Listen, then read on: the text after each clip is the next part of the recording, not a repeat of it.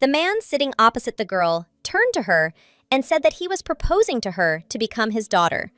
The man's name was Cielen de Levelton, was the one who possessed all the riches of the kingdom and enormous power. A little girl sat opposite him, thinking that this couldn't be happening. She was just a minor character, a homeless girl who didn't even know when she would die in this story. Becoming this man's daughter was like winning the lottery. It sounded sweet, like a dream. But one thing nagged at her. The man looked at his interlocutor again. When she didn't respond, he asked her if she wanted to be his daughter. He was the main character in this book. The entire action of this story was connected with the man sitting opposite the girl. And at the same time, he was a homicidal maniac who would hardly do anything just like that. The little girl didn't know what to do. She was an orphan and she had no one to protect her. At the same time, if she had become this man's daughter, who knew what would have happened to her? A homeless girl tried reading a newspaper she found in a trash heap. She spelled out "maids wanted" syllable by syllable. She was delighted because she'd only been able to read 2 words that day. Her friend, a homeless boy like her, approached her and asked why she needed a newspaper, since she couldn't read anyway. But his friend decided to prove him wrong. She leaned over a newspaper she'd placed on the ground and told the boy that, by the way, she already knew some letters. The boy was only amused by her words. He began to tease her and burst out laughing when she bent over her newspaper with a serious expression. His girlfriend yawned loudly and said she didn't want to continue being homeless. She absolutely needed to change her life, and to do that, she needed to get out of these backwaters and find some kind of work. The girl's words seemed completely unfamiliar to her friend. He was surprised and asked her what fate was and how she intended to change it. The little girl understood that all of this was certainly difficult, but she seemed to have no other choice. She asked her friend to be quiet and bent over the newspaper again, trying to concentrate. The little girl's life was incredibly difficult. She had no family, no home of her own, and so she was forced to spend her days and nights simply in the open air. After her mother's death, she found herself abandoned and thrown out of the house they had once shared. Now the girl could only observe how well other people lived and compare their lives with her own difficult daily life. She quickly made friends on the street with people just as poor as she was. They thought she looked cute, and that's why passers-by often gave her money or food. The girl's little friends, who also lived on the streets like her, began looking for those who looked wealthier and would inform her. She could easily get gifts from passers-by. This happened quite often, but there were also times when they were forced to go hungry. If she managed to beg for something, the children would eat the food given to them by passers-by. When the boy started pestering her again with questions, calling her by her first name L.E., she asked him if he hadn't noticed that she was very busy looking for a job. But her friend persisted, trying in every way to attract her attention. He pointed to someone in the crowd and said that this tall man looked very wealthy. The girl looked in the direction the boy was pointing, trying to spot the person he'd spotted there. She asked her friend if he was referring to the man in the red cap. Indeed, he looked quite respectable and wealthy, but the boy said that it was a completely different person and pointed to the real one, a tall man in black clothes standing next to him. Elle realized this was exactly what they needed. This man looked quite respectable for their simple neighborhood. She jumped to her feet and told the boy that she would get to work right away. The girl approached the man and tugged at the hem of his coat. Who could have imagined at that moment that this could change her whole life? She stood next to a man in black, tugging at his black cloak. The girl asked if he could give her just 1 coin. When the man turned toward the girl, she noticed that he looked like a real handsome man. Moreover, he was dressed very fashionably and luxuriously. But, to her dismay, he wasn't about to fork out any cash. He pushed the homeless girl aside, asking her to step aside, and told her he was busy. And at that moment, the girl felt as if she was falling somewhere, as if she was being transported to some other place far away from the man who had pushed her away. And without wanting it, she found herself in some other life. There, in the hospital corridor, stood her mother and father, talking with the little girl's attending physician. The girl was in a hospital bed in a ward, the door slightly ajar. In the hallway, after speaking with the doctor, her mother began to cry quietly, and her father began to comfort her. A gravely ill girl lay in a hospital bed. The doctor's verdict wasn't very encouraging, but she didn't know or even suspect that yet. She was reading a captivating book that captured her attention. The little girl's full attention was focused on the book that lay on her lap for the last time. Recently, after being admitted to the hospital, she had had a lot of time on her hands, and she decided to devote it to reading a fascinating story. Once she started reading this book, she couldn't put it down. The book was called The Days of Prince Levelton, and she really loved the plot. The prince was very resourceful and agile. He easily found a way out of any predicament. And now the girl wondered where he had gone. Had he really managed to escape already? The prince was thinking exactly the same thing. He was looking for the escaped criminal and thought that if he was late, he might board the train. The prince who was pursuing the criminal was unfamiliar with his appearance. He acted at random, and the criminal was wearing a red beret, which distinguished him from other passers-by. After some time, the villain had already managed to change his outfit and, putting on a red cap, immediately mingled with the crowd as a poor man, so that it was impossible for his pursuer to notice him. Kalen felt like he was hopelessly behind and would never be able to find this criminal. But he didn't give up and ran toward the train station. The prince's movements were swift. He kept speeding up, trying to reach the train station as quickly as possible to catch the criminal. But the hunted criminal had already begun his slaughter. Nothing could stop him, and the blood of more than 30 victims spilled onto the ground. It seemed this villain didn't care who he killed. He showed no sign of conscience or mercy. His first victim was a boy named Walter. And suddenly, the little homeless girl seemed to be in a different place again. Just now, she'd been reading a book in a hospital room, and now she was on a dirty street in her usual rags. She wondered where the criminal had gone and whether he had really run away. She thought those exact same words had been in that book.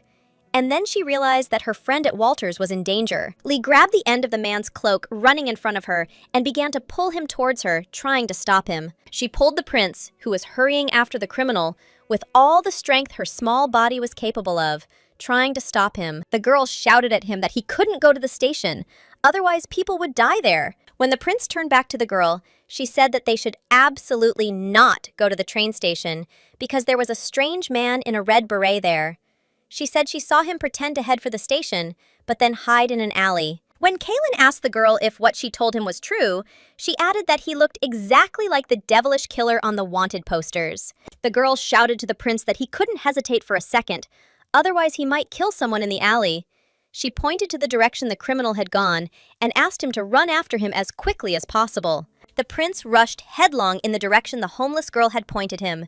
He absolutely had to catch the suspected criminal before he acted, and his body count increased. Pedestrians continued to move along the street, not even noticing how one of them quickly dashed into the alley. The girl watched the prince, but after only a moment, surprise appeared on everyone's faces. Loud screams were heard somewhere in the alley. People stopped and began looking in the direction from which they were coming. The little homeless girl became curious about what had happened. She walked to the corner of a nearby house and began peeking around it to observe what was happening somewhere in the depths of the alley. After she saw it, she thought it was some kind of dark magic. The prince stood perfectly still, motionless, watching the criminal.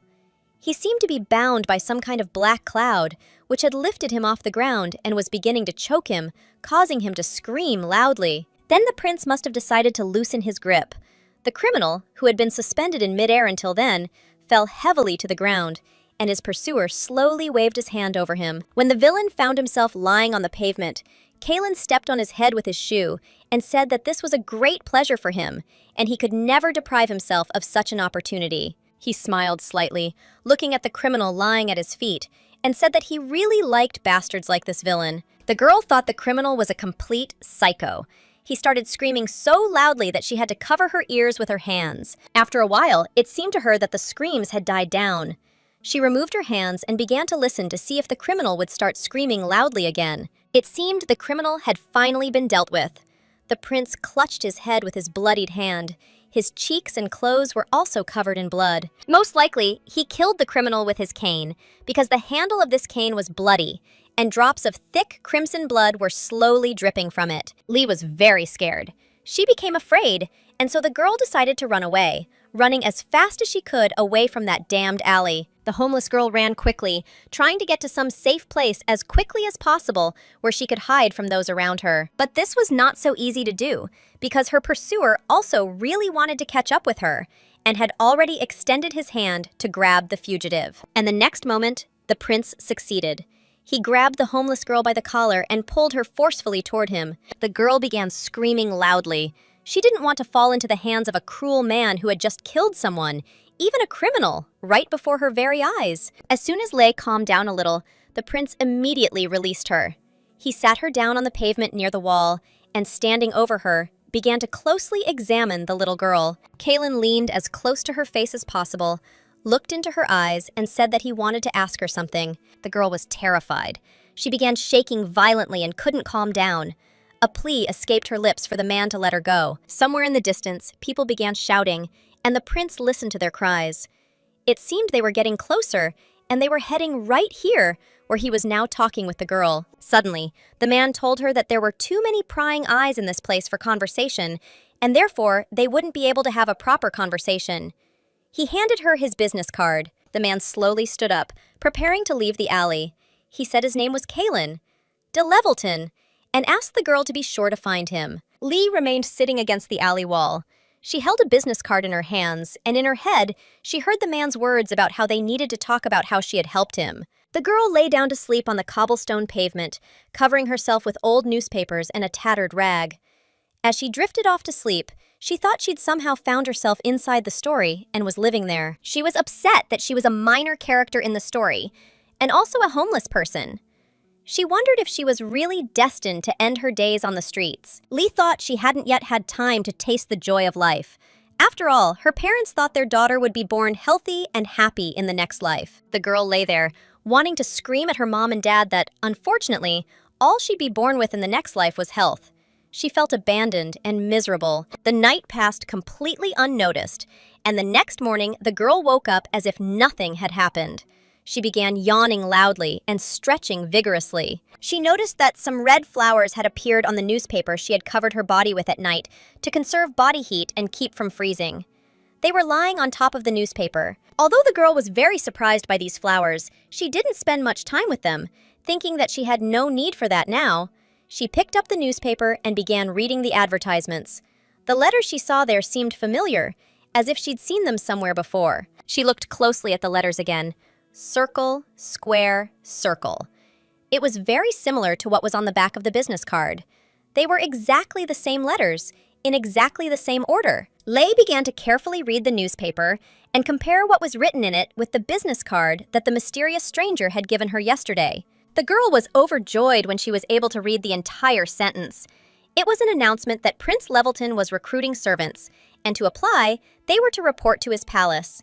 She thought this was a chance to change her destiny, especially since the prince himself had told her to come to him. When she arrived at the prince's palace, the girl was greeted with a rather unwelcoming reception at the entrance gate. The guard stationed there couldn't believe she'd received a calling card from the prince himself. The homeless girl tried in vain to dissuade him. She said the owner of this palace had given her a business card and told her to come see him here.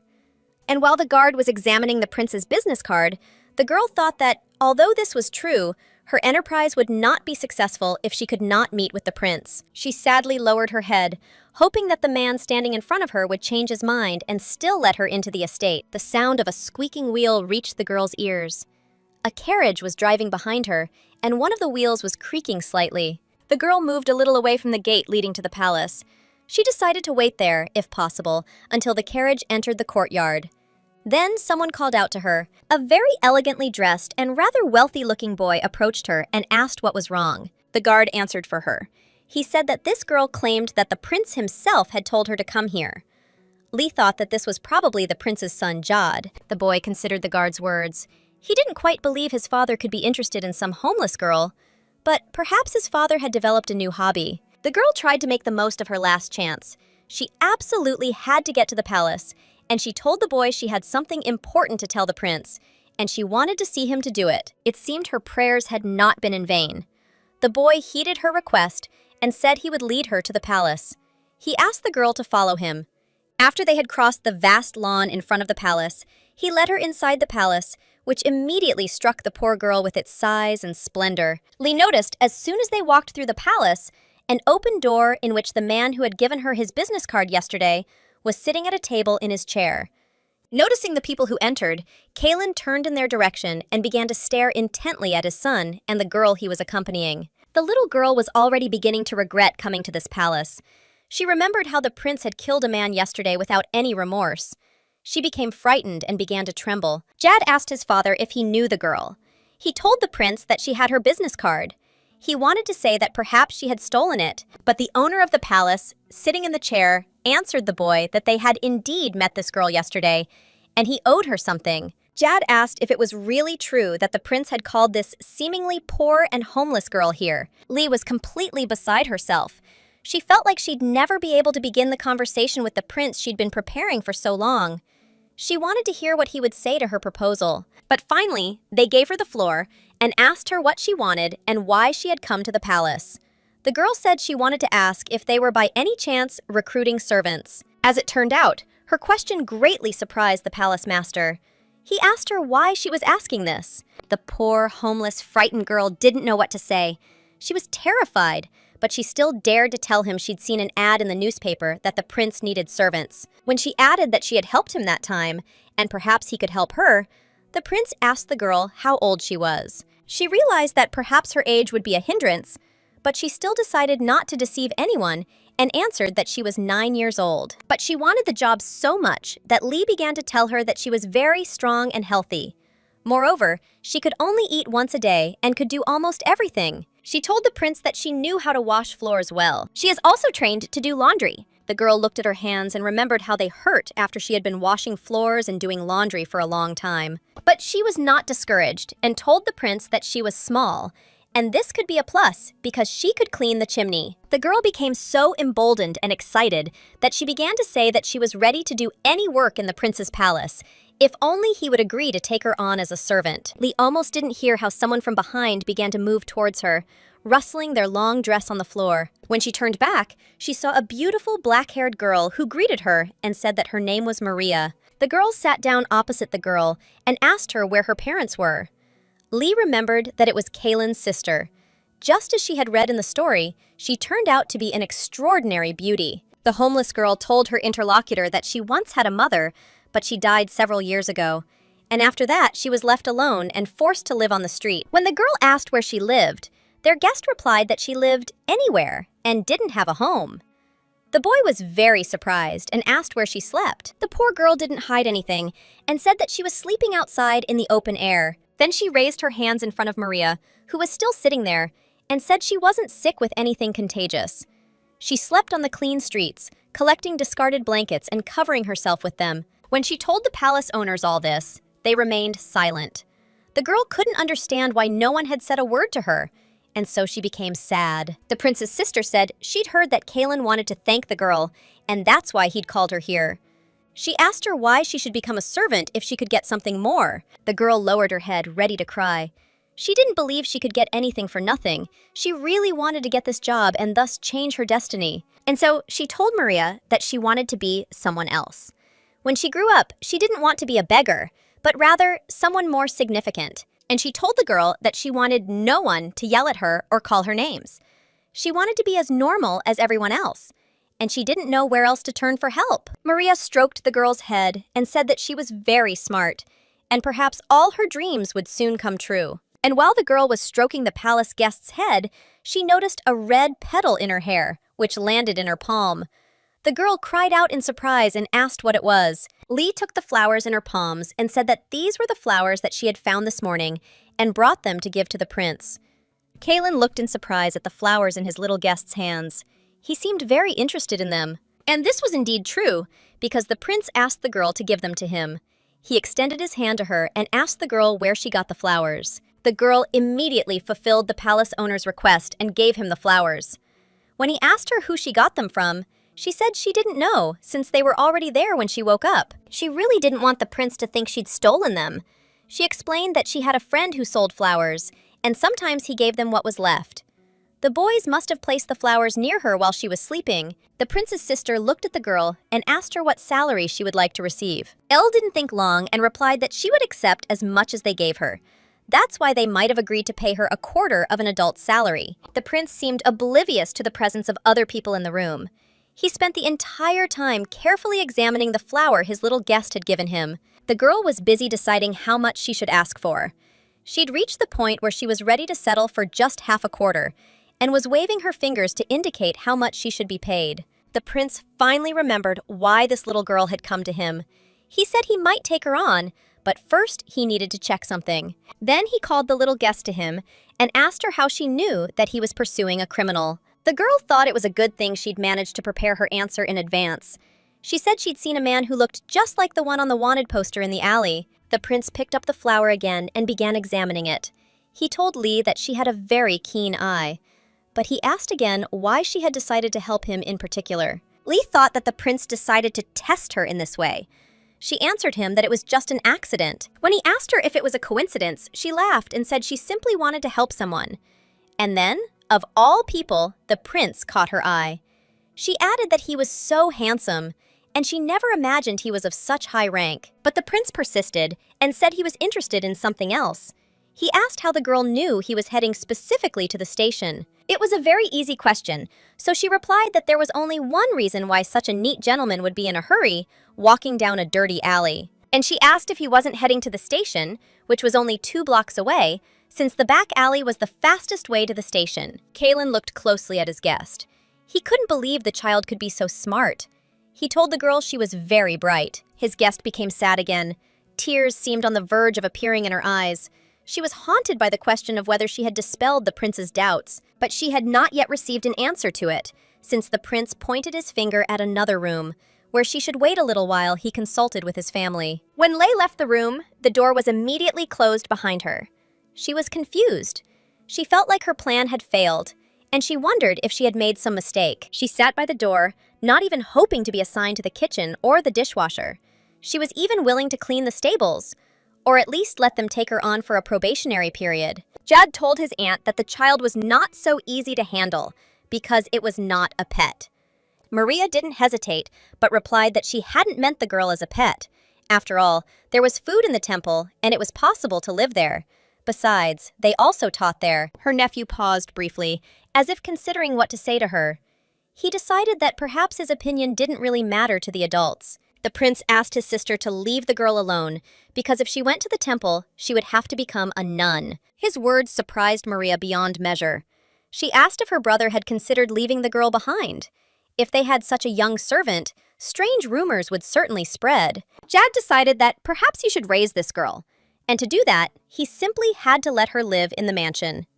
He found his father's proposal very strange, and the boy told him that the prince's jokes did not seem funny. The prince didn't respond to his son's remark, but instead squeezed the flowers the girl had brought with such force that it seemed as if nothing remained of them. And after that, the prince smiled slightly, resting his head on his fist. He explained to his sister and son that this was no joke at all. The girl was then invited back into the room and seated on the sofa.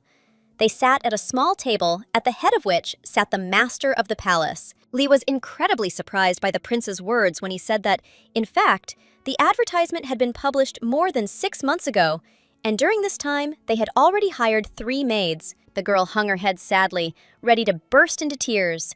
Her idea had failed, and now she wondered what she'd hoped for, and what a fool she'd been. But that was not all, it seems. The prince told her that he had heard from her that she could do anything that was asked of her. His guest continued to sit on the sofa, her head bowed. The prince told her he would give her 5 gold coins every week. The girl was very surprised by his words. In her opinion, 5 gold coins was a lot, and she immediately began calculating how much bread she could buy with them. But then, the girl immediately became upset. She thought that no one would pay such a large sum of money for nothing. Would she really have to pay for it properly? Lee wondered if the prince really wanted her to become an object of his collection. She had noticed that the prince's house was full of stuffed wild animals. She learned that the prince's hobby was collecting these stuffed animals. The girl began to tremble and didn't know what to do. The prince remained seated in his chair. He said he didn't know what girls usually did, since his sister had grown up in the village, and he himself had never had a daughter. After thinking for a moment, he called the little girl to him and asked her what she thought about becoming his adopted daughter. Lee wondered what his words, adopted daughter, meant. After all, it probably didn't mean he wanted to adopt her. So she asked the prince, adopted daughter. That probably meant some kind of servant. After hearing these words from the little girl, the prince's sister burst into loud laughter and couldn't stop laughing. She even began to cry. She told the girl that she wouldn't be a servant. The girl couldn't believe Maria's words about being offered the chance to become her daughter. After all, Maria had declared it was the other way around, and that the other maids would look after the girl. Maria turned to her brother and said he had completely confused the poor girl with his words. First, he talked about money, and then he asked her to be his daughter. But the prince cut off all further conversation. He repeated his words once again, his words about his intention to adopt this little girl, who, by the will of fate, had been left an orphan with no one to look after her. A moment later, the door to the room opened and the prince's butler entered. He apologized and reminded his master that His Highness the Prince was awaiting him, but his words seemed to have no effect on the prince. He continued sitting. He said, "So what?" and added that he was talking and therefore asked the butler to leave. The little girl, who was sitting on the sofa at the time, wondered how anyone could treat the royal family so coldly. She thought the prince's family must be very noble, since he allowed himself to be treated like that. The master of the palace approached the sofa on which his little guest sat from behind. He stroked her head. When the girl turned around, he looked her in the face and said that he could not make her work because she was too small. When the girl tried to object to him, saying that she would soon grow up, the man remarked that he did not want to leave the girl to live on the street, and therefore she would simply live in this house. The little girl did not know what to answer him, and so she only clenched her hands into fists when the prince told her that he was asking her to be his daughter. Becoming Kalen's daughter means becoming the most honorable girl in this country, but at the same time, it implies entering the house of a prince whose hands are stained with blood. Since the girl did not utter a word in response to his proposal, the prince became agitated and asked her if she did not want to become his daughter. Lee bowed her head and began to ponder what she should do now. She didn't know whether this was luck or bad luck, but her fate was definitely about to change. Then the girl raised her head and looked at the prince. She decided she knew one thing for sure. This was a once-in-a-lifetime opportunity. And so she agreed to the prince's proposal. The man who had offered to marry her began to rise from his chair. He said that this was excellent and that he would entrust all necessary arrangements to his butler. The prince's decision seemed to greatly upset his sister because she began screaming, asking what all this was about. She asked him if he even knew the girl's name, but Kalen wouldn't listen. He said he didn't need the name his adopted daughter had on the street, and he was going to give her a new one. The little girl thought that she hadn't even told these people her name yet. She firmly decided that she absolutely had to tell the prince and his relatives her name. And then the girl shouted to the back of the owner of the palace, who was leaving the room, that her name was Lee. That's what her mother had named her. Hearing this, the prince told her that she was probably born on Monday. Surprised by his words, Lee asked him how he knew this. The prince turned his head back for a second and told her that le in the ancient language meant Monday. When the prince left, the butler immediately set about making all the necessary preparations. First and foremost, a bath of warm water with flower petals floating in it was prepared for the girl. The girl was surprised to discover that this bathroom was even larger than the room she had just been in. The butler standing behind the screen informed her that a maid would soon arrive to help her and said that he was leaving. But the girl did not let him go and immediately shouted after him, intending to ask him about something. The butler answered her that his name was Sion, and he thought the girl could ask the question after bathing. The young man had already turned to leave the room, but the girl continued to ask him, saying that she had only one question. Then she stuck her head out from behind the screen and said that the prince had asked to become his daughter, and she wondered if the butler knew what that meant. Sion, of course, answered her question and said that this meant that she was now his little mistress. But the girl wasn't satisfied with his answer. She said she knew about it, but she'd be interested to know why the prince needed to bring an orphan into his house and what she should do now. The butler told her he would answer her honestly, like an adult. Adoption is rare in wealthy and noble families, of course, but it is possible. There are cases when a family has only one child, and for his sake, they take another one as a friend. There are cases where adoption can be a form of charity. This provides the child with an education. The purpose of adoption may be the desire to make outstanding people out of these children. The butler told the girl that if she grew up to be a worthy lady of this family, then everyone around would praise the prince for his mercy. The girl sitting in the bathtub repeated the word charity and said she understood everything. She thought that if she succeeded in becoming an outstanding woman, she would be able to thank the prince. She wondered what the chances were of survival for a beggar like her in this world full of murderers. The girl sat in the bathtub and thought about how well things had worked out for her. Here she would be able to study and would always be well fed. Even if it was charity, she intended to be forever grateful for it. She told the butler exactly this, adding that she would never forget it. The man apologized for his rude words and said that from now on, he would address the girl as a member of the family. The butler also said he wanted to add that the prince is not the kind of person who loves others. He doesn't show kindness to everyone.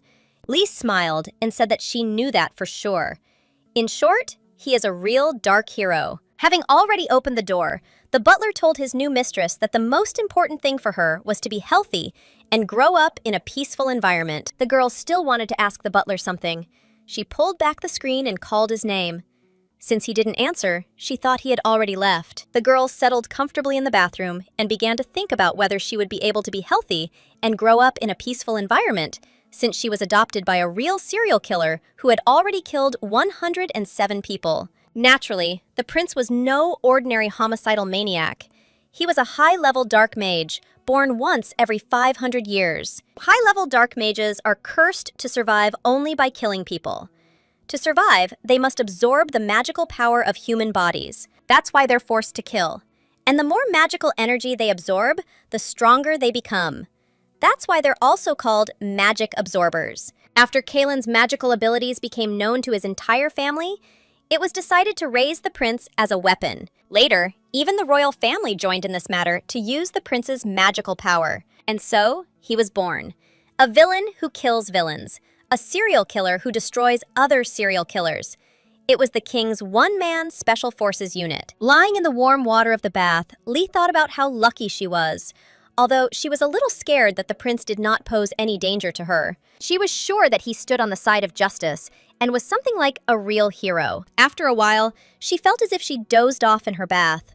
When she opened her eyes, to her surprise, she saw a whole crowd of maids ready to please their new mistress. When she saw so many women, she became a little scared and decided to hide in the bathwater, diving into it in such a way that only her eyes and ears remained above. The maid standing closest to the new mistress cried out that she might have become ill, and added that if the mistress was in pain somewhere, she should tell her about it immediately. Lee didn't complain about anything.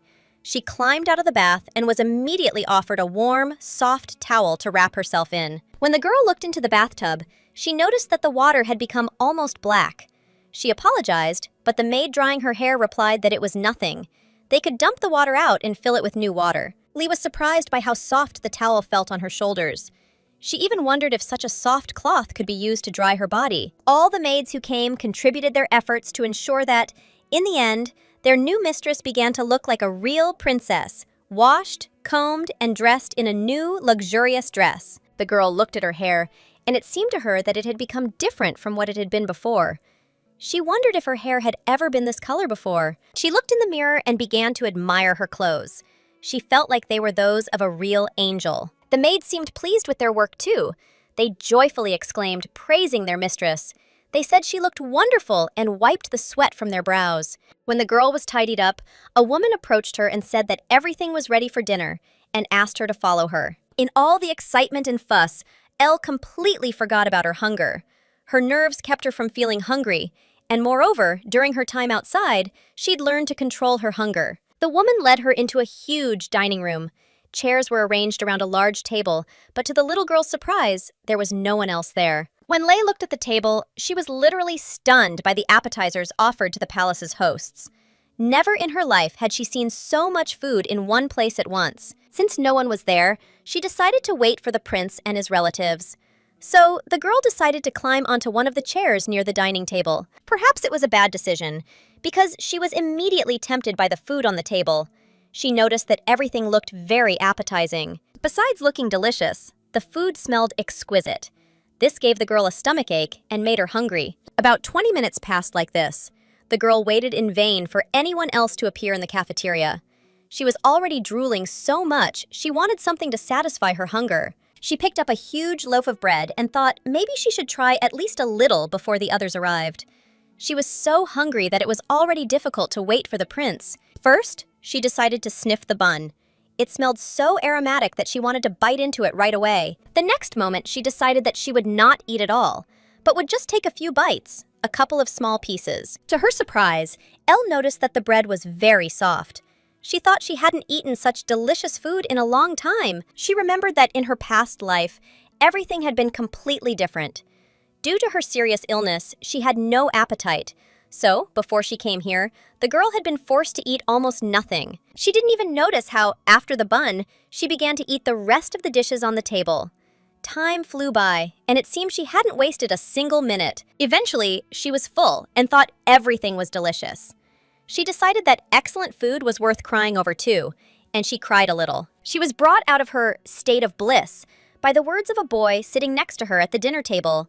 He said she was so small, yet she ate so much. Lee was very scared when she noticed her new relative next to her. She screamed and wondered when he had come here. Jad pointed his finger at the chair his new sister was sitting in and said that she had actually taken his place. Lee was horrified by the thought that she might have looked bad while stuffing herself. She immediately apologized. She felt so ashamed in front of the boy that she immediately screamed loudly and decided to run away from the palace to avoid her shame. But Jad saw this in time and was able to restrain the girl. Since he was stronger than she, it wasn't difficult for him, and he sat his sister down in the same chair again. He said she had absolutely nothing to be ashamed of. If she was hungry, then he was very glad that she was full and felt content and happy. The boy sat down in the chair next to her and said that her seat would be opposite his chair, and next time she should sit there. But the poor girl was no longer happy. She felt guilty and deeply ashamed that anyone could notice her stuffing herself with food. Jad noticed something was wrong with her. He began to look at her closely, turning his head towards the girl. He noticed a strange aroma emanating from her. He told her it was strawberry blonde, and that's why her hair smelled like strawberries. He added that it was probably the smell of soap. Lee wasn't listening to the boy at all at this point. She looked at the table and noticed that most of the plates had been cleared. She felt ashamed that she'd left the rest of the family without dinner. The boy turned to her again and asked what had happened to her. He wondered if she might need his help. Lee looked like she was in deep water. She said she'd eaten all the food, which was also meant for other family members.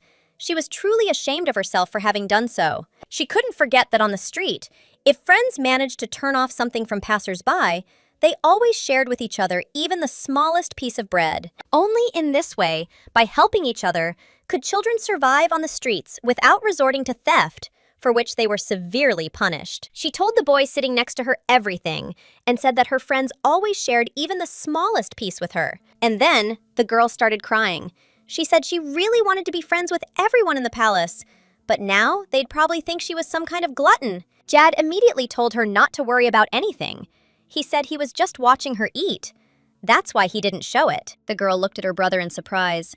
This surprised her, and she asked why he was watching her eat. Jad told her it looked quite unusual. He'd never seen anything like it before, and he kept wondering why she only ate once a day. It turned out she ate a lot at once. Ellie immediately wanted to explain everything to him, because on the street she ate only once because there was nothing to eat, and she was forced to eat only once a day. The girl was very upset and withdrew into herself again. She thought that her brother had misunderstood her words and would now think that she could eat so much food. But he didn't seem to care. He asked her to eat something else, and added that it was really funny to watch her while she ate. Her cheeks would puff out, and she looked like Pop. When the girl asked him who it was, he told her that it was the name of a cat he once had. This cat, as soon as she saw food, completely lost her head and ate more than her own body. Lee almost choked on the cake she was eating after the boy said that the cat always kept treats in her teeth so that no one would take them away. She immediately put the piece of cake from her hands onto the table and told her brother that he must have loved this cat very much. He said that this was indeed the case, although she died as a result of a failed experiment. And when he invited her to look at the stuffed animal that remained of this cat, the girl categorically refused to do this and even changed her face, repeating to him that she was not burning with desire to do this. She asked the boy what kind of experiments he had conducted on the cat and thought that he was not going to conduct any experiments on her either. Jad explained the experiment to her in detail. He changed her environment, placed her in a warm place, prepared a bed for her, and even gave her medication. When he added that there was no particular effect and she was dying, the girl thought that this was not an experiment at all, but simply caring for a sick pet. And she decided to remember what Jad was like in the book. He was deeply unloved, living in his own world, not allowing anyone to interfere in his life, not even his father. He wasn't bad, and she decided that everything looked exactly like in the book.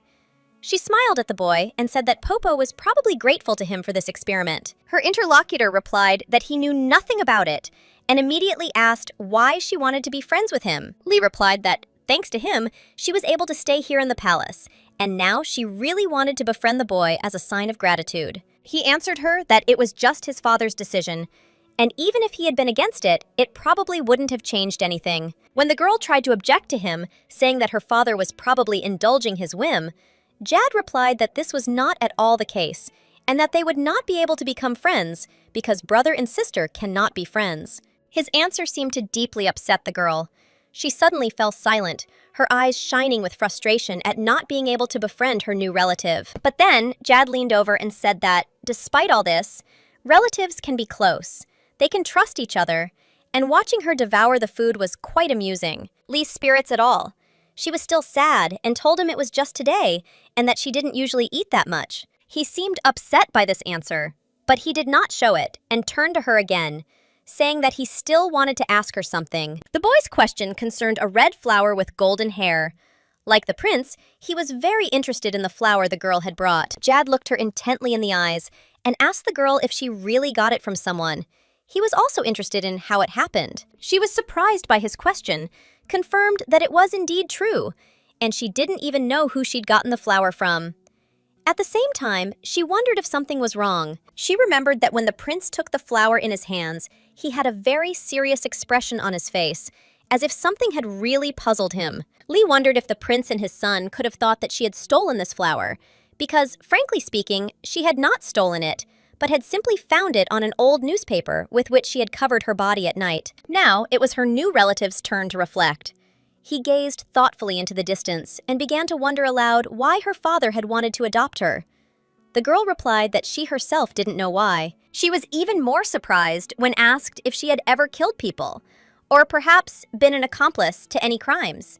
She also answered negatively to these questions. She immediately hastened to assure the boy that no one would die at her hands in the future either. He said, "Okay, that's all clear," but then asked if she had done any other bad things. The girl thought for a moment, going over her past memories, and said that she had once been falsely accused of stealing a wallet. She remembered that she had been unfairly accused of a crime she had not committed, and, what's more, severely punished for it. The girl touched her cheek with her hand and said that she hadn't stolen the purse. She simply wanted to pick up the item that had fallen to the ground. Noticing the expression on his sister's face, Jad asked her if she had been beaten hard. She replied that she had been slapped several times, and at the same time, she thought that she had almost died then. Lee was surprised by the boy's words when he said that in that case, she wasn't just a toy for her father, but something much more to him. She decided that under no circumstances would she agree to be anyone's toy. She decided that the boy was trying to check whether she was just a toy for the prince, and she wondered if she had done the right thing when she decided to come to the palace. Her brother turned to her and asked about the man who had slapped her. He said he was a bad guy and asked if she remembered his face. Ellie tried to do it, but she couldn't. She replied that she didn't remember because it was too long ago. Jad smiled and said she could tell him about it if she remembered. And then he would make sure she played with this man's head like a ball. She laughed in response to his words, thanked him, and said that she would definitely tell him if she remembered. But she thought that even if she remembered, she should never tell him about it. Deep night fell over the city. A full moon illuminated the almost cloudless sky. But not everyone was asleep in the prince's palace. His office for special missions was located in the basement, and people were there now. The butler was reading the file of the little girl who had become his master's adopted daughter. Name, Elle. Age, 9. Born in a poor neighborhood. Her only relative was her mother, who died of illness. After that, she lived in back alleys, begging. The prince nearly fell asleep listening to his servant read. He continued, saying that the girl had never been involved with any gangs, had never committed any crimes, and had no unusual behavior. When his servant asked if the prince had adopted the girl because of that flower, he replied that it was absolutely true, as such a flower couldn't be found even if his sister's country were turned upside down. She couldn't have brought that flower by accident. It's a very rare thing. It's not easy to find. It's a red bell with gold stripes. This flower is complex. It is closely associated with magic, and it is a challenge to a criminal. These were the very flowers the prince noticed near the body of his murdered mother. This criminal, who used such flowers, became her murderer. When Sion asked the prince if he thought the girl was the killer's target, he replied that she was either the next victim or an accomplice. Whoever she was, he planned to leave her here and observe her. His servant told the prince that the 9-year-old girl did not look like a spy at all and looked like an ordinary child, no different from her peers. Kaylin replied that she did look cute, but that one shouldn't pay attention to that, and added that his butler was too indulgent with children and animals. Xion asked about his son, said that he had not shown any feelings after the death of the chimera that had been given to him, and therefore he simply needed to be left alone. Then the prince looked somewhere down, rose a little from the sofa, and asked the butler if the chair could move. He stepped on the head of a criminal lying at his feet. After the contact, the body moved slightly and groaned. Xion bowed before his master and asked for his forgiveness, saying that he believed he had given him too little. The prince again pressed his foot hard on the killer's head and said that he had killed 30 people, some of whose bodies went into his collection. Afterwards, he asked the butler if he had returned the exhibits from this villain's collection to the relatives of the victims. He replied that he had not yet. Kaylin thought for a moment and then began to muse out loud. He pondered what he should do and decided that perhaps he should divide it into 30 pieces and send them to the families of the victims as a souvenir. His servant came up to him and began to ponder the same question. He took the hand of the criminal prince lying at his feet and said that he could not yet understand how it would be used as a gift. The man lying at their feet seemed to have heard everything. The criminal's eyes were filled with horror. He groaned loudly, as if fearing the fate that awaited him. Xion said he thought that might be sufficient punishment. The girl recalled her past life, but almost all she remembered from it was how she read books in a white hospital room. One day, when her mother came to see her, she told her that she wanted to catch criminals when she grew up, and asked her if she could do it since she was in poor health. She broke into a wide smile when her mother said, of course, she was a very smart girl. She so aspired to be like the elegant and strong family of the main character in the story she'd read. In her final days, the illness progressed rapidly, and so she only vaguely remembers the book about the prince. But it seems it was the last book she read while she was alive. The last thing the girl remembered was how ill she felt before she died, and she could no longer hold the book in her hands, and it fell with a thud on the floor of the hospital room. Lee opened her eyes and looked at the ceiling of the palace bedroom where she had spent the night. She thought she was dreaming about her past life again. The girl lifted herself from the bed and looked out the window.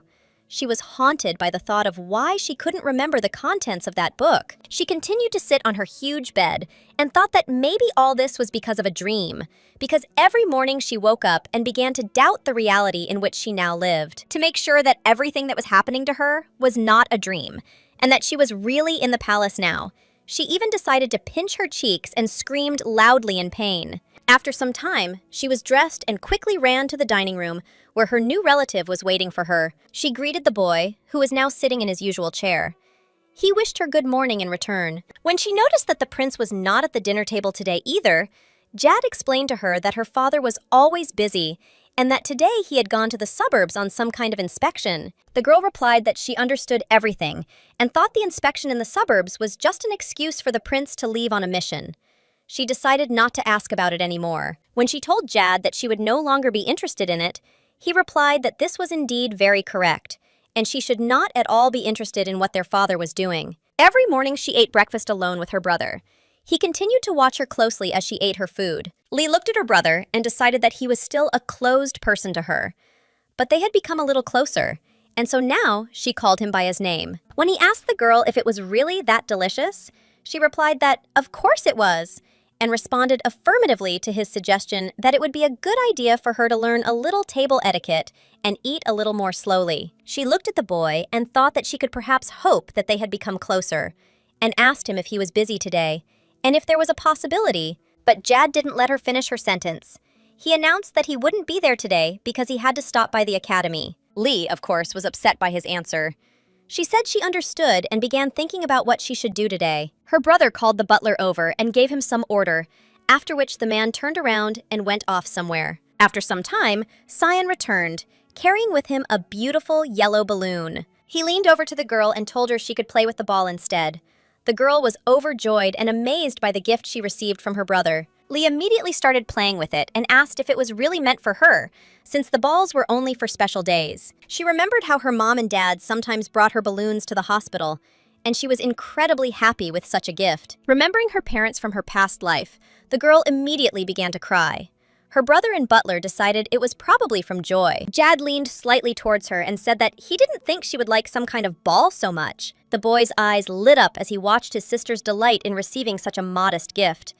He also appreciated the sincerity with which she thanked him for it. He decided to stroke the girl's head after she said that she would always carry this ball with her and would always remember her brother's kindness. Then, a sweet scent reached the girl's nose. It was milk tea, brewed from the leaves of the Ragal Empire tea. In a matter of seconds, she immediately grabbed a cup of delicious, favorite tea and drank its entire contents in one gulp. Lee decided that today was a fantastic start to the day. She slept well, ate well, and even received a wonderful gift. The girl didn't have to think long about how to occupy her time in her brother's absence. The prince's butler decided to give her a tour of the palace and its surroundings. When they left the palace, they began walking along the lawn of the park surrounding the palace. Sion explained that it had its own history, and the prince was the only one in the capital who owned so much land. Lei was interested in who lived in all these houses that belonged to her adoptive father. The butler answered her that initially the prince's relatives had once lived here.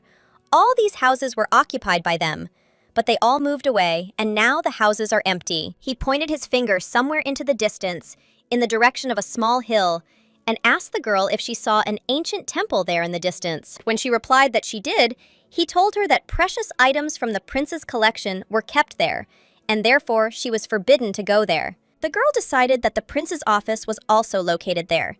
She didn't have time to think about anything else, because the sound of an approaching carriage attracted her. Both she and the man accompanying them turned in the direction from which the noise was coming, to see who had arrived at the palace in the rapidly approaching carriage. It was drawn by beautiful white trotters and was rapidly approaching the place where the butler and his young mistress stood, raising clouds of dust from under its wheels and hooves. Sion told the girl that he thought it was a carriage from the temple and that they had no need to worry. But Ellie was still frightened. Her expression changed slightly, and she tried to hide behind the butler's body. The carriage pulled up and stopped right next to where they were standing. The man and the little girl waited for whoever would step out of the carriage. The prince's sister immediately jumped out of the approaching vehicle. She asked who was there and announced that they had met again. When the butler told her that all they saw was the carriage rushing towards them, Maria hastened to tell him that society was already full of talk about the prince's adopted daughter. Xion was a little surprised by this. He said he'd tried to stop the newspapers from reporting it. It was surprising that rumors had already spread. The prince's sister explained this to him by saying that gossip spreads information much faster than newspapers. They are the main occupation of socialite girls, and they strain all their receptors, reacting acutely to every movement of the handsome prince. Maria laughed and said that Lady Roger had already come to her to test the situation, and that she thought it looked very funny. Hearing this name, Lee was slightly surprised. She felt as if she had heard this name somewhere before, and it did not bode well for her. When the prince's sister finished talking to the man, she glanced at the little girl again and was slightly taken aback by her attire. It seemed completely inappropriate to her. When she told the little girl about it, she began to examine it. The woman kept asking if her outfit was too big for her, adding that it was a very old-fashioned dress. Maria clutched her head and declared that she'd known it all along. The sweet little lady had come into the house, and he'd bought her something she didn't need and didn't like. The little lady standing in front of the servant didn't respond to the woman, merely thinking that she liked her new clothes. Then the princess thought for a moment and asked if her brother was at home, as she had decided to talk to him about something. The butler replied that his master was busy and was not at home at the moment. It seemed that this only made her happy, because she began to smile and said that it was very nice, and said that in that case, she would take this sweet little girl with her. He tried to object to her, saying that he needed the owner's permission for this, but all his persuasion was useless. The woman grabbed the indignant girl and dragged her toward the carriage, despite the butler's words that all the young ladies' exits must be coordinated with the prince. Maria leaned close to the girl's face and said they could ask permission later, but first they would buy new clothes and come back. She then asked Elle how old she was. She smiled sweetly at the girl and asked if she looked like a Mrs. when she told her that she was 9 years old and called Maria Mrs. She said that at her age, she should choose what appeals to women, not men. If anything, she could invite the prince to the atelier. He's probably staying at the hotel under the pretext of a trip out of town. The butler told the princess that he was forced to agree with her. Then nothing could be done, and the girl could go with her to the city. The princess immediately invited the girl to quickly get into the carriage, and once they were seated, it quickly moved along the road. But her companion continued chattering incessantly, giving the little girl no peace. Sitting in the carriage, the girl continued to listen to the princess's babble. The princess told her that she had seemed very sweet the last time, but now she was convinced that she was actually quite attractive, adding that she had a keen eye and could see the essence of things. When the little girl told the woman she was so beautiful, the woman immediately admiringly said she was very sweet and apologized for leaving so quickly last time. That was because guests had arrived at the temple. Hearing about the temple, the girl asked her companion if she worked there. Maria said that she has a very simple position. She is a holy virgin. It is a kind of special position. The girl immediately imagined her interlocutor as a holy virgin. She couldn't believe she was sitting next to her in the carriage, chatting amiably. Could this really be the holy virgin she was thinking of? The princess said she was very curious to see if the store had any new dresses, and added that she couldn't wait for them to arrive. Seeing her light a cigarette, the girl immediately realized she couldn't possibly be a holy virgin. As soon as she inhaled the toxic smoke released by her companion, the girl immediately began coughing and thought it looked very ridiculous. A holy virgin smoking!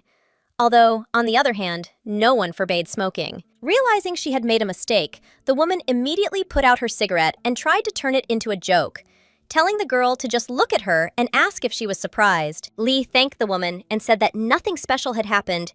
She simply thought the Holy Virgin should have looked a little different. Still, she thought the princess wasn't bad. While talking in the carriage, the girl and the woman did not even notice how their carriage quickly reached the city. And now, the horse's hooves were loudly striking the stone pavement of the street. The girl was curious to see the city again, a city she'd been away from for a while. She looked out the window and, to her delight, spotted a toy store. She looked at the window of this store and remembered that only recently she had been a beggar. And for her, looking at the windows of toy stores was the highest luxury. They would often come to the toy store window with their friends and admire its contents from the street. This didn't sit well with the store owners, who considered them hooligans, so they would chase away the vagrants who hung around. One day, something truly incredible happened to the girl. When the store owner chased them away, she hid around the corner. Then she noticed that the owner had forgotten to turn off the light illuminating the display case. Then he went home, leaving the light on. As soon as he walked away, the girl immediately returned to the toy store window and began examining the contents. It was absolutely stunning, and she felt as if she had found herself in heaven. She couldn't tear herself away from the stunning sight that opened before her eyes.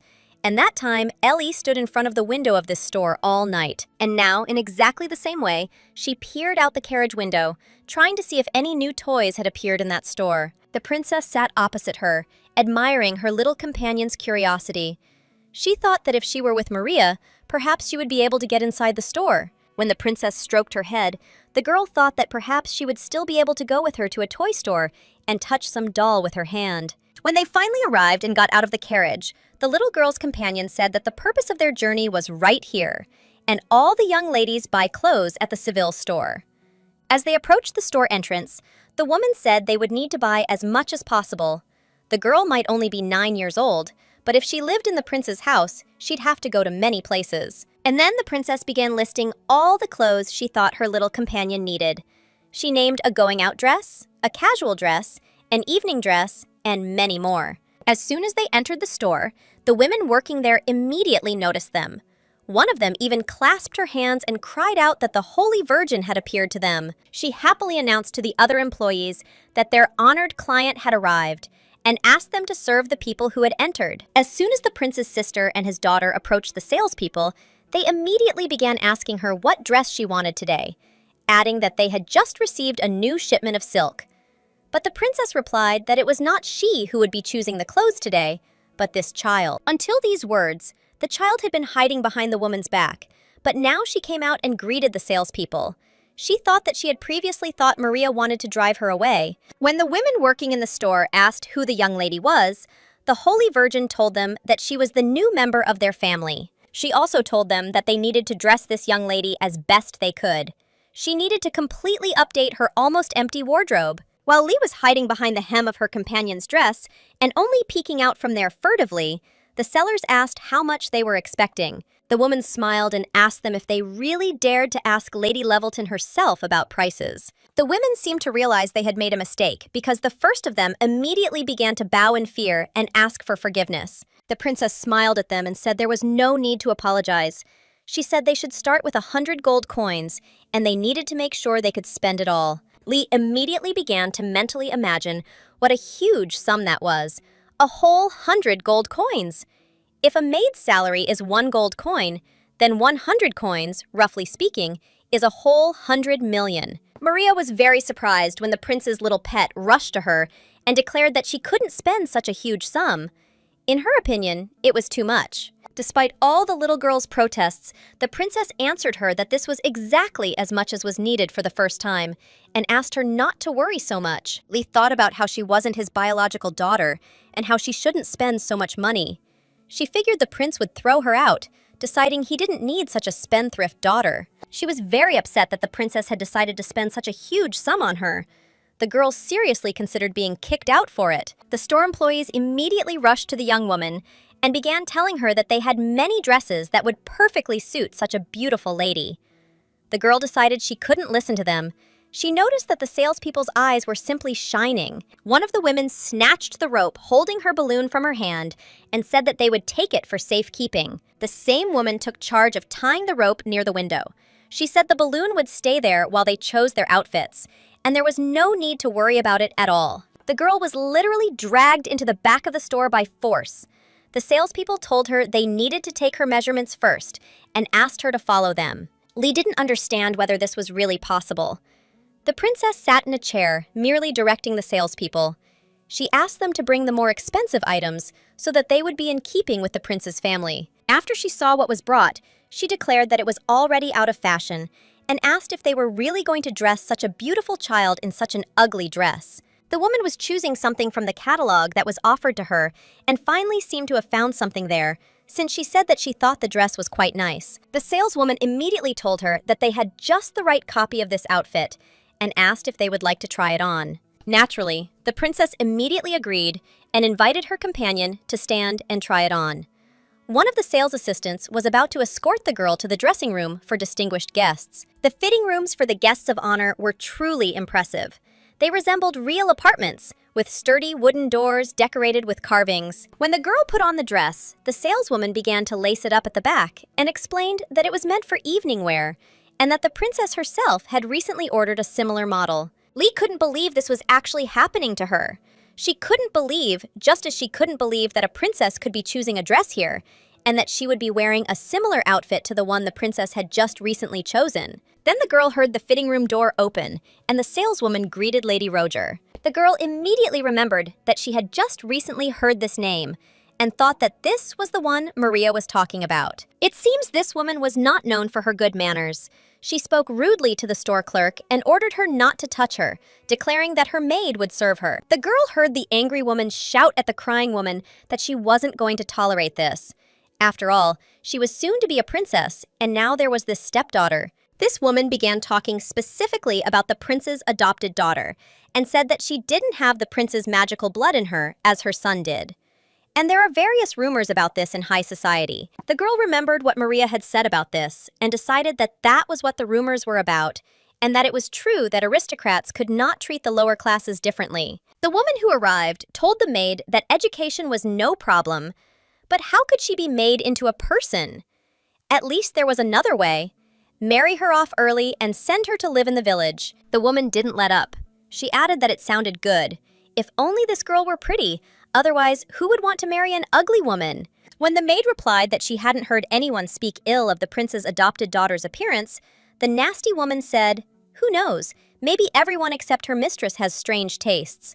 And if this girl looks like a monster, she'll have to be sold to the circus." Seeing the little ladies upset, the attendant accompanying her decided they needed to leave.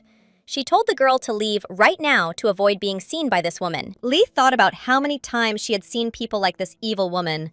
They all looked at her with contempt. She looked out through the slightly open door to make sure that the nasty woman was not there, and thought that she had nothing to be afraid of and was perfectly fine. When she appeared before her aunt in her new outfit, she immediately clasped her hands and began to praise her, saying that she was very pretty. One of the store employees approached the princess and asked her what she thought about making identical dresses for her and her niece, since they just happened to have a model with a similar design. The little girl was overjoyed to see Maria looking so happy.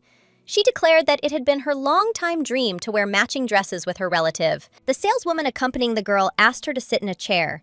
She promised to bring her something to drink. Lee was very glad that all this hassle with new outfits seemed to be finally over. She turned her head towards the window, deciding to check if her ball was okay. But, to her regret, the girl noticed that the window was open, and in the place where her balloon was tied, it was not there. She rushed headlong to look for her brother's gift, ignoring the cries of the woman who had arrived and was bringing her a cup of tea. Lee went outside and peered in vain among the passers-by, trying to find somewhere the gift so dear to her heart. It was nowhere to be seen. She was very upset because she couldn't keep the balloon safe. She had promised her brother that she would keep it safe.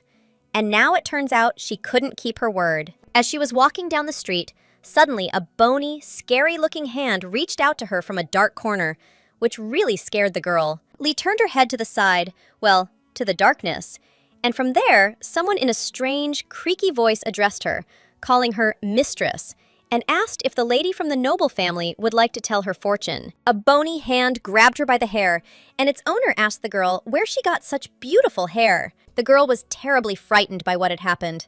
Her throat was dry, and she couldn't utter a sound in response. A terrible hand grabbed her wrist, and then a creaky voice told her that if you know your destiny from childhood, you can be prepared for the future. The girl raised her head and saw someone in a dark cloak. She heard him tell her that she should follow him, and that there was a very famous fortune teller there. It would be enough to give her 1 silver coin. The girl immediately said she wouldn't do it and turned to run. A bony hand didn't have time to grab her by the red hair fluttering in the wind. Lee ran with all the strength she could muster.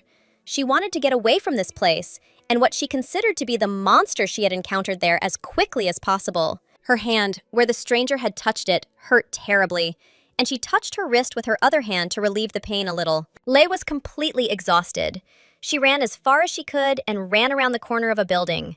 There she stopped to catch her breath. She was very curious to see if the strange, scary woman was following her. She turned her head to make sure she had indeed managed to escape her. As it turned out, she found herself in a familiar place. Looking at the nearby store, the girl was surprised to notice that it was the toy store where she and her friend often gathered to look in the window. The girl raised her head and began to examine the toy store window.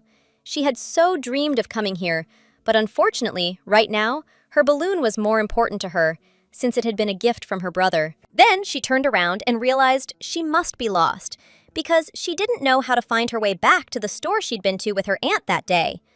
The girl was frustrated at having lost both the balloon and, presumably, the chance to return to the palace. Lee began looking for the way back and wandering aimlessly through the city streets, passing by passers-by. She thought that the dress she was wearing now wasn't hers either, and she'd just up and run away without saying anything. She was upset because she didn't know where to go. She thought she needed to get back quickly so her aunt wouldn't leave without her. But unfortunately, she had no idea which way to go. At one point, a passerby nudged the girl, telling her to be careful. She fell onto the stone sidewalk and noticed she was in extreme pain. Her knee felt like it was on fire. Lee immediately decided to endure the pain and stood up. She began brushing the dust off her dress and knees, deciding that she absolutely mustn't get dirty. The girl realized she must be lost. She had no idea which way to go back. That's why she stopped and started crying, unsure what to do next. Then she seemed to sense some movement next to her and turned her head sharply in its direction.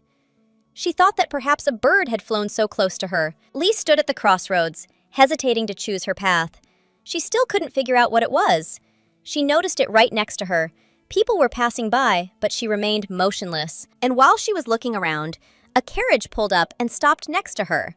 Someone's shoe appeared from it, and then Lee heard a voice so familiar to her, which asked her if she had already started running away from home. And then, the owner of the voice so dear to the girl now emerged from the carriage. It was her adoptive father, whom she had been unable to meet at their palace, but who, for some reason, had managed to find her in the city. Of course, the girl was very happy that the prince had been able to meet her in the city. This is precisely what she tried to tell him now. Kalen just smirked when he heard her words, and told the girl that he heard that she was heading to the studio. The girl began to stutter and hesitate as she tried to tell her father what had happened to her. She couldn't seem to express her thoughts coherently. The girl even started waving her arms and said that while Mrs. Maria was changing, she wanted to find the ball. When the prince leaned over to her and asked what ball he was talking about, she explained that it was the ball that Jad had given her, and she had promised him that she would keep it. But unfortunately, she had lost it. Her father picked up the girl and carried her into the carriage. He called her a fool and said that she could buy a new balloon, but she continued to cry and thought that new promises couldn't be bought. Lee suddenly became curious about how the prince had recognized her. She asked him this question and said that the last time he saw her, she looked completely different. The girl told her father that she had been washed and combed, and now she and her aunt had chosen a very beautiful dress and asked if she hadn't changed from how she looked before. The prince reassured her and said that of course she had changed. But just as when they first met, she was all aglow, which was why he recognized her immediately. He had noticed an angel on the road, and when he approached her, it turned out to be his daughter. Lee was incredibly surprised to hear such words from the prince. To her surprise, he knew how to say pleasant things. Perhaps this is exactly what true aristocrats should be like. When the carriage stopped sometime later, they found themselves back at the store where she had previously chosen her clothes. Her father still held the girl tightly in his arms, while frightened salespeople ran around the store. One of the women came up to them and told the young lady that she had disappeared so suddenly, and she was very scared and even wanted to call the police. Kalen immediately explained to the woman that his daughter was looking for her lost balloon, which is why she was on the street outside the store. The girl who worked in the store began to justify herself, explaining that another customer had said he was stuffy and asked to open the windows. She then apologized to the prince's young daughter. They heard the rustling of a dress nearby, and a woman approached them. She turned to the prince and asked how he had ended up there. She then said that if she had known the prince was coming, she would have reserved a table at the restaurant in advance. The woman began to smile and laugh artificially, and told the girl's father that they had been seeing each other so rarely lately, and that this was very inopportune. It was the woman who had discussed the prince's daughter in the dressing room. She leaned her head toward the girl in her arms and asked him what kind of child it was. Lee also recognized the prince's interlocutor by her voice.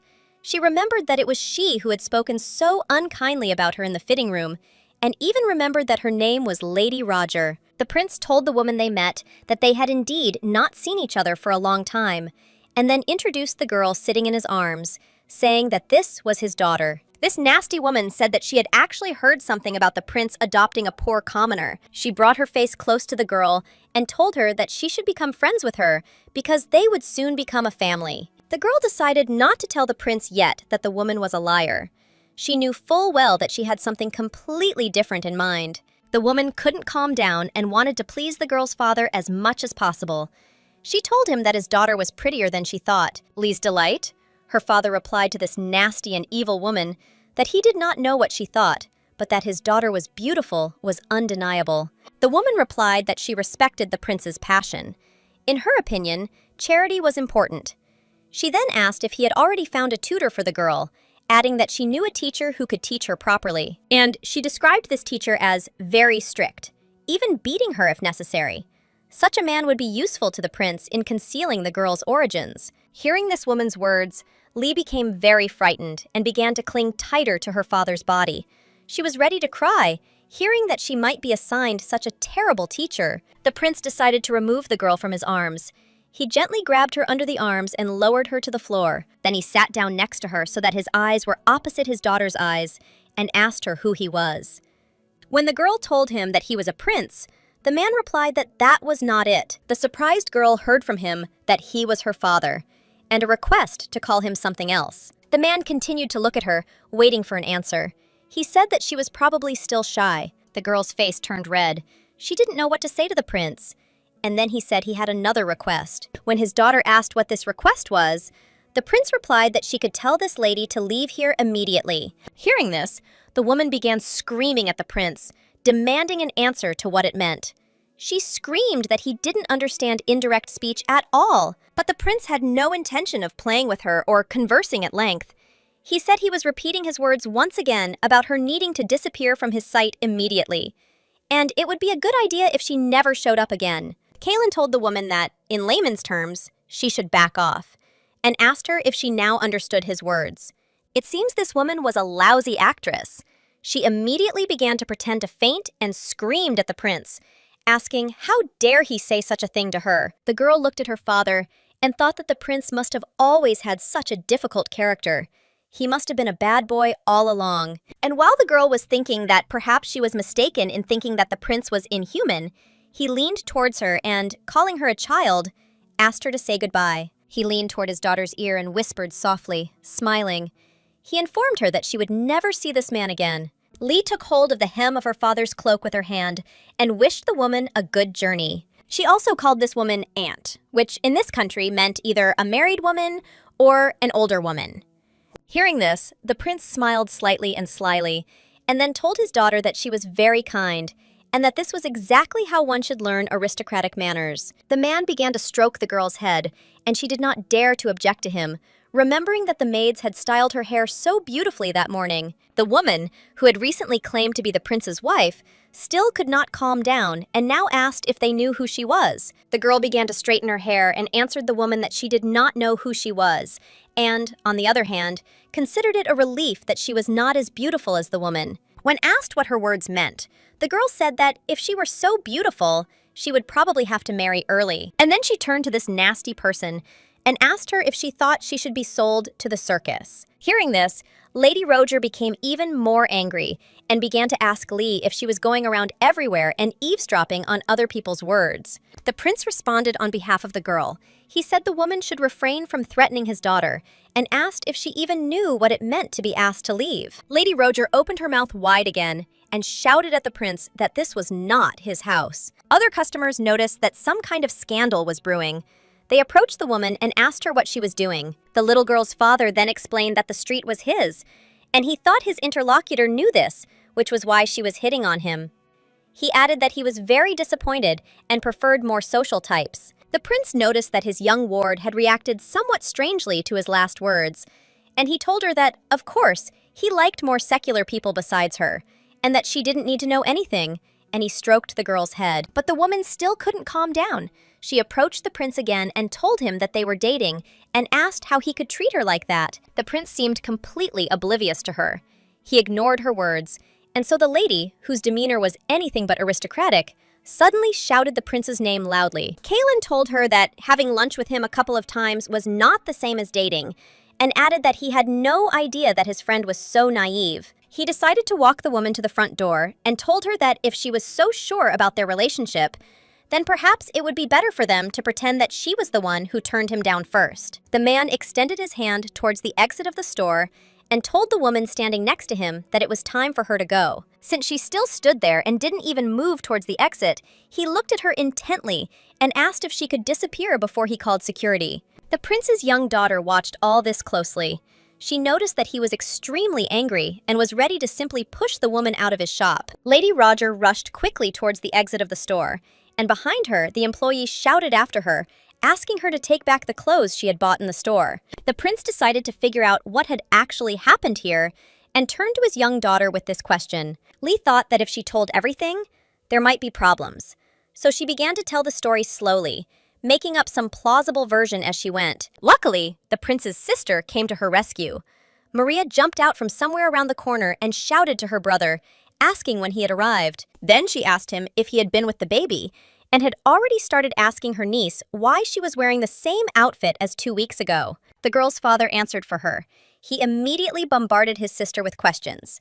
Not only had she not tried on the new dress, but she'd also worn the same one she'd always worn. This seemed to sober and calm the princess very quickly. She immediately rushed to her brother and began asking him to shut up and not mention her old outfits. Then Maria thought for a moment and remarked that her brother was a sharp-tongued individual. It's time he knew that ladies could use a dressmaking studio for a variety of purposes. Kaylin replied that he would very much like his sister to know how much trouble she was causing him by being interested in men. Maria yawned deeply and replied, "Isn't she allowed to date anymore?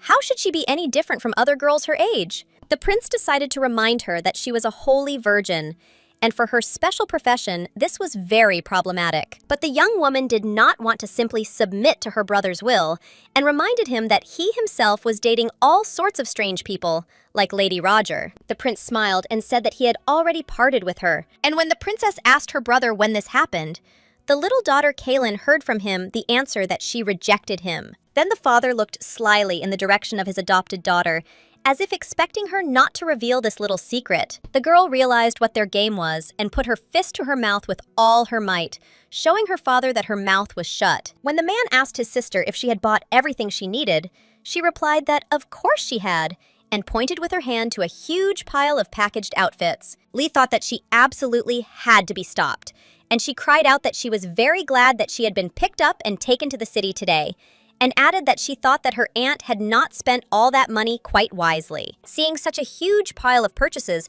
the prince immediately asked his sister how much she spent. Maria answered him carelessly that she had taken into account 100 gold pieces and asked him to give her all the silk and precious stones. When the girl heard that the prince told his sister that she was wrong, she first thought that she had done the right thing by telling everything, but then she was literally dumbfounded when her father added that she should have spent 200 gold pieces. The prince told his sister that they should give the women who worked at the store an advance so that they would prepare the best silk next time. His sister agreed and said that he was a real fine fellow. Here, his little daughter intervened in the conversation and told the prince, who turned to her, that their children's outfits were enough for her since she had 5 of them at home. Now it was the prince's sister's turn to be surprised. She asked how anyone could think a wardrobe could be filled with just 5 outfits. After all, that wouldn't even be enough for an evening out. When the girl told the prince that this was too inconvenient, he replied that she should not worry at all, since this was part of the guardian's duties. And as they were leaving the store, Lee thought that she had never heard of any obligation to spend huge amounts of money on shopping. When they reached the door, the prince asked his sister how many dresses she had bought. The woman told him that she hadn't counted, but it seemed to be about 20. The prince's daughter thought that nothing had any effect on them when she heard her father's words about the need for them to bring more. She decided she had one last way to stop this sheer madness. So Lee took a deep breath and yawned widely, then said she was so tired her eyes were closing on their own. Her attempt was successful, and the girl was very happy when the prince said that nothing could be done and that the rest of the outfits had to be returned. Her aunt was the first to leave the store. As she left, she stopped in front of her carriage and told the little girl that they would have more fun with her next time. But the prince objected to her and said that this would not happen again, since she did not know how to handle children, and without his permission, there would be no more trips. When the young woman's carriage had already set off, she leaned out of the carriage window and began waving to the girl, shouting that they would see each other again. She added that next time she could call her by name and that she didn't need to worry at all about her father's words. The prince's carriage pulled up behind them. He informed the girl that it was time for them to return to the palace. As Lei stepped onto the carriage's step, she remembered that she had, unfortunately, been unable to find her balloon. She was worried about what Jad would say. As she began to climb the steps of the carriage, a sickly-looking woman jumped out from somewhere, calling for help. She held out her hand, trying to ask for help. The woman's face was a very strange color. Lee immediately found herself behind the prince, who shielded her from the woman with his body. The girl thought that this stranger looked very ill and that her face was pale. And literally, a couple of seconds later, the woman stopped screaming. Her body fell face down on the stone sidewalk, right in front of the prince and his daughter. Kaylin approached her, trying to help the poor woman. The girl remained standing directly behind him, watching from a distance. When the prince finished examining the woman, he told the girl that she was dead. She, as if in a stupor, repeated the word dead after him. The girl looked closely at the woman and said that she had no wounds on her body and suggested that it might be cardiac arrest. The prince turned to his daughter and said that this was very likely and added that his child was very smart. An elderly man approached them, said he was a police officer, and asked if they had seen the woman collapse. When the prince, at his request, stated his name, the policeman immediately removed his hat in greeting and apologized for not recognizing him. He also informed the prince that he had a few questions for him and that it was merely a formality. The police officer also said that the deceased woman's name was Vinette Alim. She had no pre-existing medical conditions, and the presumed cause of death is a heart attack. She is said to be the daughter of a merchant who owns several shops in the seafood market. The policeman apologized to the prince for wasting his time and said that he had no more questions. Now they had no reason to linger in the city, and the prince and his young daughter moved towards the river that stood nearby. The senior policeman and his subordinates bowed as they saw the prince off. Lee remembered how the book described the capital not only as being rife with crime, but also as being plagued by numerous mysterious deaths. She wondered if this really was a simple heart attack. It would be great to know the full story of the story she'd read in her past life. Her thoughts were interrupted by her father. The prince told her that she had been so brave the first time they met, but now she was simply shaking with fear. He asked his daughter what had frightened her. Lee remembered how a bony hand reached out to her from the darkness, and someone, calling her a lady from a noble family, offered to tell her fortune. Then she remembered the touches to her hair that were so unpleasant for her. She remembered how the sinister stranger grabbed her wrist and said that if you know your destiny from childhood, you can be prepared for the future. She again remembered the offer to tell fortunes, but decided not to tell the prince anything, and only replied that anything can happen in this world. The girl again grabbed the place on her wrist that had recently hurt after the touch of the terrible woman, and replied that she was completely fine. It was already late evening when the prince's carriage pulled up to his mansion. The girl had spent the entire day in the city and was delighted to be back in this wonderful place. As soon as the prince's carriage arrived at his palace, his butler immediately opened the palace door and greeted his master and young lady. The young man immediately asked the prince how it was that they had returned home together. He replied that he had simply picked up something that was lying on the road. The young gentleman also came down the stairs to greet the arrivals.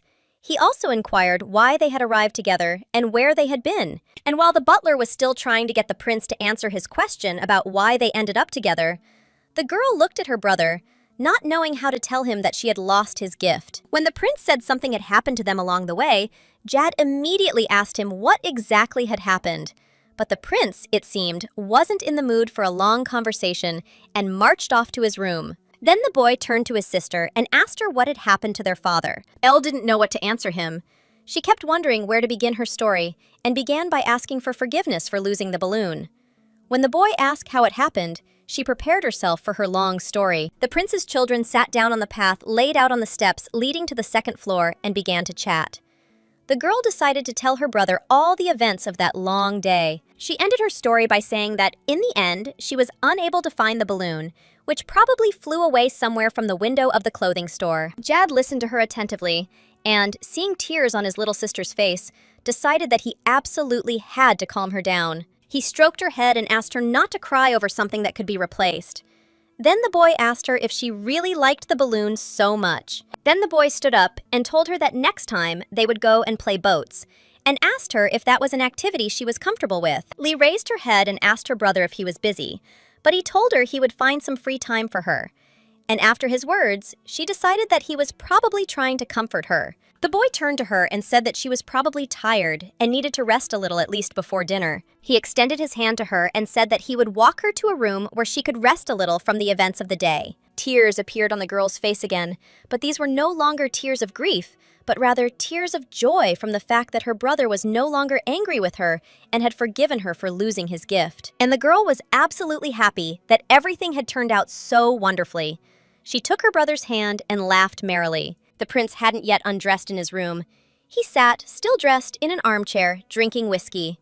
He told the butler that so far he had learned that this child, named Elle, was very sweet and nothing more. His servant stood next to him, and now he told him that it did not matter whether it would help him or not, but everything should be fine. The prince performed some kind of magical act and said that thanks to his message, he was able to immediately find the little girl.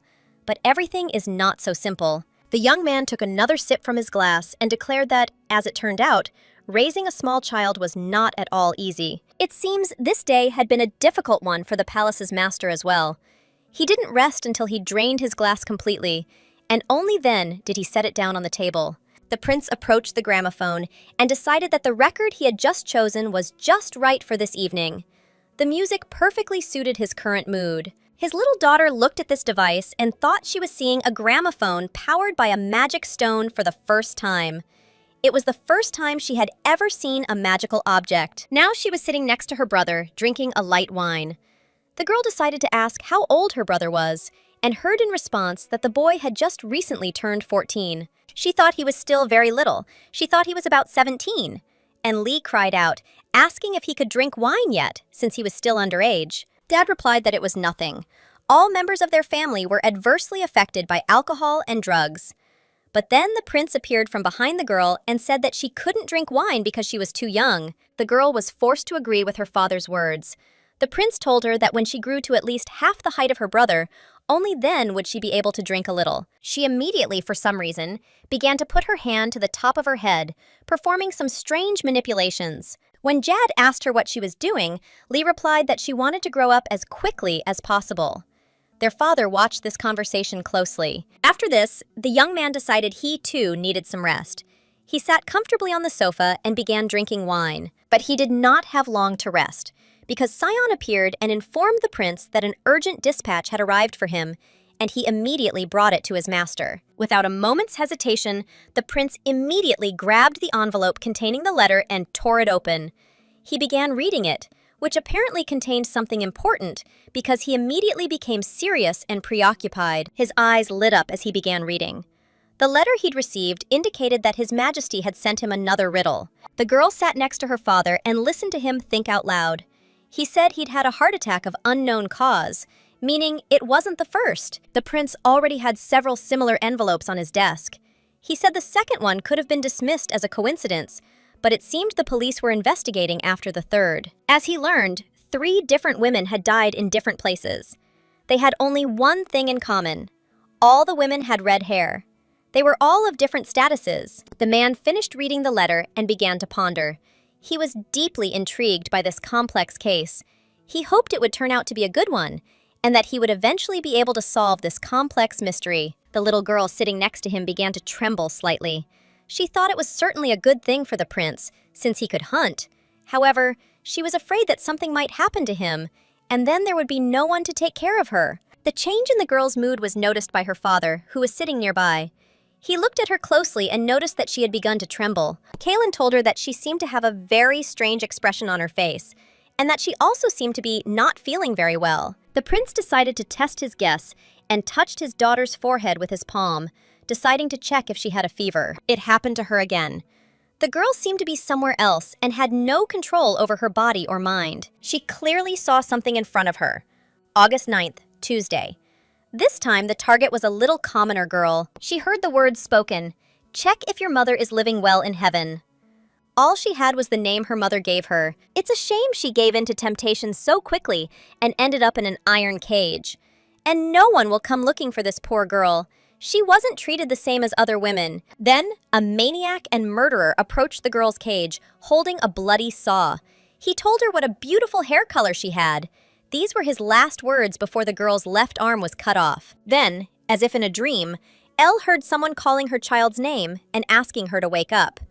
When she opened her eyes, she saw 2 men and a boy standing before her, their faces worried, asking her if she was all right. She immediately asked what day it was. They told her it was the 9th of August, and immediately asked why she suddenly decided to ask that. Lee suddenly realized that August 9th was today, the day when the poor girl, who found herself in the killer's cage, would be killed. The criminal had a mother who was too attached to him. He loved her and hated her at the same time. Experiencing these conflicting feelings within himself, he suddenly realized that he wanted to take his mother's place. It was this attachment to his mother that led him to switch to his victims who had the same red hair as hers. Girls with red hair were invited to a mysterious fortune teller who predicted the future. This same fortune teller offered the girls miraculous beauty remedies. It must be said that this remedy did indeed have a certain power. It temporarily made the girl's skin flush, making her more attractive. But in reality, this miracle cure was a slow-acting poison that after some time caused the victim's heart to stop. Suddenly, the girl remembered lines from a book she had read, which said that women with red hair died from cardiac arrest, and this was not an accident. The girl decided to report all this to the prince and told him that the fortune teller she'd met in the alley was the culprit, and that these were the real murders. This concerned the deaths he'd just mentioned. The prince doubted her words and said that if this was someone's plan, and someone was trying to kill women in this way, and asked if there were other common signs. He asked his daughter what she was talking about. Lee immediately went deep into her thoughts and began pondering what to say to her father. She said that, for example, it could be that all the murder victims liked to tell fortunes. She thought that red hair was certainly an important clue, but it didn't lead to a fortune teller. It seems that the prince was interested in her words about fortune telling, and he asked her why she thought so. The answer seemed obvious. Most fortune tellers were located in poor alleys, and she'd heard that even aristocrats went to famous fortune tellers. Lee continued her attempts to reach her father. She told him that when it came to restaurants and clothing stores, people usually only went to those that suited their status. But a fortune-telling house was a place where people of all social classes could come together. The prince carefully considered his adopted daughter's words. He thought there might be some truth to them. It seemed amusing, and perhaps it made sense to investigate the fortune-telling houses. Suddenly, the girl felt a severe pain in her head. It kept growing and getting stronger. She pressed her hands to her head because she couldn't bear it anymore. The prince didn't notice anything was wrong with the girl at first. He told his butler to contact the Information Guild and gather information about the fortune-telling houses. The next second, he turned around and saw that Lee was not okay. He quickly put his hand under the little girl's shoulder to keep her from falling to the floor and began asking her to come to her senses. But his daughter closed her eyes, and exactly the same thing happened to her as it had several times before. The line between this life and the one she had lived before began to blur again, and she saw the pages of a book she had once read. The floor of the maniac's filthy basement was awash with the blood of a little girl, whose body now hung above it. The maniac, having fulfilled his promise to cut off her arm, was now quietly humming a song to himself. Without stopping, this cruel killer put on a red wig and his mother's ring and stared into the mirror standing on the table in front of him. A little girl named Lee was lying at that time in the same iron cage. After the sadist had done his bloody work, he placed her back in the cage.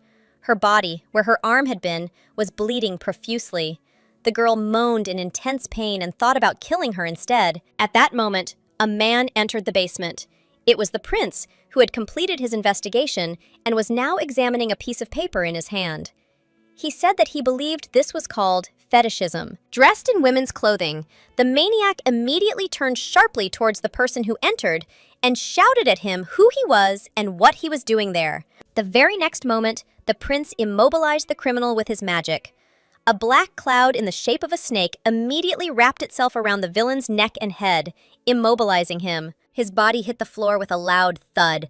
His wig flew off his head, and now he continued to lie in the corner of his basement, where he committed all his bloody crimes. By the prince's magic, continued to writhe near the criminal's head. The maniac realized he would certainly be punished and began to tremble. The man who managed to catch the criminal bent over his body and said that the pieces of his flesh would have to be cut up beautifully. The man then turned around, hearing something coming from the cage next to the wall. He decided to go over and look at the person inside. There he saw a little girl with hair of a very strange color and green eyes, which had already begun to lose their shine due to the fact that she had lost a lot of blood. The prince felt very sorry for this poor child. He pulled her body out of the cage and began supporting her by the shoulders. All the girl's clothes were stained with her own blood. He told the girl that he had to take her to the doctor, but at that moment, a sharp iron arrow pierced his body. The astonished girl saw her savior's blood slowly trickle from his chest, pierced by an arrow.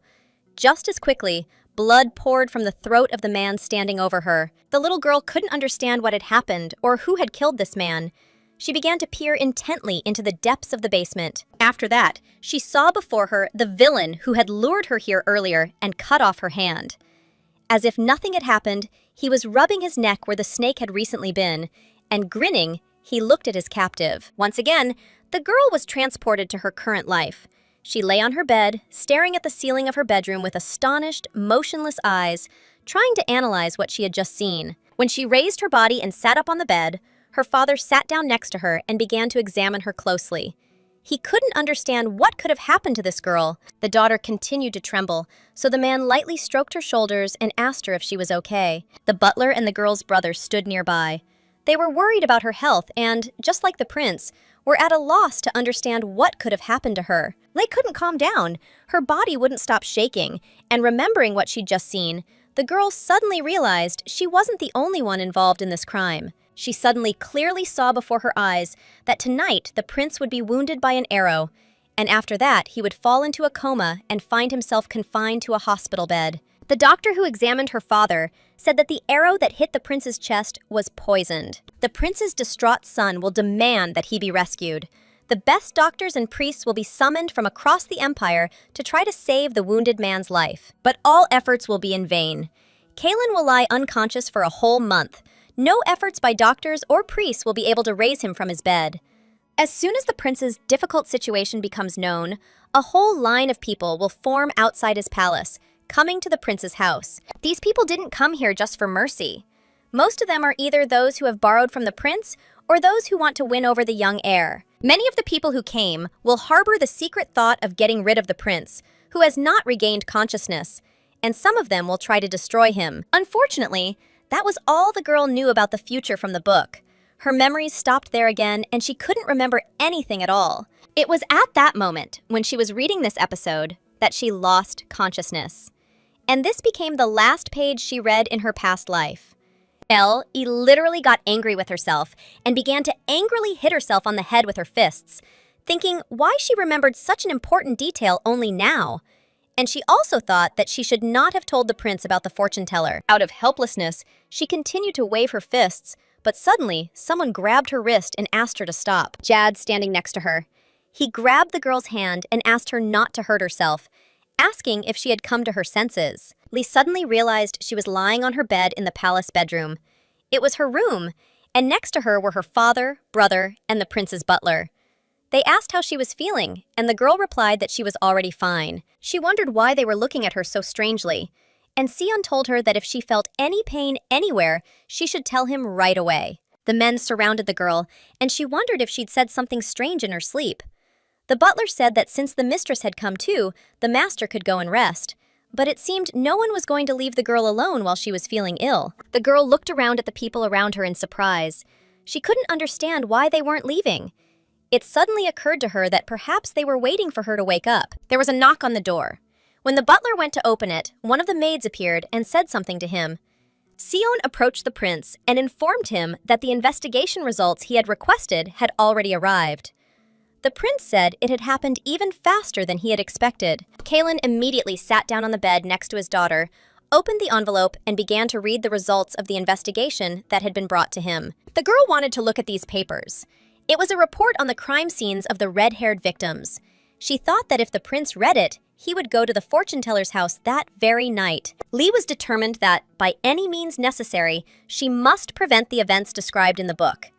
To this end, she clutched the prince's clothes with both hands, trying to draw his attention to herself. Her father tore himself away from reading the report with difficulty, and, looking in her direction, asked what she needed. The girl began muttering something incoherently under her breath.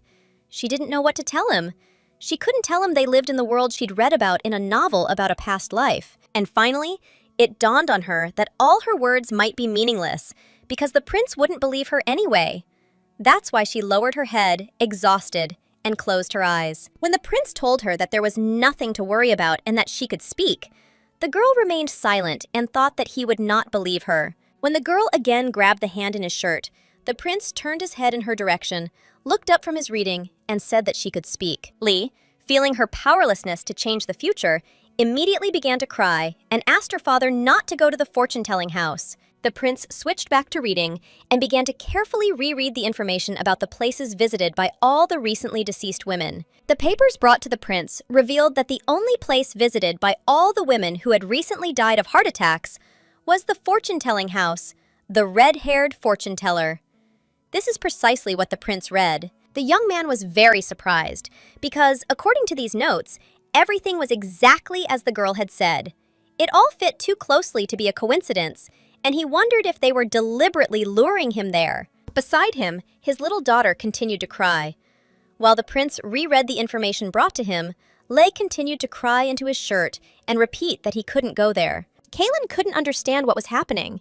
He looked at the girl and wondered what she was thinking this time, and why he couldn't take on the task. For the umpteenth time, Lei repeated to the prince that he should not go there, and all the while her face remained red and wet with tears. Because the girl was crying and suddenly began to tremble violently, the prince dropped all these papers from his hands, and they rustled onto the floor near the bed. All these sheets of paper scattered on the floor, and his daughter tirelessly repeated to him not to go there.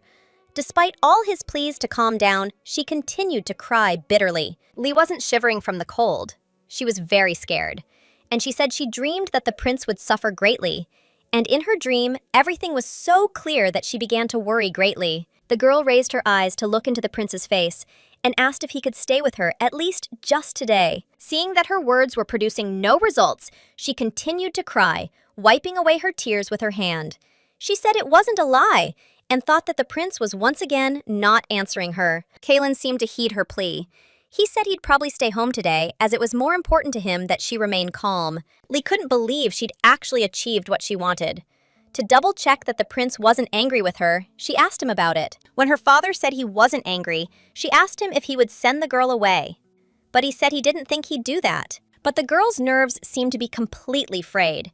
Despite her father's promise to stay with her, she began crying again. Her brother approached her and began stroking her head. He told her not to do that. The butler, also in the room, decided there was no other way but to tease the little girl a little. He immediately began playfully whining and crying, as if teasing her. The prince immediately ordered the butler to immediately go for a sedative, which he did immediately, jumping up and running out of the room. When her brother asked the girl if she had finished crying, she apologized and said that she thought she had calmed down, but the tears did not stop flowing. Jad continued to look at his sister with pity, not understanding what was the reason for her bad mood. Sion ran in, carrying something in a cup. He told his mistress that she needed to take some medicine. When the man approached the girl, she immediately began to refuse, saying that she was already fine, and the most important thing was for the prince to be nearby. Then her brother took the cup and asked her to drink it, as she was feeling nauseous. If she didn't drink it, she would have stomach problems and would have to have surgery. Having heard about the operation, the girl was forced to agree. She didn't want it. She didn't want to be sick again in this life, much less have an operation. Realizing that there was no other way to get rid of these people, and also deciding that she had no reason to get sick, the girl drank the medicine in the cup in one gulp. As soon as she drank it, she immediately began to grimace, noticing that this medicine was very bitter. Afterwards, Sion began wiping her face, despite her insistence that she could do it herself. Jad offered her some candy to sweeten the day after the bitter medicine. Lee's father leaned over and asked how she was feeling. He also wondered why she couldn't sleep alone. The girl immediately categorically shouted at him that she could not do this, and that today he had to stay next to her. The prince was very surprised by this statement. He thought that this wasn't even his own daughter. It was astonishing, and her threatening gesture was very sweet. He told the girl that that was exactly what he had intended to do. It was a very strange situation in his opinion, and for some reason he couldn't shake the feeling that the girl was right. The prince placed his hand on the white sheet of the bed and told his daughter that she should now lie down. She absolutely needed to sleep, as that would help her recover faster. Here Lee told him that she didn't want to sleep. She thought that if she lay down and fell asleep, she wouldn't be able to rest until tonight was over. Her father was forced to agree with her. He lay down on her bed, put his hand under his head, and asked her if this was right for her. The girl continued to sit on her bed and, pouting her lips, thought about what else she could do to ensure that the prince would stay with her that night. She lay down on her bed and closed her eyes slightly.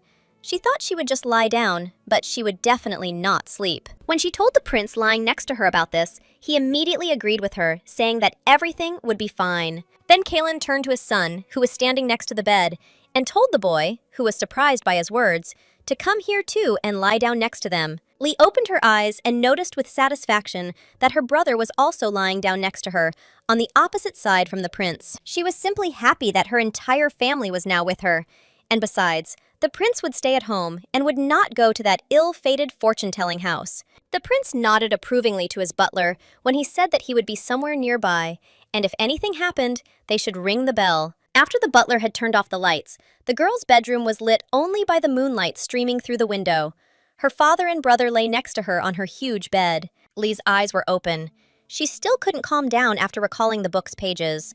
Then her thoughts shifted, and she realized that they lay in such a way that it seemed as if they really were one family. The girl's eyes slowly began to close, but she kept thinking about her adopted daughter's situation and whether, deep down, she could consider them all a true family. Lying next to her, Jad opened his eyes again and, looking at the girl, told her that if she wanted to sleep, she could sleep. Lee complained to him that it seemed very strange, because she had just been so cheerful. The boy told her that after taking medication, you usually always want to sleep. The girl yawned and said she'd been tricked. She asked the prince again if he would leave and begged him not to go, even if he fell asleep. Her father immediately promised her that he would stay by her side and not leave her that night. The girl looked once more at the darkness surrounding everything in her room and reminded the prince of his promise. Lee closed her eyes, and her last thought before falling asleep was that she should get up early tomorrow and file a police report. if they're calling for a criminal, then the prince. As soon as the girl fell asleep, a quiet movement began in the palace. Her father, seeing that the children were asleep, decided he needed to act and went out into the corridor. While his servant was helping him put on his cloak, the prince thought that he had not taken the report with him, and then decided that there was nothing wrong with that. He thought that his son seemed to like this girl very much. When the butler asked if he wanted a report brought to him, the prince replied that it was not at all necessary, since he already remembered everything. Kalen turned to the servant and told him that he too had become interested in the girl. He thought she would reveal some information, but she started crying and begging him not to go, which seemed like a mystery to him. As he headed for the front door, he told the servant that he wouldn't know whether it was a trap or not until he went down there. If anything happened to him, this child, his butler said that perhaps the red flower was here for a reason, and he sent the girl here as a spy. But his master objected and said that, in his opinion, everything here was much more complicated. After Sion said that his assumptions could not be false, the prince only laughed, raised the collar of his cloak, and said that it was time to begin the hunt. The moonlight shining through the young lady's bedroom windows had already given way to the bright warmth of the sun. It penetrated the girl's room and warmed everything around it. Lee lay there, her head still on the pillow. She felt the warmth of the sun and wondered what it was that was shining into her eyes. To her surprise, she realized that it was already morning, sat up in bed, began to rub her eyes, and decided that she needed to quickly contact the police before the prince woke up. She sat up, swinging her legs over the side of the bed, and was surprised to notice that the prince was not in her room. The girl immediately began calling his name. When she decided to get up and go to the prince, she noticed with surprise that her foot was lying on the papers scattered near her bed that her father had received yesterday. The girl quickly grabbed these sheets of paper in her hands and began to look through them carefully, trying to find the answer, "you," to all her questions. When she finished reading, she realized she needed to act, and her brother, who was also in the palace, could help her. She ran quickly toward him, trying to wake the sleeping boy. The girl ran to the bed where her brother lay and began shaking him with all her might, trying to wake him. She pleaded with him to wake up immediately. He muttered sleepily why she needed this. When Jad raised his heavy head and heard the question about where the prince was now, he told her that he had gone out at dawn and said that he needed to find out something. The girl immediately began screaming that her father's words couldn't be trusted. She thought it was only natural, and that this prince wouldn't listen to her. She absolutely had to stay awake. Lee quickly moved as close as possible to her brother, who was surprised by her appearance, and asked him if he knew how to ride a horse. The boy, still confused, heard from his sister that she had a request for him. Lee said that he should definitely listen to her and agree with her. And then she promised to do whatever it took to thank him. Jad didn't understand what had happened. He could see that his sister was very agitated, and it seemed to him that something very important must have happened for her to be so agitated. The boy grabbed his head, which still refused to think, and said that so be it, he would agree and fulfill her request. While he was still thinking about where to start, the girl began to quickly lift him from the chair by the hand, urging him to quickly go to the stable and reminding him that it was very urgent. When they arrived at the stable, Lei was very surprised to see a horse in front of her.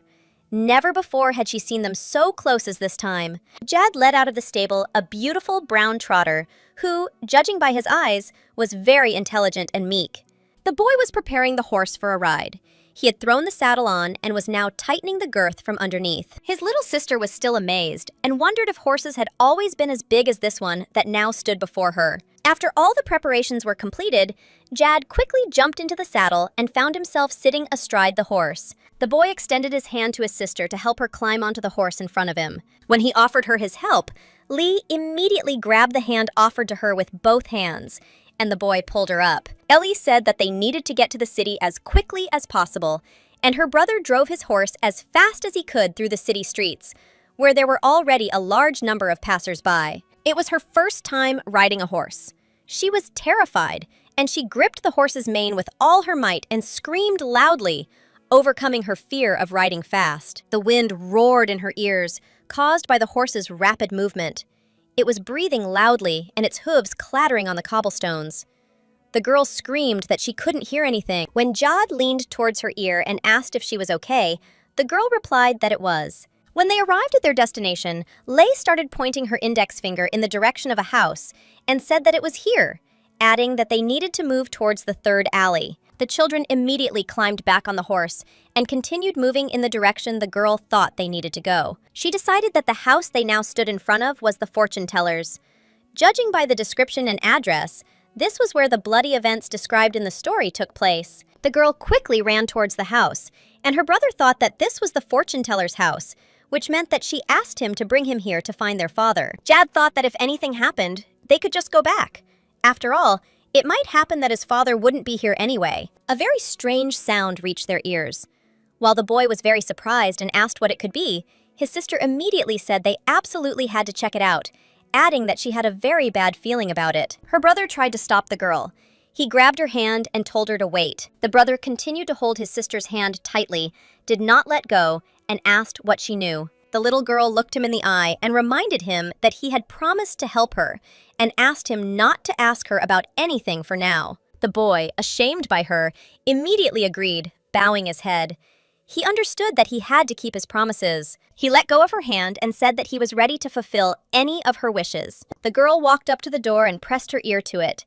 She wondered if everything had suddenly gone quiet behind her, and whether something had really happened to her father. She thought that if all her guesses were correct, then either someone was hiding behind the door in this room, or there was a gang of fortune tellers there. Lee decided that her brother was stronger than the average adult, so he should be able to handle whoever was behind the door. She told him that if there was someone near the door, he should be grabbed immediately. When Jad completely agreed, the girl extended her trembling hand to the door handle, thinking that something was definitely happening inside. She imagined the face of the maniac she had read about in the story, and who had been haunting her mind that night. The girl was scared, very scared, but she knew that she had to go through that door to save the man who had become so dear to her lately. She was absolutely certain that nothing bad would happen to the prince, and so she abruptly flung open the door leading into the room. Her brother followed her in. As soon as they entered the house and their eyes got used to the darkness that reigned there, the girl saw a man standing in a pool of blood spilled on the floor. A man's body hung in the air. He was dressed in a red dress, revealing men's trousers and matching men's shoes underneath. A black rope, created by the prince's magic, was tied around the man's neck as he hung suspended in the air. He screamed loudly and begged for mercy. Next to him, his cane slung over his neck, stood the little girl's father.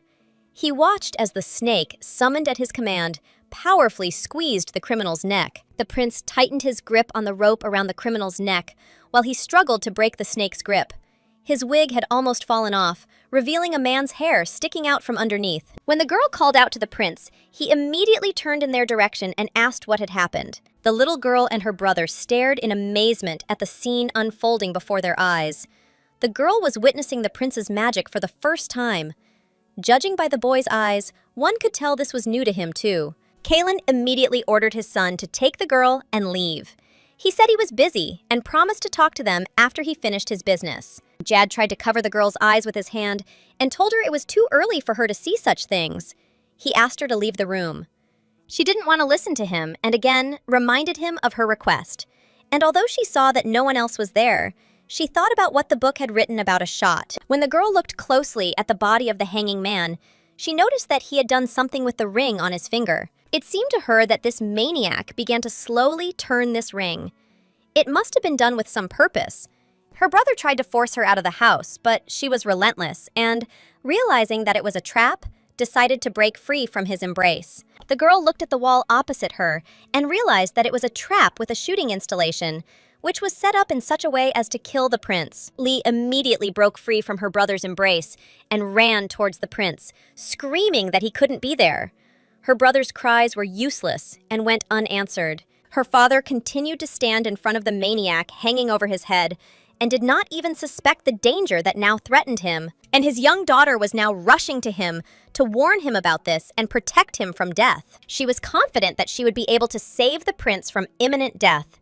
And it was for this reason that she was now rushing towards him as quickly as possible. Kalen was very surprised when the girl appeared next to him and pressed her small body against his back. He turned to her to ask what she wanted, and was even more surprised because his daughter had been pierced by an arrow shot by someone. The assassin, captured by the prince, grinned maliciously, seeing his arrow hit its mark. He was glad that his deadly weapon had not been prepared in vain. The prince immediately grabbed the girl in his arms, and his son rushed towards them, repeating the name of his little sister. He held the body of the little wounded girl in his arms and called for her to wake up, calling her child. Lei only moaned. Tears appeared on her face because it was so painful. She wanted to cry even more because she understood that certain death awaited her, since the maniac's arrow was poisoned. The prince continued to plead with his daughter to wake up. He insisted that she mustn't lose consciousness and asked her to look at him. The girl finally opened her eyes and told him that she was in great pain and that her shoulder was in terrible pain. The prince didn't know what to do. He simply asked her why she was so kind. The girl seemed to be losing consciousness. The images of her brother and father seemed to float. They leaned over her, and Jad said it was nothing, and she would soon recover. Lee remembered the faces of her parents, who had leaned over her in the hospital in exactly the same way. They, too, had assured her that nothing was wrong and that everything would soon be okay. There, in the hospital, she also felt very ill and was ready to die. These were the memories before she was taken to the operating room. The girl extended her hand to the prince's face, stroked his cheek, and called him Daddy. She continued to cry and look into his face. Then she said the word, sorry. The little girl's hand remained on the prince's face. She stroked his cheek and called him her papa. Noticing that the girl's eyes were starting to close again, her brother rushed to her and began asking her to wake up. The prince held the little girl in his arms and asked just one question. Why? Then his butler appeared and apologized for being late. He explained that when he learned that the young lady and master had disappeared, and then he became seriously emotional when he saw the scene that met his eyes. Sion fell silent, and a small tear trickled down his cheek. He saw the whole family of his masters, and also a little girl who seemed to be dying. The prince still held in his arms the body of his little daughter, who said the word, Mama. The prince's father called him a monster, and the bane of our entire family. He always envied his son, who was a more capable magician than he was. The man was both envious and afraid of his son. He said his son had summoned a spirit with whom even he had been unable to form a contract. The little boy was deprived of his father's love, who constantly punished him, finding any excuse. Kalen loved only his mother. When the prince was a small child, he was often beaten like some kind of animal, and he would cower and hide behind his mother, who protected him. His sweet mother always reassured the boy, telling him it was okay and that she was there for him. She repeated that she would always love him. She often asked him for forgiveness, saying she had so little strength. Sometimes he got it instead of her son. When his mother died, the prince felt as if his entire world had collapsed. It was exactly the same now, as he saw the death of his little daughter before him. She lay in his arms, and he longed to bring her back to life. He realized that perhaps with her actions she was trying to save him from death, and that made the weight of this loss seem even greater. Kalen looked again at the face of that poor girl from the street named Le. He had adopted her on a whim. The prince was haunted by a single thought. He couldn't understand why this girl, whom he had only recently met, wanted to save his life. He leaned over this child dear to his heart and thought that she had seen him kill a man, but it still did not disgust her. The prince's servant and son bowed down next to him and also began to address the little girl, calling on her to wake up and return to life. Their faces were deeply troubled. They, like the prince, did not want the death of this sweet girl, whom they had fallen in love with for such a short time. When the prince called the butler by name, he immediately raised his eyes towards the master and prepared to fulfill his every wish. Kalen ordered the butler to tie up the trembling criminal lying on the ground nearby. Sion looked at the man and thought that he could kill him with his own hands. But he only answered the prince that he would now carry out his order. The prince told his son that he must help him. He explained that he would now try to stop the bleeding, and the girl might feel pain. When he told his son that she should put something in her mouth to prevent her from biting her tongue, Jad immediately began to tear the hand in his shirt with his teeth. The prince decided to use his magic. He rose and began to cast a spell. His magic seemed to be taking effect. The girl began to shudder, and only the cloth bandage kept her from biting her tongue as her body began to tremble violently. When the magic session ended, the girl's body calmed down, and it seemed that she began to breathe a little more evenly, but she was still unconscious, and her health was a matter of great concern. The prince decided he'd done all he could for now.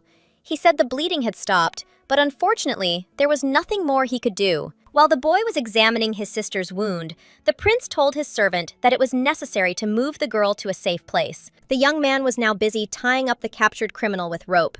He told the gentleman that his hotel was nearby, and it would be a good idea to take the little girl there. That's exactly what he was doing now. When the little victim's body was placed on the bed, a doctor was immediately called to examine her. After the doctor finished examining Lee's body, the prince turned to him with a question, asking about her well-being and whether anything threatened her health. The doctor immediately reassured everyone. He said that more details would only be available once the surgeon arrived and examined her. But it appeared there was no danger to the little girl's life. The doctor added that, fortunately, the arrow was not poisoned and, moreover, did not hit the child's heart. The prince looked at this little girl, so dear to his heart, and said that this was how it should be. And if she died, he would destroy all the doctors in this city. He leaned over the girl's body to look at her again, and the doctor said he would do everything in his power to save her life. Lee remained unconscious. Her breathing was regular, and since the bleeding had stopped, she seemed to be in no further danger. The prince sat down next to his daughter and looked at the child again. His whim seemed completely ill-considered. When he invited the girl to his palace, he simply wanted to give her a gift, and now it seemed that his decision to adopt her had become life-threatening. He reproached himself for acting this way. He felt that if she had continued living on the streets, she would have remained healthy and her life would not have been in danger. The man kept trying to figure out who this girl was. Perhaps she was a spy for the killer with the red flower. It also could not be ruled out that she was the target of this criminal, who killed with enviable regularity and whose victim was the prince's mother. Kalen thought that at first, he thought that the information the girl had given him last night was either a trap or an accident. But after the girl, while dying, called him dad, his opinion completely changed, and it began to seem to him that she was sincerely attached to him. He stroked the girl's cheek before him and thought that he couldn't have foreseen this, just as he couldn't have foreseen that she would suffer in his place, having decided to save him from death. The prince placed his hand on the girl's forehead and thought he wished it were a trap. And once again, he wondered who this young lady was. The prince was troubled by his thoughts. He thought the girl should survive and bear responsibility for her words. If she called him father, then a familial bond had formed between them. The man took the girl's hand in his and said out loud that it didn't matter that she wasn't his own, he could still make her his daughter. He hugged his unconscious daughter's hand and said that when she woke up, the education plan would have to be changed, and she would have to be raised to be arrogant and selfish, so that she wouldn't care if an arrow or a knife was flying at someone right in front of her. He kissed the girl's hand and continued talking to her. The prince said that at first he would have to keep her locked up, like in a greenhouse, because it would be more peaceful that way. He really wished the girl could at least hear him. He wanted even more for her to finally wake up and become healthy again. Lee's hand and asked her to come to her senses quickly. But unfortunately, the young man's wishes were not yet destined to come true. His adopted daughter continued to lie motionless, unconscious. By his order, the best doctors of the empire were gathered, who examined her every day and held their consultations. Each time the prince stood behind them, trying to hear something from their conversation in the hope that his daughter was getting better and would soon wake up and be healthy. His faithful servant accompanied his master every time. He noticed that he, too, had recently begun to look worse. He had lost his appetite and sleep and constantly inquired about the well-being of his adopted daughter. This time, when his master returned home, Sion asked him about the young lady's condition. The prince replied that they said her life was in no danger and asked where his son was. The butler replied that he had been waiting until the operation was over and was now resting in his room. The butler began pouring wine into the prince's glass and told him that for the first time he had seen the young gentleman restless, although this was quite understandable, considering the closeness that had developed between him and his sister. The young man asked if he had sent a man to the temple. He hoped the high priest would surely know magical techniques for removing pain. The prince looked closely at his servant, who explained that he had contacted them, but there was an event at the imperial palace today. Most of the high priests had left for there, but they promised to send someone as soon as it was over. The prince took a few sips from his glass and told the young man to listen carefully to what he was about to say and to convey it word for word to the emperor. He placed the almost empty glass on the table and said that the emperor should be told that if he did not send all the high priests here immediately, in that case, the prince promised, he would be forced to go to the palace himself, and he would make the first member of the imperial family who caught his eye experience exactly the same suffering that his daughter was now enduring. Lei still lay motionless on her bed, unconscious and without opening her eyes. Her breathing was quiet and calm. The boy who had recently become her brother never left her bedside. He thought that perhaps this girl would never recover and might be better off making a stuffed animal like Papo. His stuffed cat was kept in the library, where his father's books were collected. Its presence often reminded the boy of the experiment he had conducted on it. For a moment, the wings of this cat, once given to him by his father, appeared before the boy's eyes again. When he was a little boy, his father decided to give him such a gift and brought him Popo. She was an unusual cat because she had wings on her back, but at the same time, she looked very cute and loved to cuddle at the boy's feet. He immediately picked her up and told her father that this was an unusual cat. The prince hastened to immediately explain to his son that this was not an ordinary cat, but a chimera. He explained that a chimera is a magical animal that shares life with the one it belongs to. If one person gets hurt or dies, it will affect the other one as well. The cat, sitting in the boy's arms, immediately began to cuddle him, and the father announced that from that day on, he would be the baby's owner. The Pope looked into the face of his little master with his blue eyes, and the prince said that he should take care of his pet as well as he took care of himself. For some reason, these very memories came to the boy's mind as he sat beside his sister's body. He thought that he would later learn that all the prince's words were a blatant lie. Jad touched the girl's cheek with his hand and thought that her sick appearance reminded him even more of Pop. But in his opinion, it was not enough to just be similar. She was still different. He remembered how cheerful and happy she had been on the day she had received the balloon as a gift from him, and he wanted to see her speak and laugh again. He remembered how the body of this little girl was pierced by an arrow shot by a criminal, and he thought that she had done something that he could not even imagine. Jad was constantly haunted by the thought of why he simply did not believe her, and why she sacrificed herself to save her father. The boy felt a twinge in his chest. He touched the spot and thought it was very strange. He realized it was his heart that was hurting. The pain was so intense that he even lowered his head onto the bed and clutched the sheets in his hand. As if through some veil, strange sounds began to penetrate the girl's consciousness. She heard someone crying. Then, someone said they really wanted to see their children's faces. Someone begged, pleaded, and simply pleaded with her to wake up. Lee finally managed to open her eyes a little, and again heard someone saying that it didn't matter at all who was chosen, and then immediately adding that let's not hold it against each other. She couldn't understand what all this meant. When she looked up, she saw a very strange ceiling. The curtains hanging from it looked just as strange. The girl couldn't figure out where she was, and then she remembered how she had saved the prince. Someone had shot an arrow at him, and the girl had become an obstacle in its path. When she opened her mouth to call out to someone, she was surprised to find that her voice had completely disappeared, and not a single sound came out of it in her futile attempt to speak. The poor girl decided she must have died again and was in the afterlife. Her body began to shake with heavy sobs. Then she seemed to feel some movement next to her head and looked in that direction to find out who it was next to her. To her great joy, Elle saw that it was her brother, leaning on her bed and sleeping next to her. This meant that she was not yet dead, and it turned out that she was still alive if Jad was next to her. The girl immediately jumped up joyfully. She looked at the sleeping boy and could not understand why he was sleeping here and not in his bedroom in the ancestral palace. The boy heard someone moving around next to him on the bed and began to slowly wake up, opening his eyes. After this, he raised his head, propped it up with his hand, and said to the girl, "Hello, princess, you're awake. I've been waiting for you for so long." His sister still couldn't come to her senses. She felt much better and couldn't understand why she hadn't died from that arrow, since it should have been poisoned, as described in the story. But in the end, she decided not to bother her head with stupid thoughts. The main thing was that she was alive, and now her beloved brother was by her side. The girl immediately began jumping on her bed, happy that she remained alive, and that her father remained alive, and the poisoned arrow did not kill him. She really wanted to say something, but unfortunately, she lost her voice. And instead, she began waving her arms and making some figures with them. She looked at her brother and couldn't understand what was wrong with him. For some reason, the boy looked at her sadly and didn't say a single word. He finally seemed to understand why his sister couldn't speak. He picked up a pitcher of water and began pouring it into a glass. He decided that if Elle drank the water, she would be able to speak again. He approached the girl and handed her a glass of water, which she took from his hands with both hands. As it turned out, the boy was right. She immediately grabbed the glass and began greedily drinking water from it.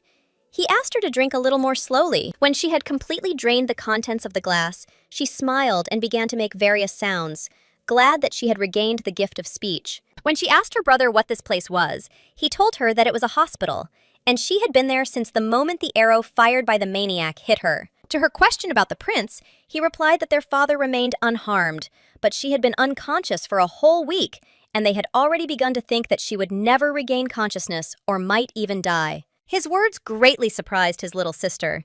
She couldn't believe she'd been lying in bed for a whole week without even realizing it. Then Jad pulled aside the curtains that hid the girl's bed and shouted loudly that the child had woken up. His little sister became very curious about what was hidden behind those curtains, and she timidly peeked out from behind her brother. Lee saw that a large number of doctors had gathered in the hospital ward. They surrounded the most senior of them, who seemed to be feeling very unwell. Some of the doctors had tears on their cheeks, which they wiped away with their handkerchiefs. Seeing that the girl was okay, the doctors began to cry even louder. But these were tears of joy. They couldn't believe it had actually happened, and the lady opened her eyes. Some of them simply triumphed and shouted that they were saved. The girl thought that maybe they had prepared a surprise for her. One of the doctors approached Jad and asked how long he'd been there, but the boy said they didn't need to know. His sister assumed he'd snuck in. She became curious about who all these people were, and when she asked her brother, he replied that they were doctors. He said that when they saw her shoulder wounded by an arrow, they began to say that she would survive and would soon come to her senses, and that no poisonous substances were found in the arrow. But a little later, it turned out the arrow had been laced with a narcotic. It's not easy to detect, so they weren't able to find it at first. Jad told his sister that she was still too young, so even a small dose would be enough to put her in critical condition. The girl immediately began to rejoice, thinking what a relief it was to know that she had not died after expecting a fatal outcome from the shot to the shoulder. The boy, hearing this, asked how it was a relief if she had been hit by an arrow. He couldn't understand what his sister was talking about. The girl realized that she seemed to have said something unnecessary, and immediately told him that she could have spent her whole life in a coma because of this drug, and added that she did not know whether she was lucky, but she needed to think positively. Jad replied that he understood everything, and it was truly a miracle that she finally woke up. And he was very glad that she survived that ill-fated shot. Then the girl had another question. She pointed at the people rejoicing in her room and asked why they were all talking about being saved. The brother said that she was probably interested in such fun among doctors, and said that he would explain everything to her now. The boy said that she probably knew about their father's strange character. The butler said the prince became extremely angry when the girl remained unconscious for a whole week. He paced the corridor like a madman. All this time he kept repeating, "I can't stand it when someone sacrifices anything for me, and if something happens to my daughter, I'll take my anger out on the first person I come across." He repeated this tirelessly and paced back and forth. Hearing this, the girl was surprised again and decided that the prince was definitely strange. But if you think positively, it meant that he was simply very worried about her. Jad bent down to retrieve something from under her bed and continued his story. He said that after talking with her father, they were going to draw lots if the girl didn't wake up that day. The boy took out a cardboard box and told her that they were going to draw lots for one of those stupid doctors to show her how they planned to punish them all, and asked her if she wanted to choose the lot. The girl put her hand into the box and pulled out a small piece of paper, thinking that it was some kind of punishment, like in a game. When she unfolded the little piece of paper, she saw that it had a skull drawn on it against the background of two crossed bones. She thought that this was probably some kind of winning, and in vain, she thought that the one who pulled it out should receive some kind of prize. But then it dawned on her that this couldn't possibly be a prize. It was more like a punishment, and a very dangerous one at that. It probably meant death, and she couldn't understand how the doctors were to blame. She asked her brother if they weren't doctors, and he replied that they were indeed. 7 of the capital's best doctors had been gathered. They'd been invited here when the girl was wounded. But she thought the word invited sounded like dragged in when he said it. The imperial palace allowed this. Jad said that it was the imperial palace that helped gather all these doctors for the little girl. Lee realized that her father was probably a very important person in this country if the emperor himself helped with doctors for his wounded daughter. She thought that this country was very dependent on the prince, and she was perhaps very lucky to be a member of his family. The conversation between the brother and sister was interrupted by the doctors present. They apologized for interrupting their conversation, but they needed to fulfill their professional duties. People in white coats lined up in front of the little girl's bed, and one of them asked the little lady for permission to examine her. The most senior of the doctors approached her and, placing a tube on her chest, began to listen to her breathing and heart rate. When the examination was complete, the doctor removed his stethoscope, pulled it out of his ears, and breathed a sigh of relief. He told the girl she would now recover, adding that the shoulder should be left as is for now, and that he would check her condition again after lunch. After the boy asked whether he was speaking accurately this time, the doctor began to nervously wipe his face, which was covered in sweat from worry, and said that he was definitely speaking accurately. The other doctors, as if on command, immediately began to bow before the young lady, saying that she was a real success for the empire, and if something happened to her, then they would be in trouble. The girl listened to their words and couldn't understand what luck for the empire meant. Was it really that serious? These serious-looking men remained standing before the girl sitting on the bed and the boy standing next to her. So great was their fear of punishment that they could not move. Jad told the doctors that luck was on their side, and the draw had already been prepared. This time, they were simply lucky. The doctors began to cry again and thank the young master and young lady for their good treatment of them and for the mercy they had shown. The boy raised his hand, asking them to be quiet. He said they could all go, and when his father gave them permission, they could come back again. Lee immediately ran to her brother and began asking him to tell her what had finally happened.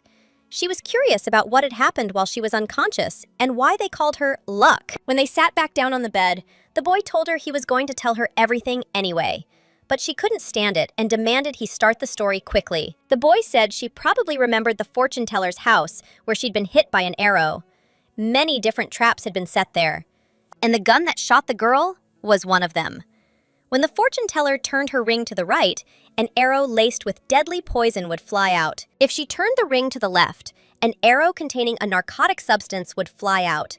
While her father held the villain by the throat, the criminal attempted to wind the mechanism. If the ring had turned to the right, an arrow poisoned with deadly venom would have flown out, and the girl would have died. Now she understood how she had survived what seemed like a fatal wound.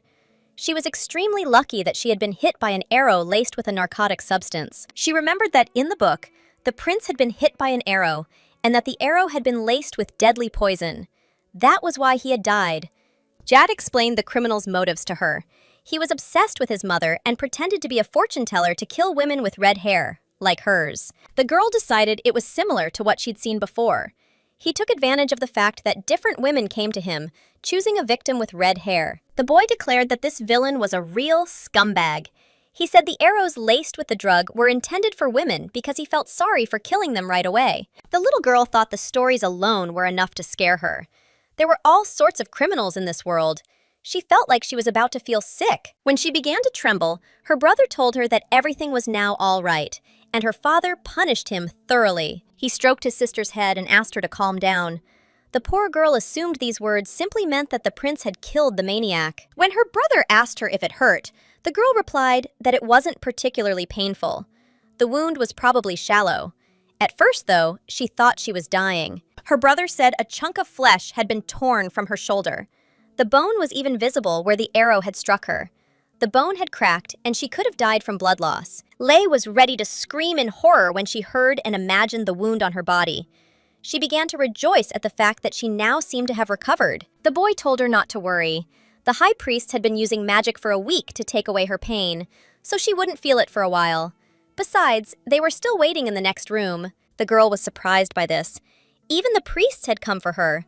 She had heard that people who used sacred magic were very valuable. Jad asked her not to worry about anything, and added that they were ready to squeeze the last life force out of these people, just so that she would not be in pain. He reminded her again that his aunt was a holy virgin, and there should be no cause for concern. If it bothered her so much, he could repay the priests later with generous donations. Her brother stroked her head again. She thought this was what they called the rich man's world, but it was more likely the villain's world. Ultimately, she decided she couldn't change anything in this world. But saving the prince was truly no small feat, and she succeeded. Her brother placed his hand on the girl's forehead and told her that he had many questions for her.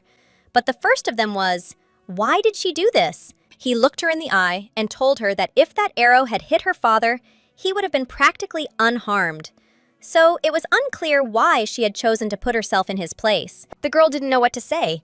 She quickly found an excuse, saying that even an arrow laced with a narcotic substance could be dangerous if it hit the heart. When she added that everything ended well and everyone was alive, and wasn't that the main thing? Jad said that his sister was very unusual. She was still so little, but braver than many people he knew. Ellie laughed and said that she was not at all like he thought.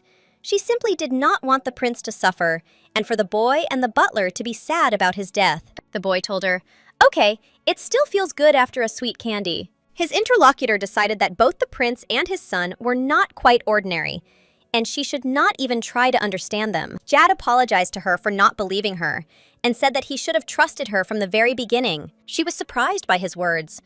Was he really asking for forgiveness for not believing her, and for her getting so angry in the fortune teller's house? When she remembered what had happened there, she was horrified that she could have behaved in such a way, and now she didn't know how to explain what she had said so that he would shut up. The girl covered her face with her hands and began to think. She couldn't tell him she'd read it in a book. She was glad he hadn't asked about it yet. Lee suddenly realized she absolutely had to end this conversation before she got into any trouble. So she said she seemed to be feeling unwell, hungry, and sleepy. The boy immediately realized he needed to end the conversation.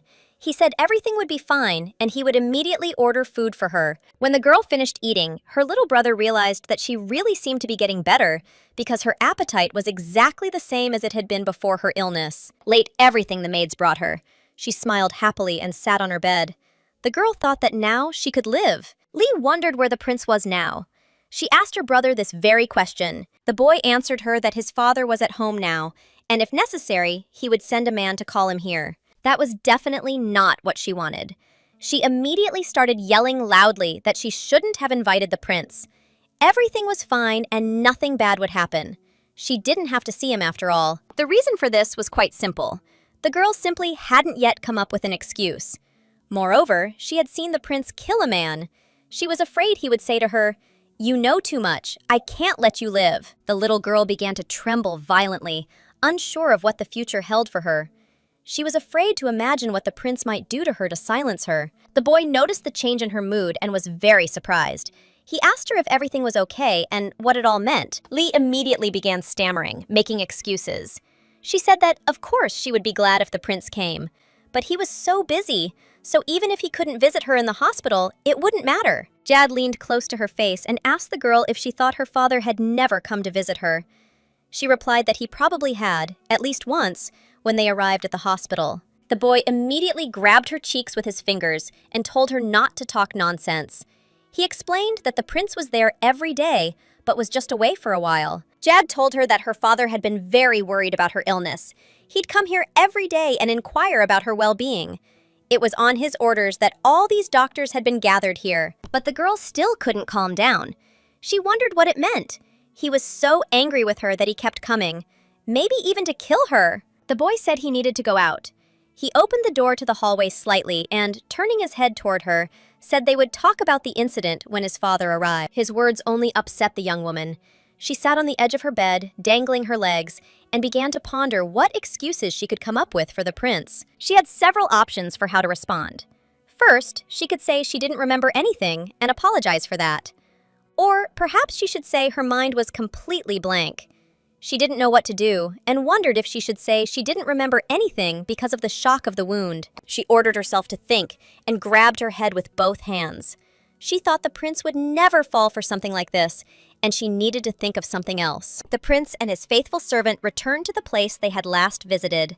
It was the basement of the house of the criminal who had wounded the prince's little daughter. Kaylin couldn't understand how this could have happened. Everywhere in the house were piles of red flowers with golden hairs. They lay on the floor, on tables, on stools, and even on the cage where the little girl was kept. The prince approached the pile of flowers and touched one with his hand. He said it was unclear what the police were doing, and that while he was gone, everything had become overgrown with these flowers. He was examining the flowers lying at his feet, and something seemed to catch his eye. He stared intently and beckoned his assistant over. When Sion approached him from behind, the prince explained to him that he should tell the police to come inside immediately. When the prince slightly pushed the leaves aside, a motionless hand of a man fell out. The prince said there was a corpse there. Police were forced to cordon off the red-haired fortune teller's home while they investigated. A crowd of onlookers immediately gathered around the house, curious to know what had happened.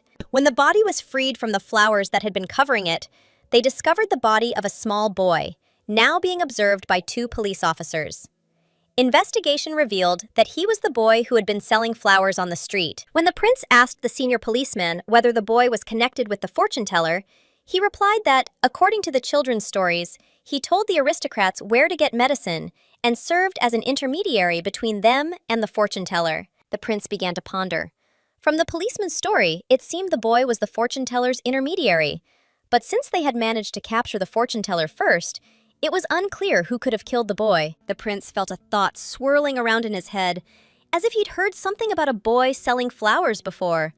Someone had told him something similar just recently. He thought it was unclear to whom the flowers had been sent.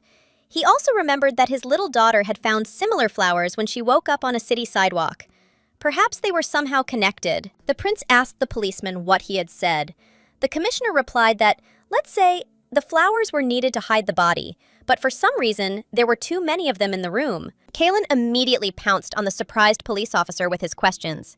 He asked the one who had testified about the boy if they were, by any chance, the kids from the alley. The prince wasn't entirely surprised by the old man's answer, as he'd confirmed it was all true. The children said he'd sometimes given them the remaining flowers. He recalled that on that first day, his daughter had said someone had given her a flower. The policeman turned around, called out to the prince, and told him that he would question the little children again, and perhaps he would be able to find out some more details. The young man left the fortune teller's house and walked towards his carriage, which was waiting for him not far from the building. The prince decided he wouldn't learn anything new here, and perhaps he should discuss the matter with his daughter again.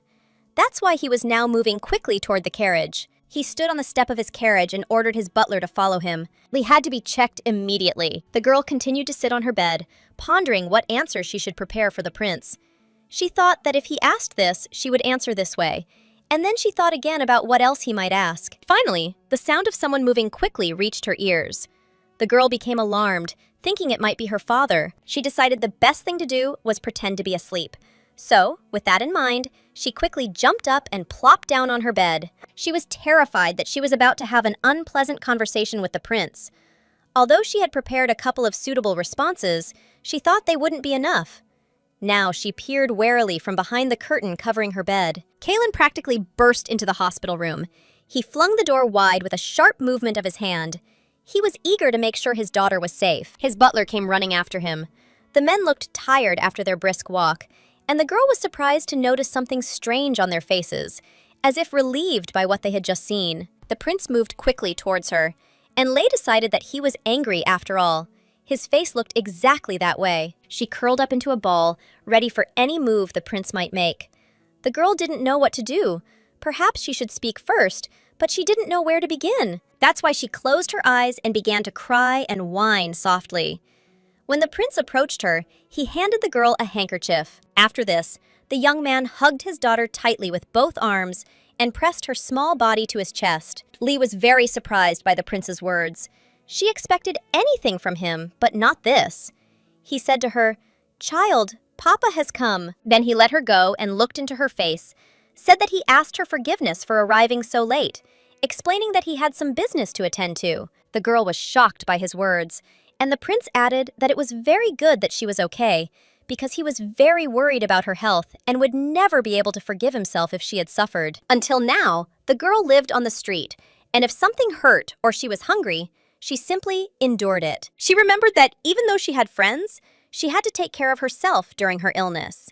And now she realized that it was a very pleasant feeling when someone cared about you. Lee decided that she should not get used to this feeling, because the prince could always change his mind, and then she would hope and wait for him. Lee decided to start an unpleasant conversation herself and asked the prince if he wanted to ask her something, since she had left the house at night without his permission. Her father replied that everything was correct, but in his opinion, now was not the time for this conversation because there was something more important, and now he would like to ask her a few questions. He pulled a red flower out of his pocket, held it out in his palm towards the girl, and said that she had seen such a flower before, and asked if she really didn't know anything about it. Lee took the flower in her hand and said that it was the same flower that she had brought with her when she came to his house, and added that the only thing she knew about it was that it was very beautiful. The prince continued to sit before his young daughter.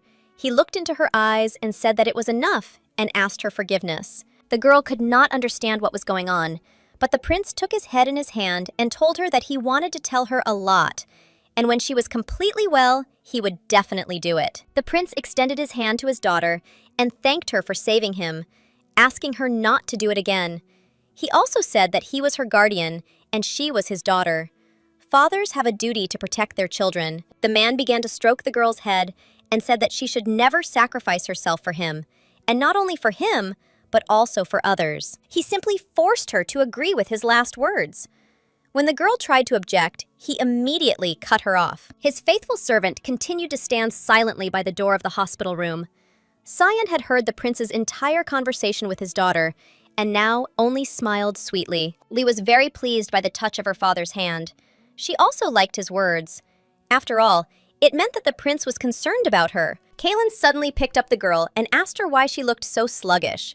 After all, the doctors had said that when she came to, her life would no longer be in danger. He was simply furious, deciding that these doctors had lied to him again. The girl immediately rushed to answer, so that none of the doctors would be harmed. She said she wasn't at all slow, but simply nervous. The girl thought the prince would have many questions for her, but as it turned out, he was the one who told her she probably had questions for him and looked into her eyes. Lee immediately began to think about what she should ask the prince. Nothing came to mind. Kaylin asked her if she wasn't interested in who he killed and what he did there. The girl replied that she didn't know for sure, but the man was bad, and that's why he acted that way. She added that he couldn't have attacked an innocent person. Her father continued to stand by her bed, and his adopted daughter thought he didn't touch the innocent, only those who had killed or were about to kill. These were his unquestionable rules, but she couldn't understand his reaction, and perhaps she had said something wrong. When the prince asked the girl where she came from and if she wasn't afraid of him at all, she told him that of course she was. But did he really expect her to run away screaming? The prince said that was excellent, and he couldn't help but ask. The prince recounted that, according to his son, she had told him that day that something would happen at the fortune teller's house and had asked the boy to take her there. That's why the prince asked how she knew he was there. The girl nervously clutched the fabric of her dress when her father said that this matter was not over yet, and she should tell him everything. His daughter was close to tears, having no longer expected this conversation to resume. She explained that she had seen the sheets of paper the prince had left in her room. After the question about the papers, she thought she didn't know the true reasons, but it was a fact. That night, Kaylin had left papers in her room that contained an important clue. This struck her as odd. Why would the prince, who was always meticulous and precise, need to leave clues related to the crime? The prince paused after her answer and said, "Ah, so that's it!" The girl was talking about the report about the traces left by women with red hair, but he still had questions. And one such question came from a servant present during their conversation. The butler asked the prince if their mistress could read. The prince thought these words made sense. He himself became curious as to how the girl had been able to read something from the sheets of paper scattered on the floor. That night, an incident occurred in the house of the red-haired fortune teller, which is located near the girl's alley. When the prince asked her if she knew this place, the girl replied that, yes, a fortune teller lived there, tall and powerfully built. Rumors also circulated about her, claiming she caught and devoured small children to maintain her magical powers. She told the prince that she'd seen familiar letters on those papers and thought he was there. As she'd said, the fortune teller's house was the only thing that united all those women. Lei told the prince that this was precisely why. Since she'd mentioned that house, she thought he'd gone there, and that made her feel sick. She wondered what would happen if the fortune teller devoured him. Then she woke her brother and asked him to come with her. The young man said it was impossible to believe. And not because he didn't trust her, but because it all seemed so much like a miracle. The prince thought for a moment and then said that it turned out that she had drawn conclusions, including the guess that he was most likely investigating this very case. The young man couldn't understand how the little girl had managed to do this. At first, she suggested that all three women might be linked by fortune-telling, and then, relying on sheets of paper scattered across the floor, she was able to locate the house where the criminal was hiding at the time. He decided that this was enough and told the girl that this was the end of it, but asked her not to do anything like that next time. The girl promised to listen to the prince's opinion from time to time, and that is why she would be forced to ask often, to which the butler replied that this meant that his mistress was very smart and perceptive. As the prince stroked her head again, Lee thought he'd misunderstood.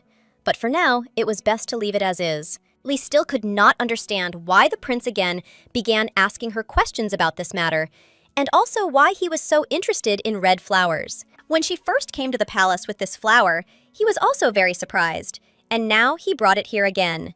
She was curious about its meaning. Lei decided that there would be no better opportunity for this, and asked the prince what this flower meant, and why every time he looked at it, he got a very strange expression on his face. The prince didn't know what to say to his young daughter. His servant watched this scene silently.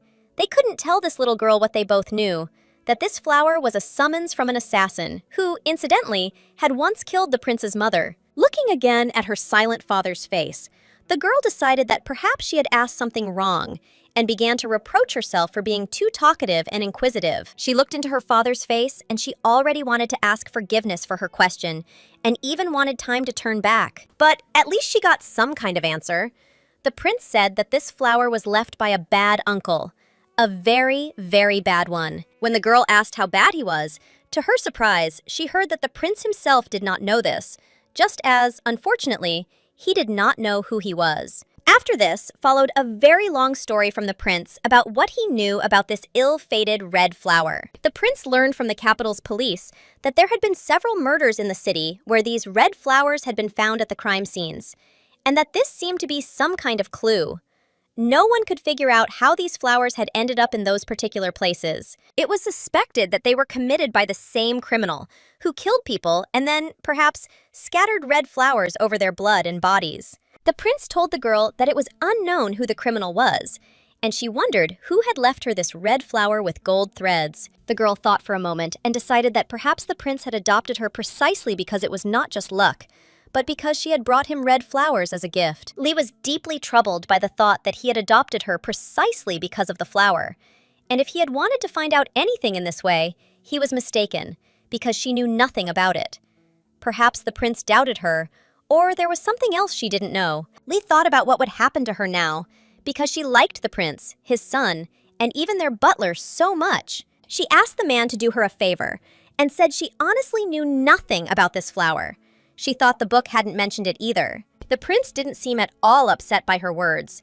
He merely remarked that the girl was indeed a very quick thinker. He began to stroke her head again and told her that at first he had doubted her, thinking that she knew something, but as soon as she began to help him every time he found himself in a difficult situation, he immediately changed his mind. Hearing this, Lei asked him if he had doubted her, but the prince objected, saying that he no longer did since she had saved his life.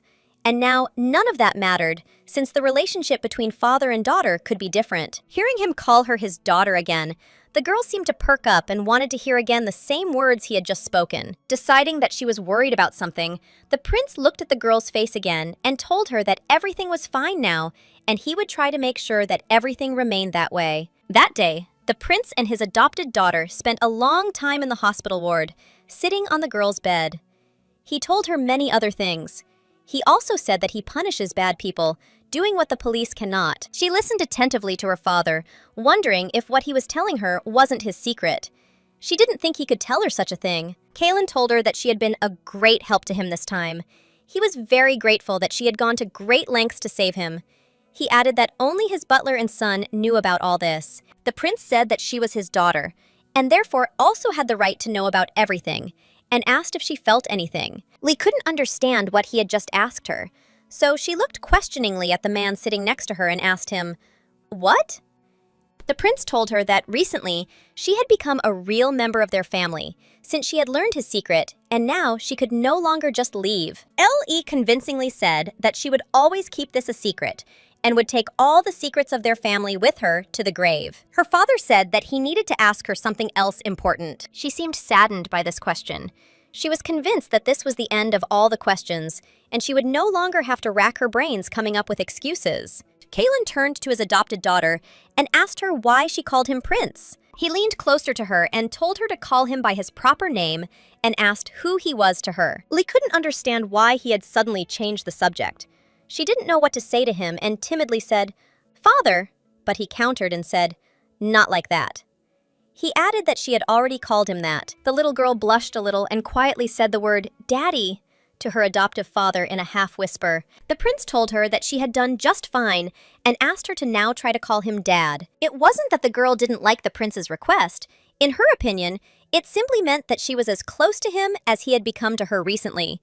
She was glad that their relationship had improved. When the prince asked where his son was, the girl replied that he was sleeping in the next room, and the butler added that yesterday, the gentleman spent the whole night next to the lady. Kaylin told the girl that she had the ability to charm everyone in the house, and asked his butler to call Jad. His servant bowed to his master and went to the room in which the prince's little son was now resting. After this, Kaylin picked up the girl in his arms, hugged her, and said, "Let's go home, child." How these words delighted her.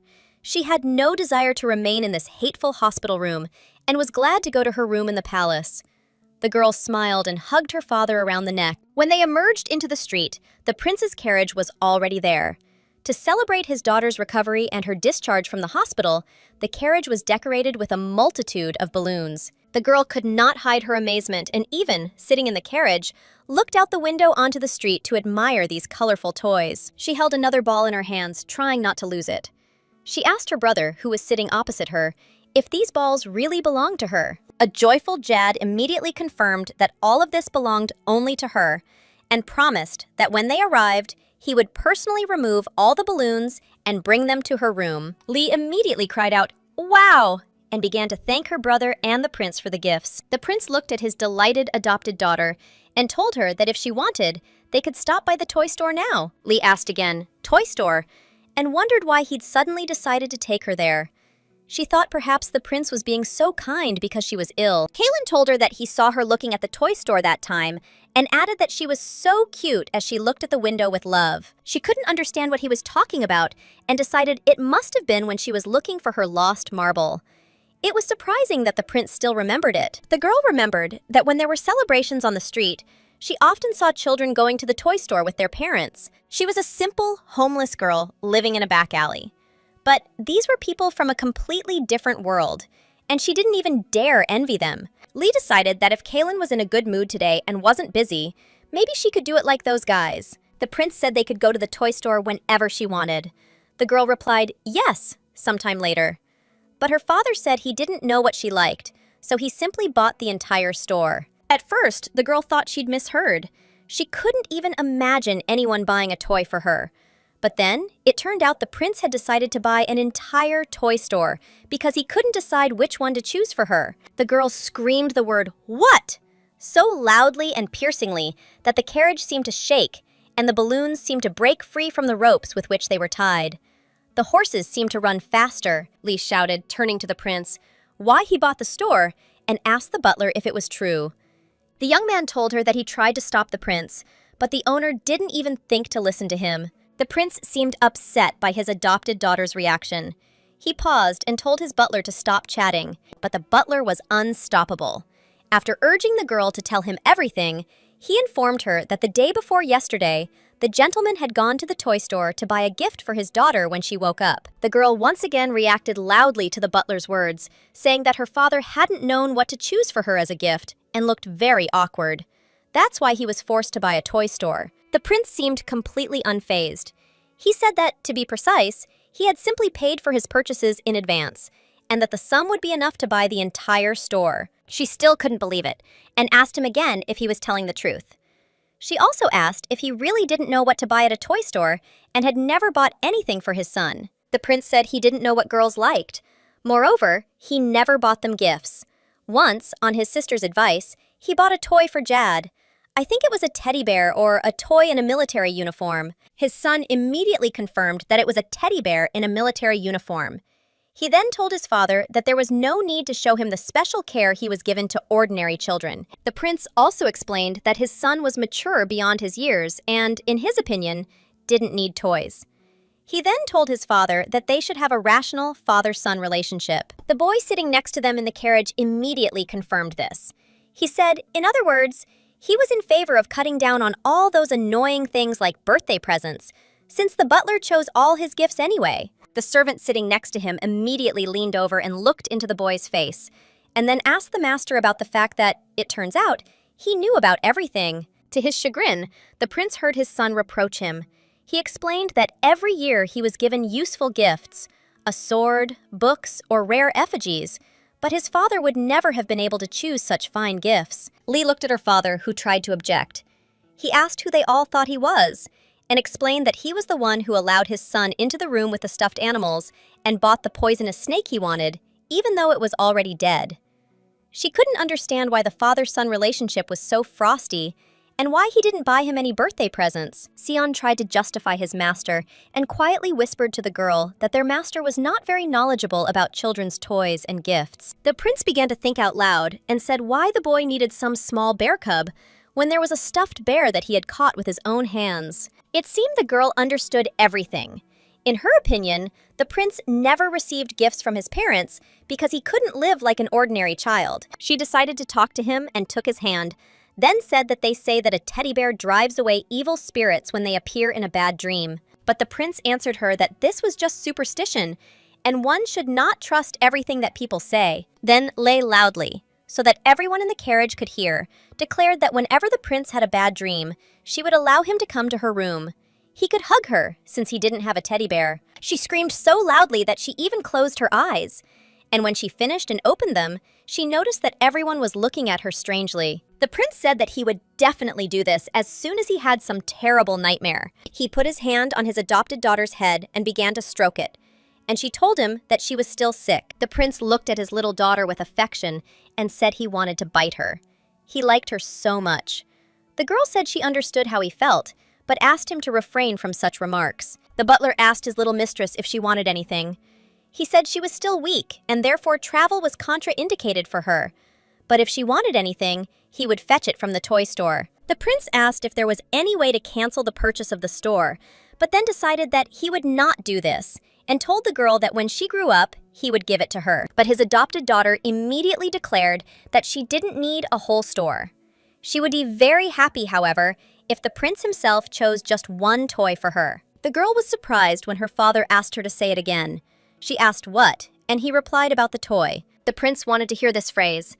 I will be happy if the prince himself chooses a toy for me. The man kissed the girl on the forehead and said that he was sorry that he had become a prince again and promised that he would buy her the best gift. She laughed and put her hand to the place where traces of her adoptive father's kiss could still be felt. It seemed the carriage was approaching their destination. They were almost home when the girl told the prince that he absolutely must return the store he had bought. The following days in the palace became simply unbearable for the girl. Her health was carefully guarded, she was not allowed to engage in ordinary activities, and it was extremely boring. The butler immediately told her to rest completely, and that she was not to get out of bed until the high priests and doctors arrived. Lee couldn't believe she was truly dying. She felt great and had no pain. Perhaps it was thanks to the high priests, but she wanted to move as much as possible. Her whole body was numb from lying down, and she needed to walk at least a little. That's why she moved to the edge of the bed. Lei jumped out of bed and began walking around the room to at least stretch her numb legs a little. She seemed to feel a little better, and she immediately decided to run barefoot near the window. But she must have overestimated her strength, because after a while she leaned over the floor, feeling tired. She decided that this wouldn't work, since her body had become so heavy. Since the girl was close to the window, she looked out of it and noticed that there was an unusually beautiful moon today. She couldn't tear herself away from the sight of the celestial body. She remembered that today was a full moon, and therefore the moon was larger than usual. Lei remembered how the prince had told her that from now on, he would sometimes listen to her opinion. But, unfortunately, she realized that she could not help him in any way, because she only knew the contents of that book before these events. She remembered her conversation with her father about that criminal, and thought that she would really like to know who this very, very bad man was. She would so like to help the prince. The stories she read from her past life only spoke about how the prince brilliantly solved crimes. Now, however, things were different. Some man sending red flowers exuded something sinister. The girl remembered that there was something suspicious in the book. The medicine the criminal used was said to be tasteless, odorless, and to be from a very rare plant. And now all the thoughts of the little girl, who could not sleep late at night, were turned to how the fortune teller from the poor alley could have obtained such a rare thing. The girl decided to air out her room and opened the window wide. She thought it would be interesting to know if the prince was thinking the same thing. She remembered him telling her, "Great! Now try calling me Dad." The girl thought more than once how great it would be if she had a father. She always understood that being alone was very lonely. And spending her days and nights on the street, she could not even dream of a family. But thanks to chance, her life changed dramatically. She found people who became a true family to her, and who, it seemed, cared about her too. The girl thought about how so many good things had happened to her lately, more than she had experienced in her entire life on the streets. Sometimes, it made her feel really scared. She had imagined many times what might happen if she called him Papa and something bad happened. Or suddenly he got tired of her, or she turned out to be useless. And because of this, the prince drove her away. Lee stood by the open window and thought about what the future held for her. She wanted to be of some use to the prince, so that he would need her and never be able to refuse her. And she couldn't think of anything better to do than simply pray, looking at the full moon.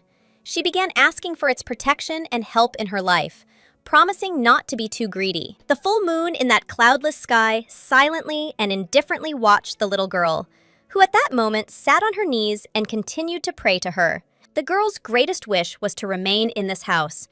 This is precisely what she now asked the heavenly body for. At this late hour, the little girl wasn't the only one to witness the full moon rise. A couple of other people were watching, and nothing good could be said about them. The man stood on the balcony of his house, gazing at the moonlit sky. He said they had dealt with the boy selling flowers. He had left the body in plain sight. The boy had been the fortune-teller's go-between and knew them by sight, so trouble could have ensued. The man continued to talk.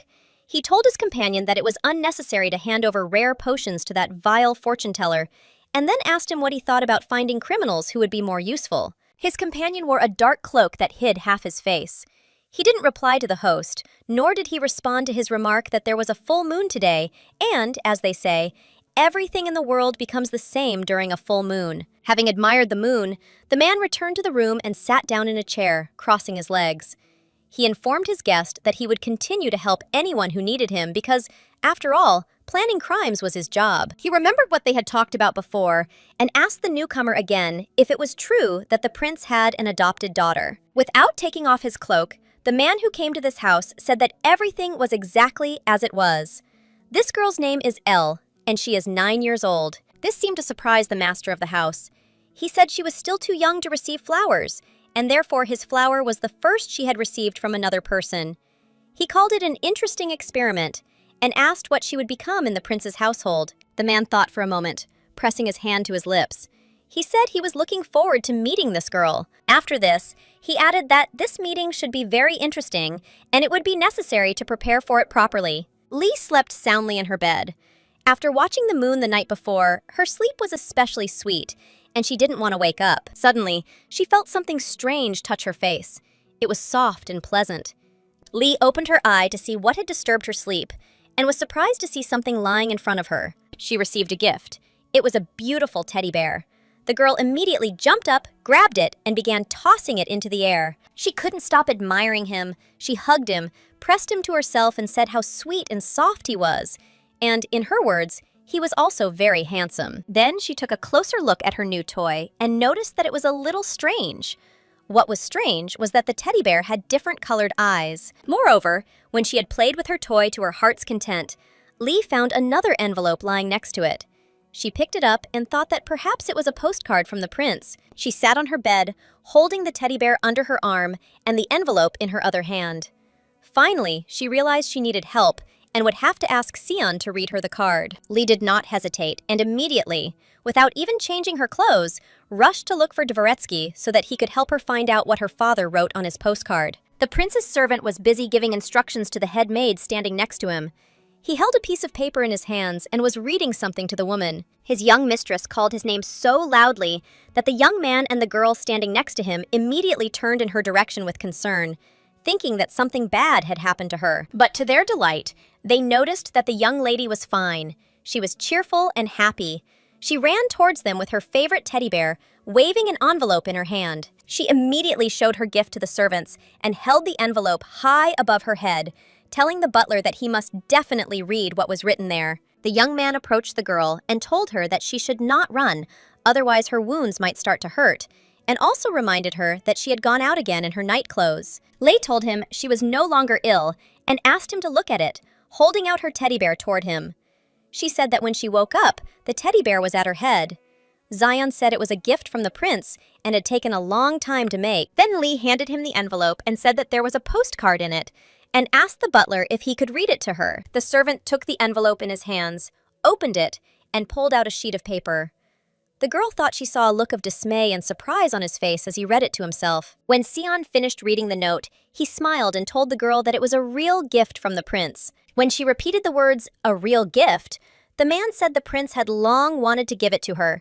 He handed her the envelope back and asked if she would like to ask the prince to read it personally, noting that he would be pleased. The girl was interested in what could be written there, and when she asked the butler about it, she was surprised to hear from him that her new name, which the prince had given her, was written there. Holding the note in her hand, Lee thought that she really didn't want to lose the name her mother had given her, and besides, aristocrats had very long names.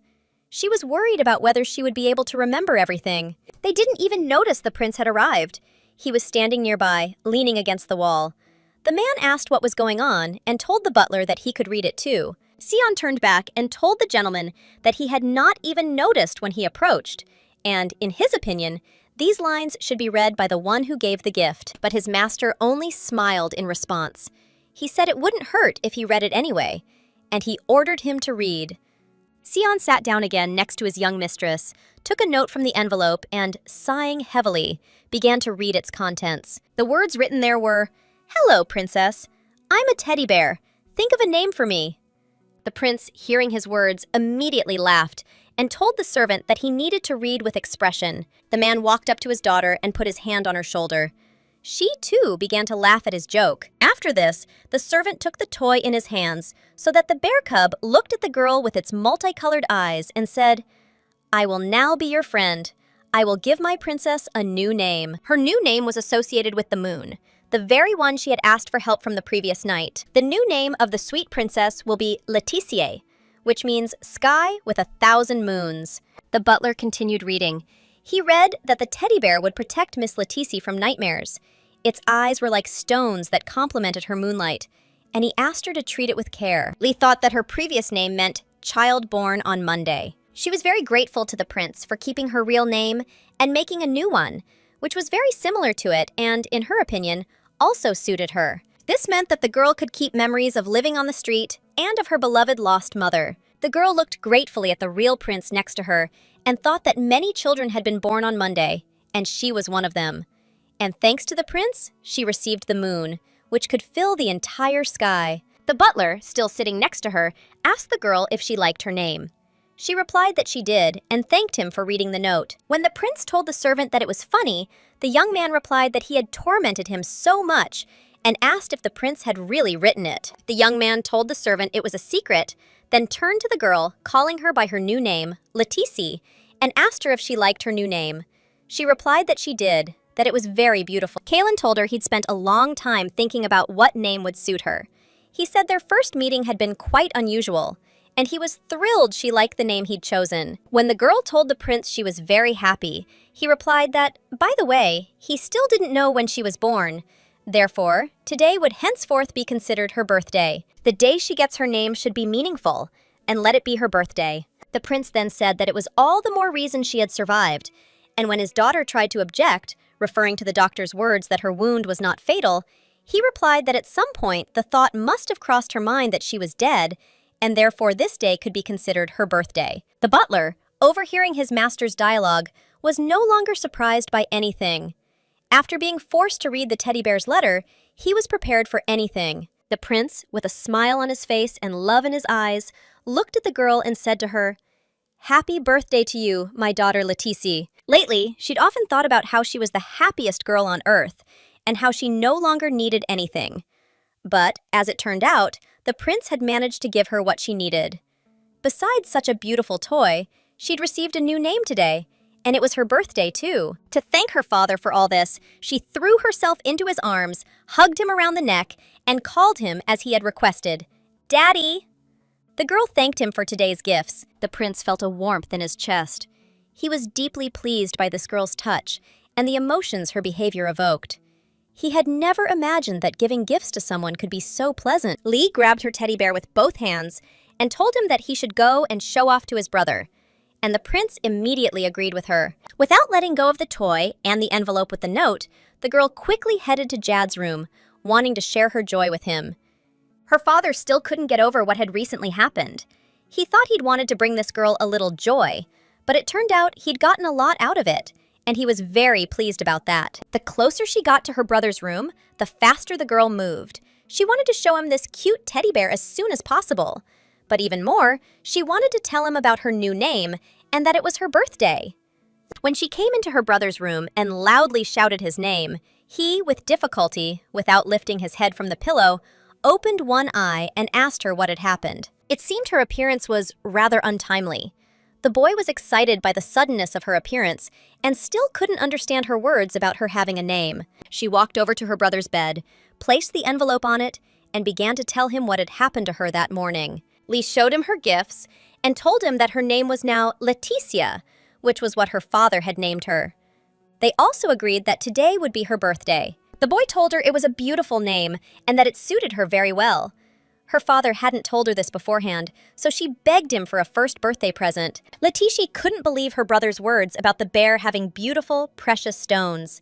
She was surprised to hear that these weren't just simple glass beads that served as his eyes. Jad took the little teddy bear from her hands, looked closely at its eyes, and said that it was indeed so. He pointed his finger at these eyes and told her that the red stone was a ruby and the blue one was a sapphire. The girl dropped the note from her hands, taken aback by what she heard. She couldn't believe the prince had given her such an expensive gift. But in her opinion, this was completely unnecessary. She even thought it was unacceptable. This is precisely what she decided to tell her father over breakfast. Lee told him she wanted to say something, and she said that it would be fine if it were an ordinary teddy bear, but she didn't want expensive stones.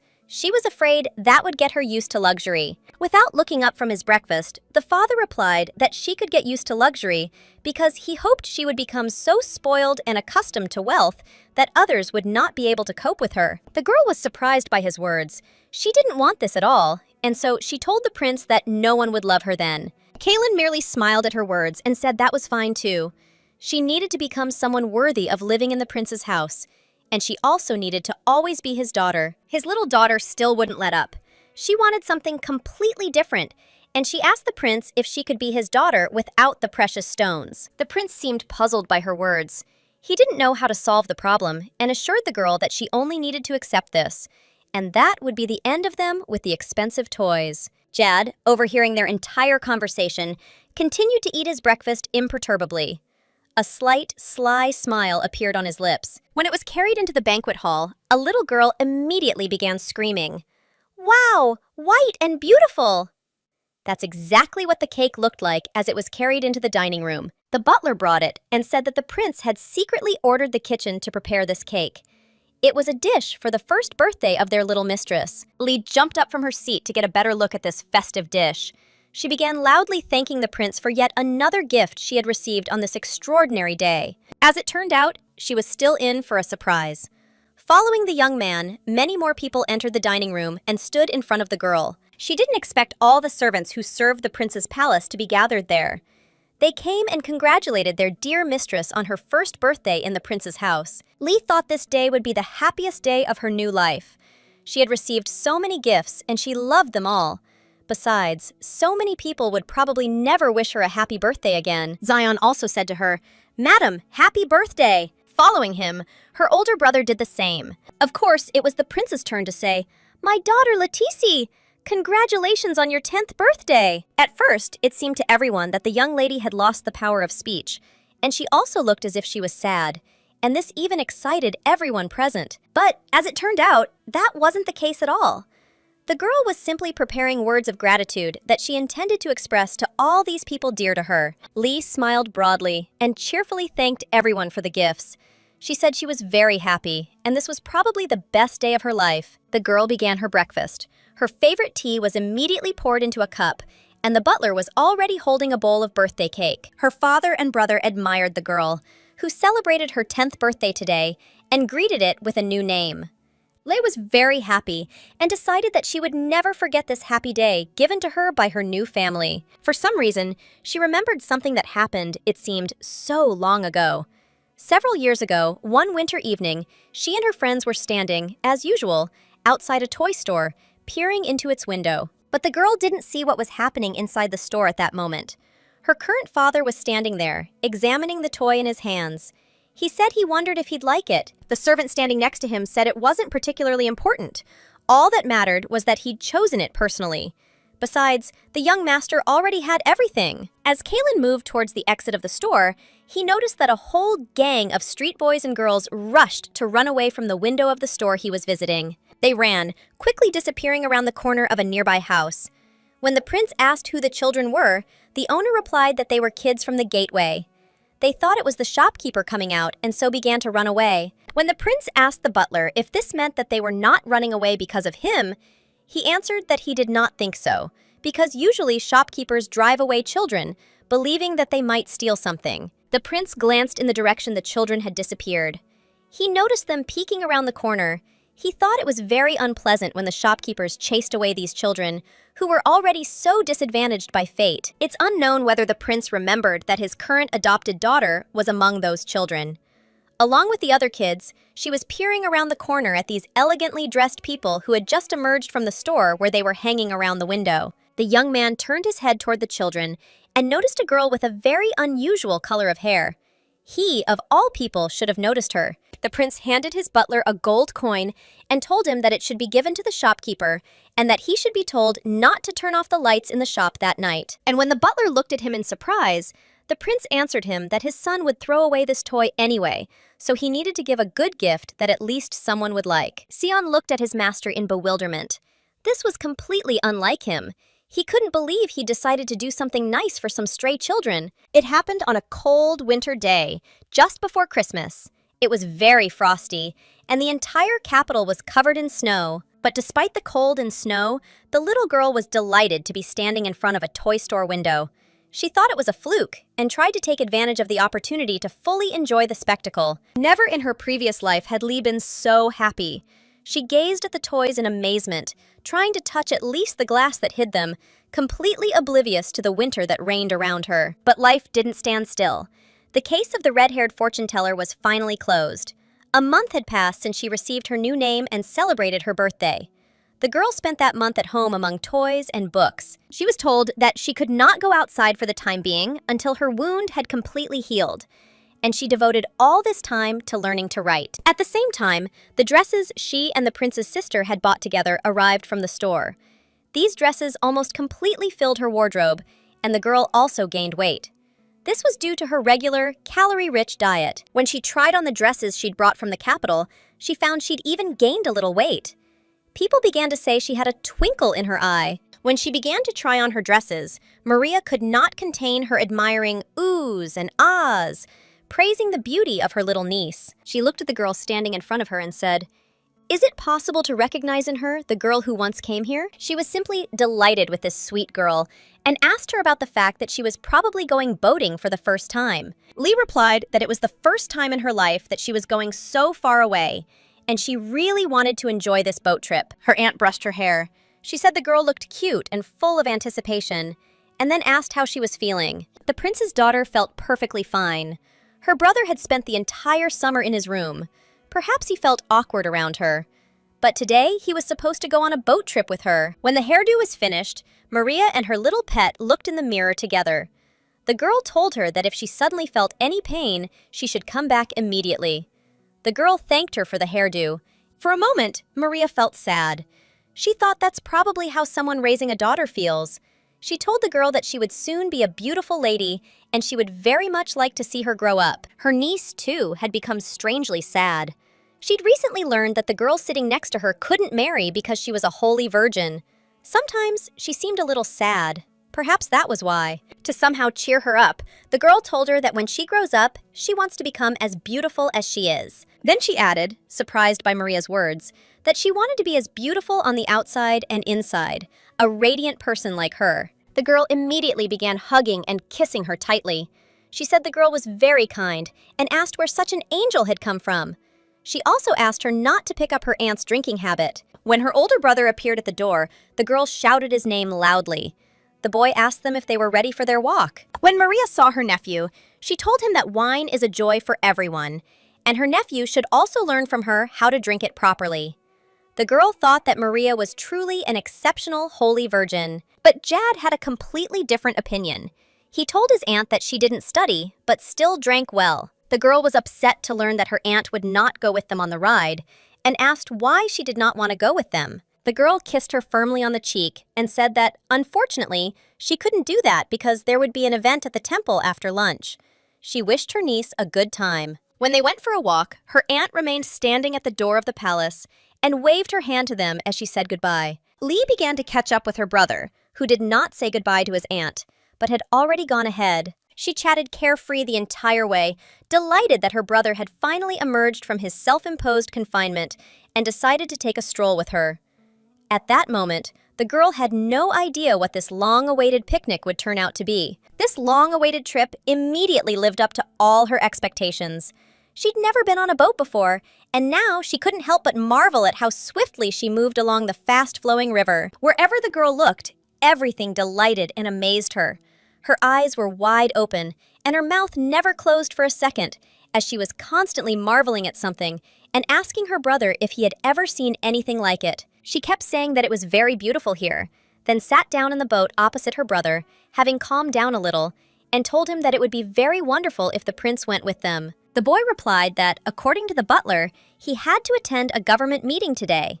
Although his position was low, his presence at the meeting was mandatory. The girl remembered the prince's face at the moment they said goodbye, and it was clear from his face that the prince was also sorry. Lee was a little sad that her father and aunt weren't with them.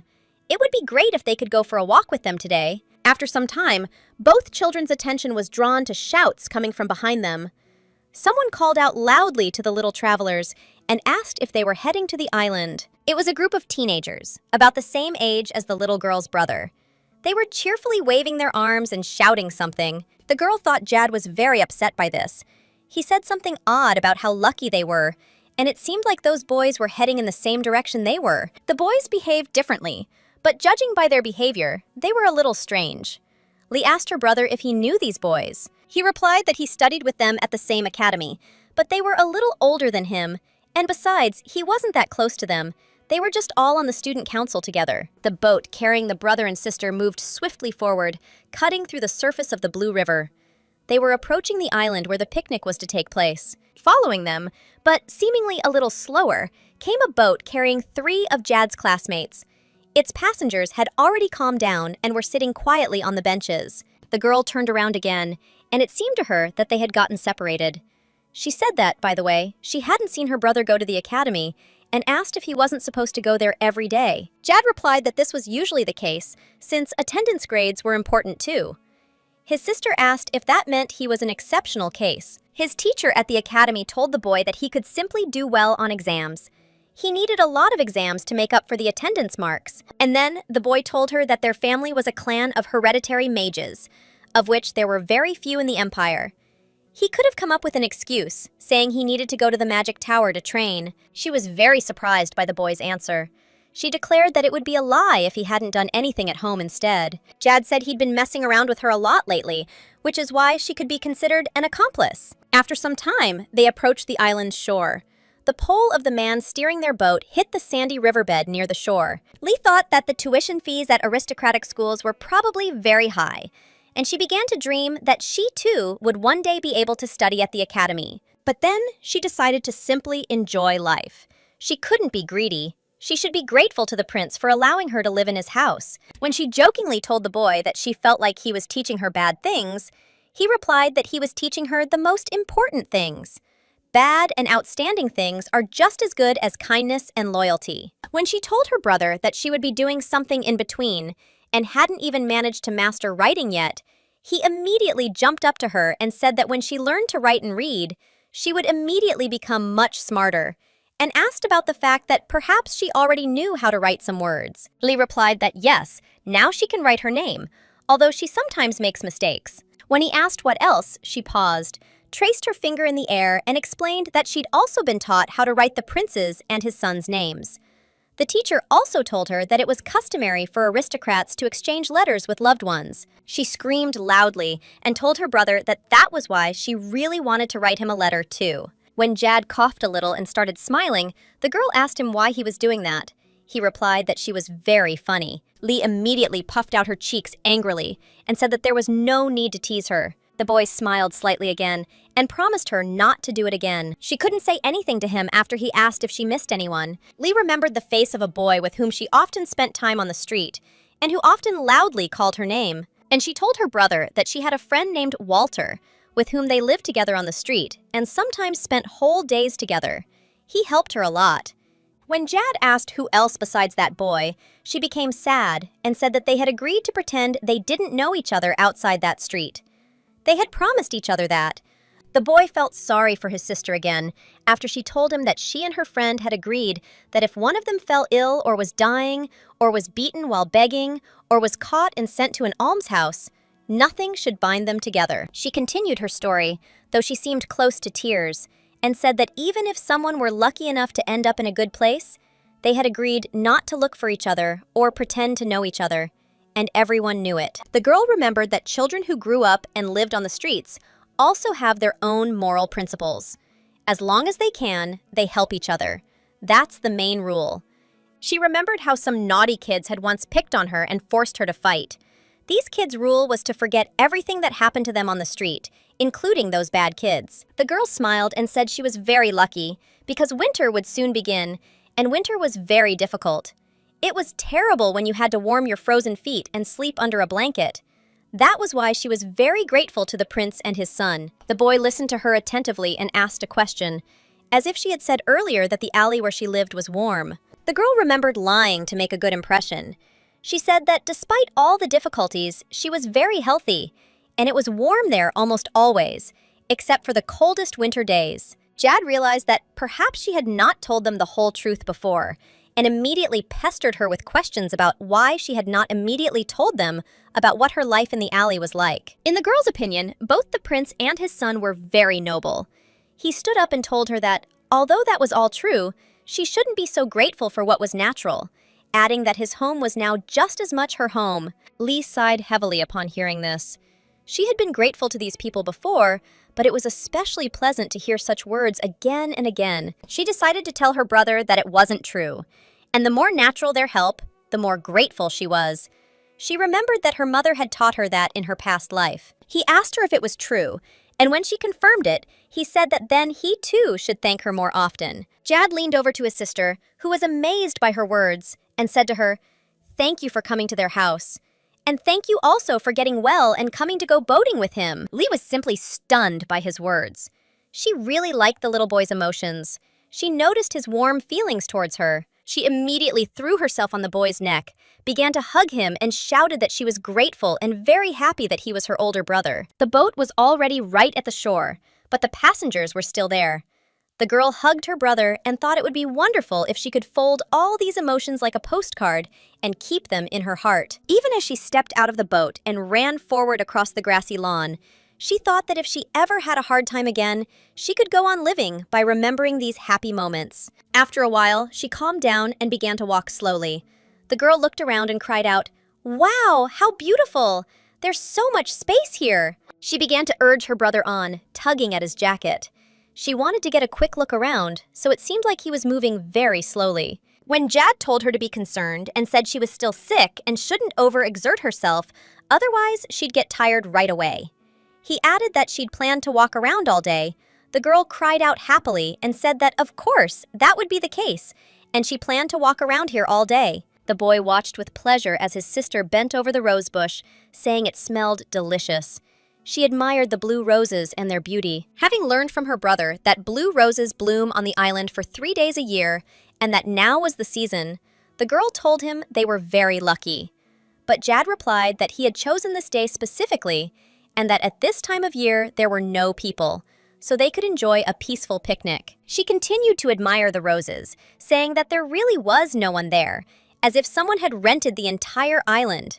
And if they were such rare flowers, shouldn't there be plenty of people here? The boy asked her to be careful with the thorns and said that there were bad roses about these blue roses. When Lei asked what these nasty rumors were, he picked up a flower and said that the poison of the blue rose could drive a person mad.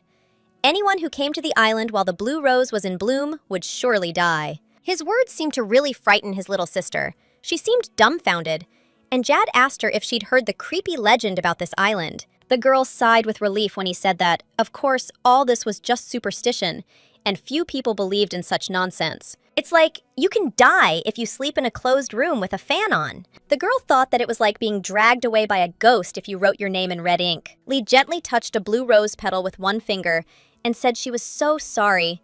They were so beautiful. Why were there such terrible rumors about them? Jad replied that the bodies of people who died suddenly had been found here twice, and it had still not been possible to determine what caused their death. After these words from her brother, she again became very scared, and although he carelessly touched the bush of blue roses, the girl trembled and hid behind his back. Jad smiled slightly at her and said that this was where the bodies of these people were found, and, pointing his finger forward, said that it was precisely in these thickets that this happened. After these words, she seemed to experience an unpleasant sensation. She became completely alert and seemed to start trembling slightly. Her eyes and face also changed color. Her brother finally decided to tell her the truth. He said that, frankly, those roses turned blue for a reason. The explanation turned out to be very simple. Their color was changed by crystals buried in the ground nearby. The girl sighed with relief. Her brother told her that until it was discovered, there was a belief that they contained poison that made people go crazy. But in fact, there was no poison in them. At that moment, they heard someone calling them. It was the servant who had arrived with them and was now informing his master and mistress that they had everything ready for dinner. As the children headed toward the servant's office, they encountered Jad's classmates, who were already sitting on the lawn eating lunch. One of them told the boy they hadn't seen him in a while, as he hadn't been seen at the academy lately, and asked how he ended up there. The boy confirmed that they hadn't seen each other for a long time, and said that he thought the place should be deserted today, so he came with his sister to admire the flowers. His words surprised the boys greatly. They immediately began to look at him in amazement, trying to spot the person he had mentioned. They had never heard of him having a sister. The girl was very afraid of strangers. Perhaps she had often seen mean rich people in the alley where she used to live, and that was why she was still wary of young aristocrats. These people looked the same, so she decided to hide. Lei peered out from behind her brother's back with one eye and thought that if he decided to introduce her to his classmates, then he would still have to greet them because it would be impolite. She heard Jad tell them their meeting was fate. Then he said it was nice seeing them, wished them a good day, and clarified that he meant separate from him and his sister. He moved toward his servants. Immediately behind him walked a girl who couldn't help but wonder, is this even possible? They couldn't get away from these impudent fellows quickly. One of them rushed up to them and told Jad that he was still as abrupt as ever and asked to at least give them a chance to say hello to the young lady. All three young men stopped in front of the disconcerted girl and her outwardly calm brother. Jad sighed slightly and, deciding to introduce his sister, told them her name. Lei felt shy and blushed, but she overcame herself and said to the boys standing in front of her, "Hello, my name is Leticia." She thought these young men were crazy. They shouted their names so loudly that it even made her ears pop. They turned away from the discouraged brother and sister and immediately began to discuss her, saying that she was so cute and wondering why the prince had such a pretty daughter. Then the young men began approaching them one by one and stating their names. The first to approach was a rather pleasant-looking boy who said his name was Rian. Lee was surprised to see him. She felt like she had seen him somewhere before. The second was a cheeky fellow who said his name was Furzy. He added that he was 3 years older than Jad and bowed deeply. The girl was forced to bow to him in response and said to him, "Hello." When he turned around and started walking away from them, the girl thought he was acting strangely, but she couldn't understand what exactly had happened. The third young man approached the girl and gallantly took her hand. He said his name was Jex. This one said that he thought a fairy had appeared in the flower field and was already preparing to kiss the little girl's hand. But this young man was destined to be disappointed. The next moment, the little girl's hand literally slipped from his. Jad grabbed his little sister under the armpits and quickly lifted her up above his head, and thus her hand was freed from the young man's grip. Instead of kissing the little girl's hand, he kissed his own palm. Jad continued to hold his little sister up and asked for forgiveness for acting this way, but his sister is very afraid of strangers. It seemed these cheeky fellows had no intention of calming down. They started laughing loudly and kept repeating that it was just that he had such a cute little sister. The boy said that's exactly it. She's very cute, but he can't touch her. Otherwise, there will be problems, and he himself might cause them. Elle, sitting in his arms, told her brother that he had some real jokes, but looking at his face, she thought it seemed like he wasn't joking at all, and that he was very serious. The brother and sister approached a place where the servants had laid a lavish dinner for them. The servants told them they would come for them a little later. They walked a little further, turned around, and said they would see each other soon, but in the meantime, they asked the children to enjoy their breakfast outdoors. Lee immediately took advantage of this opportunity and began eating right away. Her mouth was simply stuffed with delicious food. In her hands, she held a thick sandwich that she had already bitten into, which after a short walk seemed like a real delicacy to her. When her brother, who was sitting next to her, asked her if it was tasty, she replied that it was very tasty and that this sandwich had everything she liked. The brother began pouring tea from the teapot and said that he had finally decided to spend time with his sister. And then such a coincidence happened. As it turned out, the impudent fellows had started following them again and were approaching. Jad waved at them and said, "Have a cup of tea and move on." The loudest of the boys wouldn't calm down. He started pretending to cry and said that for once such a coincidence had happened, and he was so cold to his classmates. The boy replied that instead of going to school, they had come here to test their courage. The other boys immediately started saying that Jad had a very sharp tongue. Another said that he had stopped him. He didn't want to come here because he was afraid of the blue rose's curse. Another immediately said that he liked blue roses. The girl couldn't take her eyes off one of the boys. She thought it was very strange.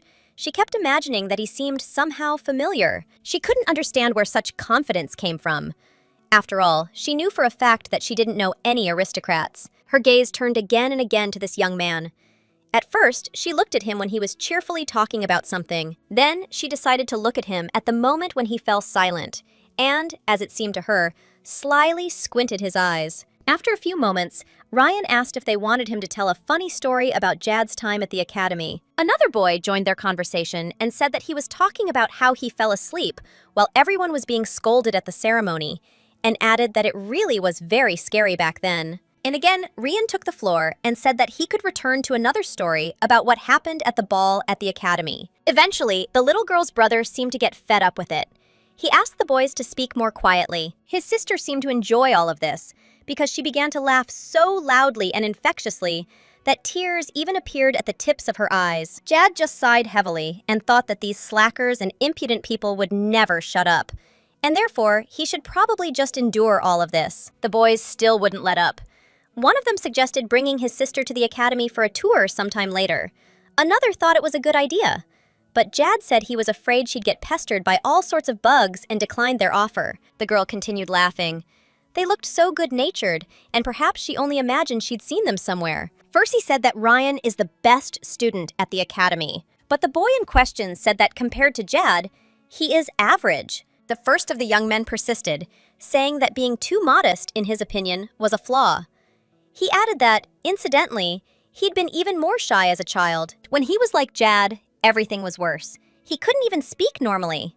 It seems like when they were about 15, Ryan suddenly seemed to become a different person. Ryan started laughing and said that he had simply changed thanks to their friendship after the boy said that he thought he had eaten something bad. But then he became like he is now. Jad decided to hint to these young men that it was time for them to leave and nodded his head in the direction of the things collected nearby. First, he told the girl that when she made her debut in high society, she should come to a ball at his house. But his friend just patted him on the shoulder and said that a ball in his house was too much. His house would be more suitable for the first ball. Lee watched all this, and she felt as if she were being treated not like a child, but like a lady of high society. Her brother, standing next to her, said, "What debut? She's still young, and besides, where she should go first is something he and his father would decide." Hearing this, the girl seemed upset and asked her brother if his words meant that she couldn't go anywhere. The boy replied that when she grew up, she would be able to choose for herself, but only if these were safe places. She was very pleased with her brother's answer. She laughed loudly and said that it was wonderful, and she would look forward to the moment when she would be given the opportunity to go out into society. Fercy still wouldn't calm down. He burst into tears and asked how it was possible that such a little girl could turn out to be such a beauty. Jad was getting pretty fed up with all this. He told her, as sternly as he could, that it was time to stop talking like that about other people's sisters. The young man immediately looked at the prince's son and said that he seemed completely different from himself. A friend standing next to him confirmed this, adding that it was the first time he'd seen him like this. He'd always been arrogant and cold before, and this seemed to indicate he was behaving differently with his family. The girl thought she wasn't his sister, but perhaps it was because of the blue rose. She looked at the noisy young men and thought that this definitely wasn't about her brother. At this point, the third, the most silent of the young men, announced that he wanted to go admire the roses, and he would like to pick some roses for his sister, which she liked very much. His friends immediately looked at their companion strangely, and the girl noted that he said the word liked. First, he looked even stranger. He seemed to darken and his expression changed dramatically. His eyes became sad, and he asked the young man if he wanted him to go with him. Ryan turned around and said that wasn't necessary. He wasn't such a fool as to accept such legends, and the blue rose was too close to his heart.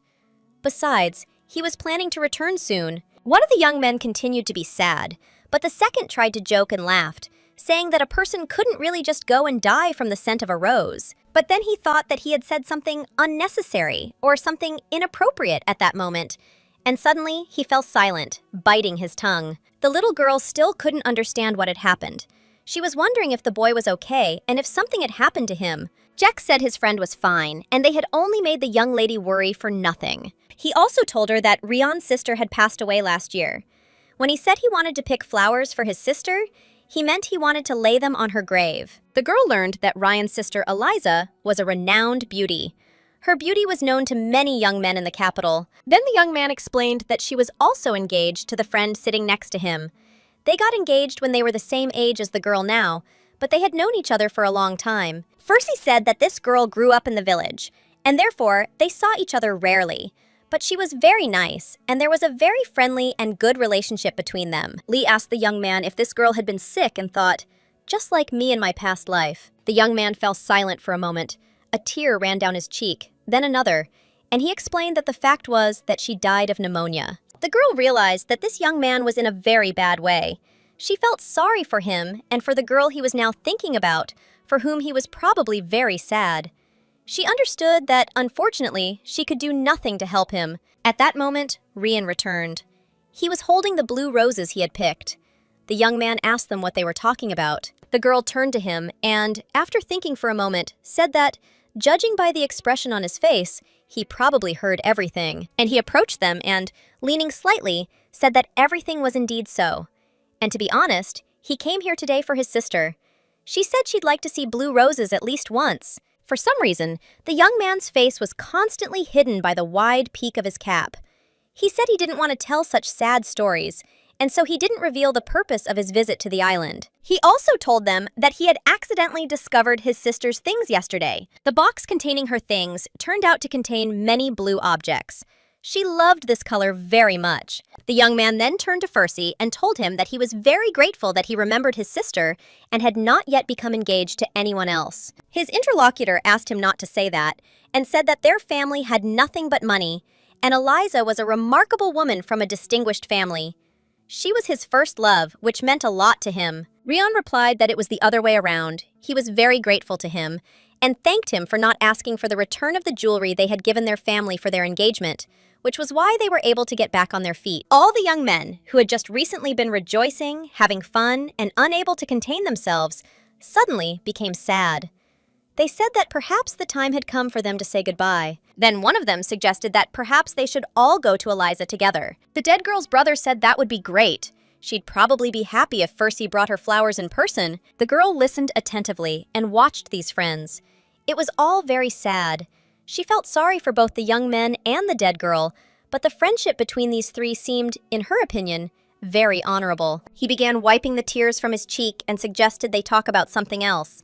He immediately asked the girl if she was interested in learning about life in the capital. Lee immediately answered him that she knew little about it and, to be honest, she had rarely been there. The young man standing before her told her there were many good places there.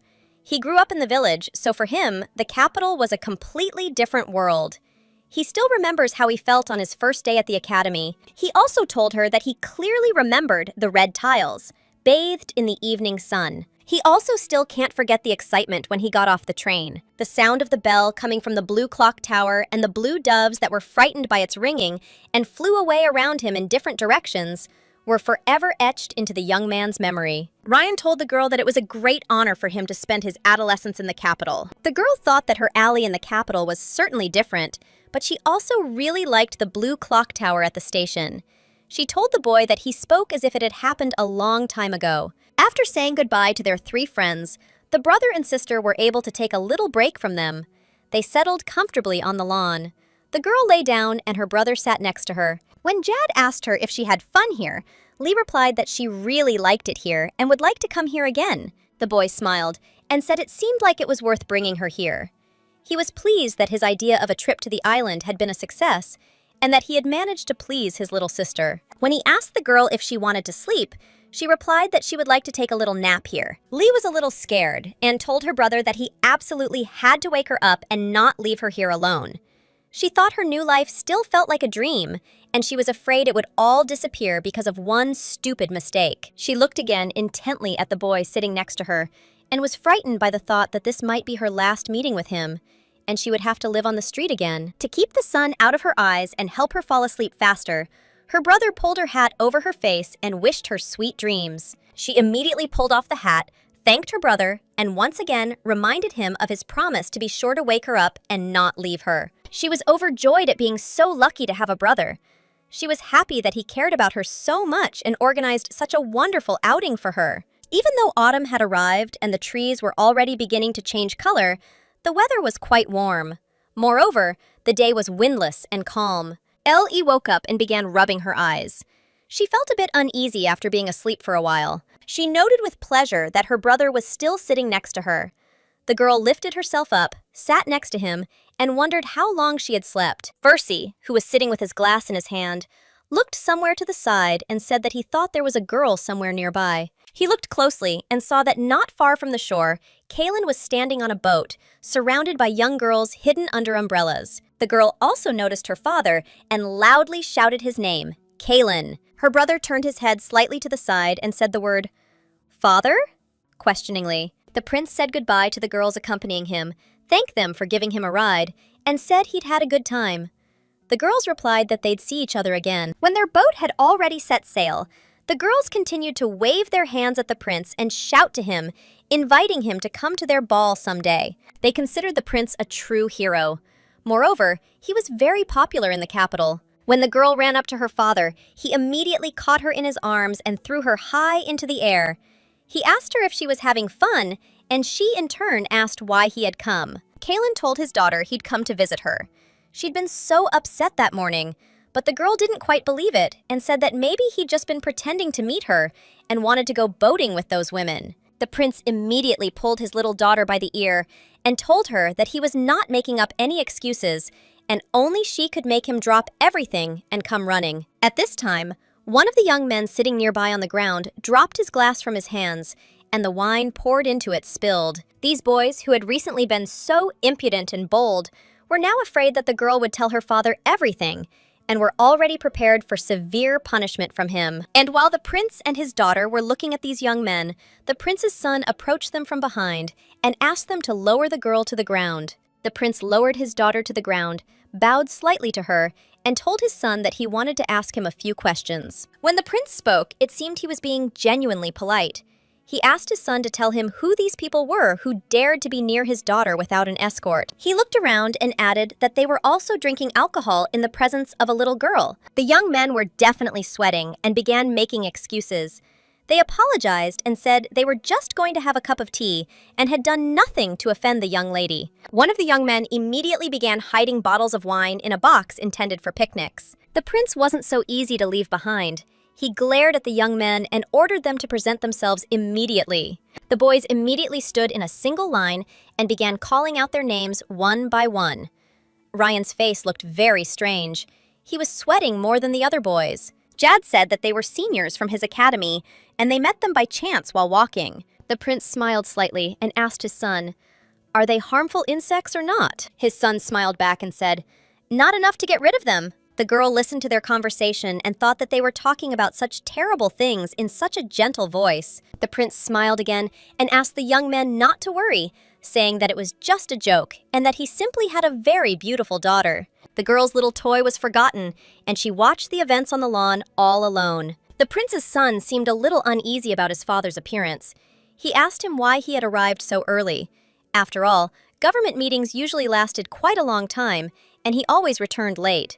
He also said that it wasn't out of jealousy that the brother and sister had decided to spend time together. Kalen sat down next to his daughter and asked her to move a little closer, then told his son that His Majesty hadn't been working as hard as he had lately. That was probably why he'd finished early. When the boy told his father he was curious whether this wish was his or someone else's, the prince said nothing. He turned to the three young men sitting in front of him and said he was glad to see them, asking what they had discussed. One of the young men continued to be sad and silent the whole time, and his friend said that they were telling the young lady about life in the capital. The prince immediately cut him off and said, "What's with that expression? If you have something to say, you should say it." The girl thought she thought they were both afraid and, at the same time, somehow amused. Percy stood up, apologized, and said he thought he needed to go for a walk.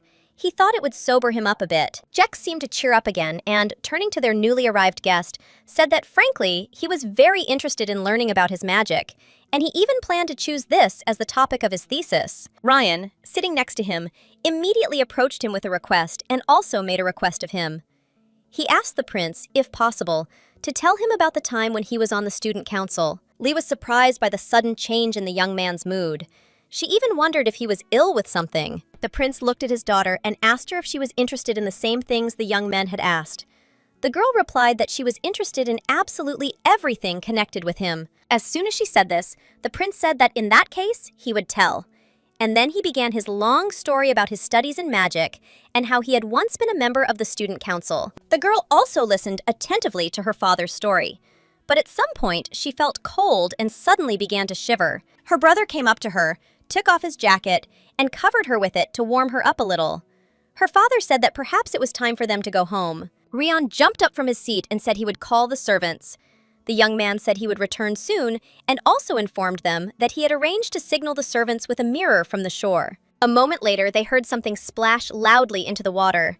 When they looked toward the river, they saw strange circles spreading across its surface. The girl became curious about these strange sounds and what caused this gurgling. When one of the boys said that there were many water birds on this island and perhaps one of them was the cause of these sounds, the girl realized that she had absolutely nothing to worry about. Rian was just hiding his mirror and answered in the affirmative when his friend asked if the servants had seen his sign. The prince's entire family continued to sit next to him. They watched the young men begin to gather their belongings. One of the young men remembered that, for some reason, their friend, who had gone for a short walk, had been gone for a long time, and said that perhaps he had become very drunk. Ryan said that maybe it would be worth going and getting him, because when he drinks, he starts to have severe mood swings. And I'm a little worried about him. When the young men began to talk about Percy possibly going rose picking, the girl jumped up and said that the prince had never seen blue roses before, and suggested they go look at them before heading home. She immediately volunteered to show them to her father. She immediately lifted the prince from his seat and dragged him along, holding his hand. She kept urging him on, telling him how beautiful the flowers were. The prince was lost in his own thoughts. He was thinking about how this girl's mood and well-being could suddenly change. Just recently, she was shivering from the cold, and now, as if nothing had happened, she was pulling him to look at some flowers. But suddenly, something changed in the prince's gaze. His eyes seemed to take on the appearance of a bird of prey. His pupils turned red, and he seemed to become very angry. His daughter also noticed these changes. She began to look at her father's face with alarm and fear in her eyes. She couldn't understand what had caused the young man's behavior. She stopped and looked at the prince. As it turned out, her older brother had exactly the same face. They both looked preoccupied, and she couldn't understand why they looked like that. The girl turned her head in the direction her family members were looking, but couldn't comprehend what had happened. She peered intently, but couldn't figure out what had caused the prince and his son's mood to change so abruptly. Then Jad approached her, pressed her head to his chest, and told her not to turn around and not to look in that direction. Still baffled, the girl analyzed the reasons for this strange behavior. She was still impatient to find out what had happened there, and she decided to take a peek in the direction where her brother had advised her not to look, and was horrified to see it. She saw a body lying on a blue rose bush. It wasn't moving, and she thought it might be Percy. The girl was still in her brother's arms, and he asked her father if it was suicide. The prince didn't answer his question. He crouched down next to the rose bush where the young man's body lay, a sharp knife in his hand. It seemed the prince had decided to investigate the matter. The man continued to sit silently next to the body of the young man lying next to him and did not answer his children's questions. His daughter was surprised to see the prince smiling at the time. She would very much like to know what he was thinking about. Kaylin told his daughter that she should now step aside, count to 3, walk 10 more steps, and then shout. She should call out to the other two and not look over there, while he and her brother examined the body. The girl was frightened by the body of the man who had so recently been with her and enjoying life. She said she would fulfill her father's request immediately. And while she walked away from this terrible place in the direction of the other youths, the prince and his son stood over the body of the murdered man. The boys continued to pack their things after the picnic and were very surprised by the cry of a little girl that trouble had happened. Rian immediately asked her what happened. His eyes looked frightened. I raised my hand and pointed my finger towards the rose bush and shouted that it was there. The young men seemed terribly frightened. They looked terrified and couldn't utter a single word. When they approached the rose bush, they saw the body of their friend there and, stumbling and stuttering, asked the prince what had happened. Kaylin told the upset boys that he had just inspected the scene and, judging by the wounded wrist and the bloody knife, it looked very much like suicide. Ryan approached the prince's son and, taking him by the shoulders, said that the young man could not commit suicide, and this could not happen because he had his whole life ahead of him. The second young man sat down near a bush and said that they had been together all this time and there was no one else here. The shore where the boat could land was also only in the direction they had been. The little girl listened attentively. She decided the young man was trying to tell her that it was definitely suicide. She began to wonder if it could be any other way, and he hung his head low and said that it was all because of him and because he started talking about his sister. First, he must have had a hard time about it, and he only pushed him. Lee thought it was probably an impulsive suicide. That was certainly possible, but she couldn't fathom why it had happened today, exactly a year after her fiancé's death. She looked at her father, who continued to examine something near the rose bush, and thought that the young man had even been joking before the conversation turned to his fiancé. When her father extended his hand to her and asked if she was scared, the girl thought she had seen the dead so many times before, but the story she had read in the book had long since ended. She was saddened by the fact that, unfortunately, she knew nothing about the contents of the story she had once read. She truly knew nothing and couldn't solve this puzzle. Jex turned to the prince and told him that he did not want to offend him in any way, but Fercy's body was discovered by the prince and his family, and before the three of them decided to take a little walk, they were all together. Kaylin calmly replied to him that there was no need to suspect them of having plotted, killed the young man, and called his friends, despite the fact that all sorts of rumors were circulating about their family. The girl wondered what these rumors were, and in the meantime, her father said that if you look at the amount of blood and the hardened clots on the rosebush, it becomes clear that death occurred at least 30 minutes ago. The prince turned to the second youth, who was surprised by his words, and said that he thought his name was Ryan. It turned out that when he went to the river to signal the servants, their friend was dying at about the same moment. Then the prince said it looked very much like the perfect suicide. In principle, one could say that everyone present here was innocent, and although he was neither a doctor nor a detective, the police would come and sort it out themselves. The girl looked at the young man comforting his friend and thought that she had this strange feeling, as if they had missed something, as if it had not been suicide. She still couldn't understand why she was so confident about this, but the same thought kept spinning in her head that she hadn't noticed something. Her father noticed that something was wrong with the girl and asked her if she was in any pain. Her thoughts were occupied with something else, and she only looked at him in bewilderment, and the prince said that he asked her if she was feeling well. The girl had already decided to say that everything was fine with her, although in fact, this was absolutely not true. She felt that something was happening to her. The prince also saw that something was wrong, and he put his hand to the girl's forehead to check if she had a fever. His worries weren't unfounded. The girl realized it was happening to her again. Just like a couple of times before in this life, a vision seemed to appear before her eyes. She couldn't understand why it was happening again, and she simply braced herself to endure it. She didn't know what it meant and was transported to some new place. The girl saw a sheer cliff against which the sea waves were crashing. Then she saw a girl and a boy watching her. He shouted at her, calling her to come to him. When the boy told her that she was there, the stranger asked him why he appeared in different places. I still couldn't understand whose memories these were, but I was sure that it was very important and somehow connected with recent events. Through the eyes of someone, she saw a boy in front of her, but unfortunately, it was the back of his head, and therefore she could not make out his face. But then, as if through a kaleidoscope, she saw many faces of the same boy, but his details were blurry, and she still couldn't make any effort to understand who he was. Then she heard someone calling her name, and her vision ended.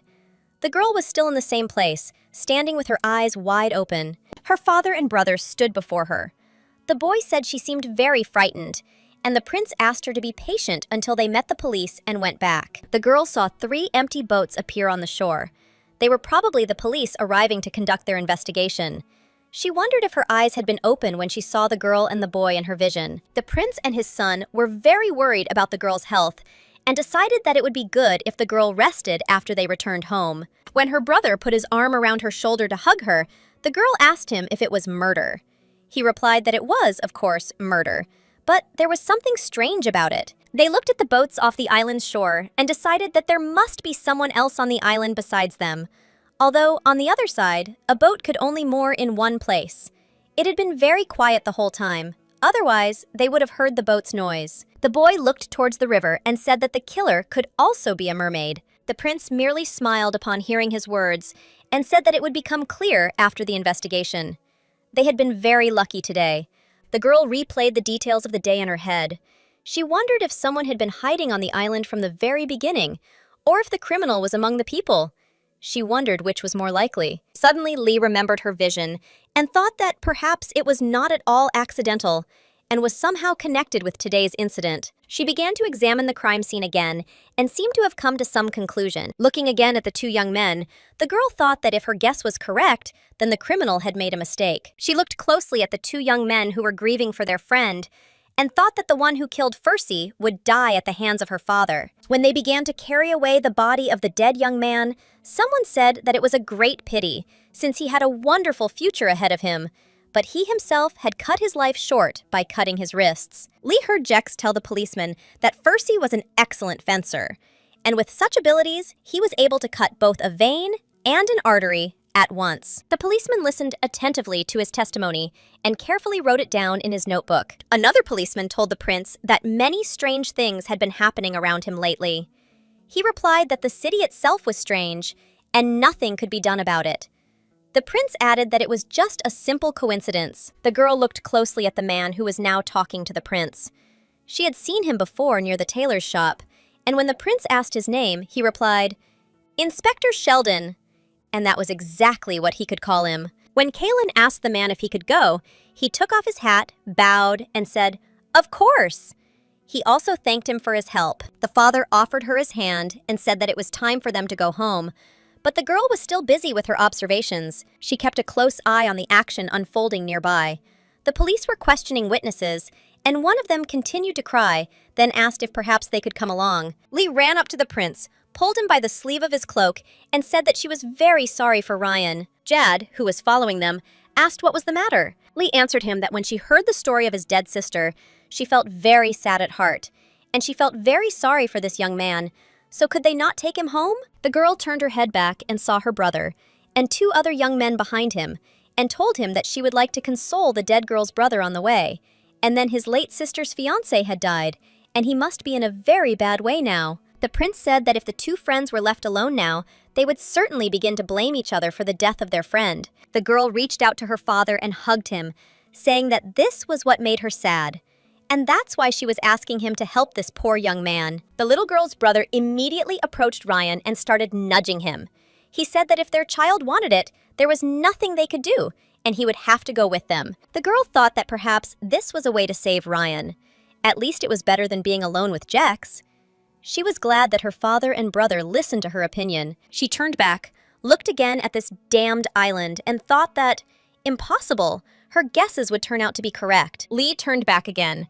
The police were still sifting through the area, searching for evidence of the crime.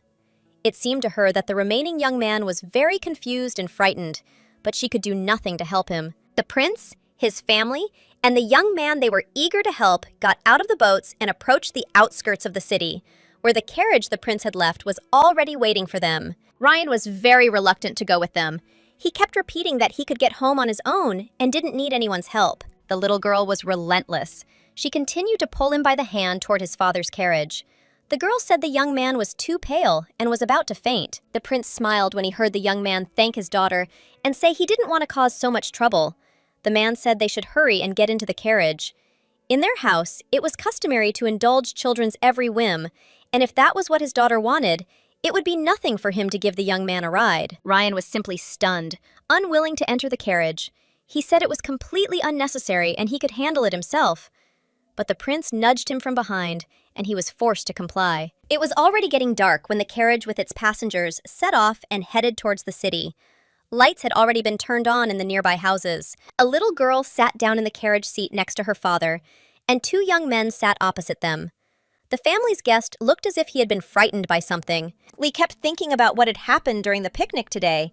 She couldn't shake the feeling that she'd missed something important, and now she was looking for an answer to that question. When she looked at her father's smiling face, she thought he had an expression as if he was asking her if she knew any funny stories. The girl looked at the young man, now sitting in the carriage next to her brother, and thought that he had killed his friend today with a very simple trap. She was interested in two questions. Why did he do it? And why did he use this method to kill him? The girl kept her eyes on him, very curious. She hoped that her guess about this reason would also prove correct. Lee would really like to tell her father everything. Otherwise, she will feel uneasy. She was sure Kalen was a fair man, but he wouldn't listen to everyone's personal stories. That's what the book said. To her regret, she did not know how it all ended, but the content of the novel was quite sad, and in the book, the prince was not a happy man. The girl looked out the carriage window and thought the area looked quite familiar.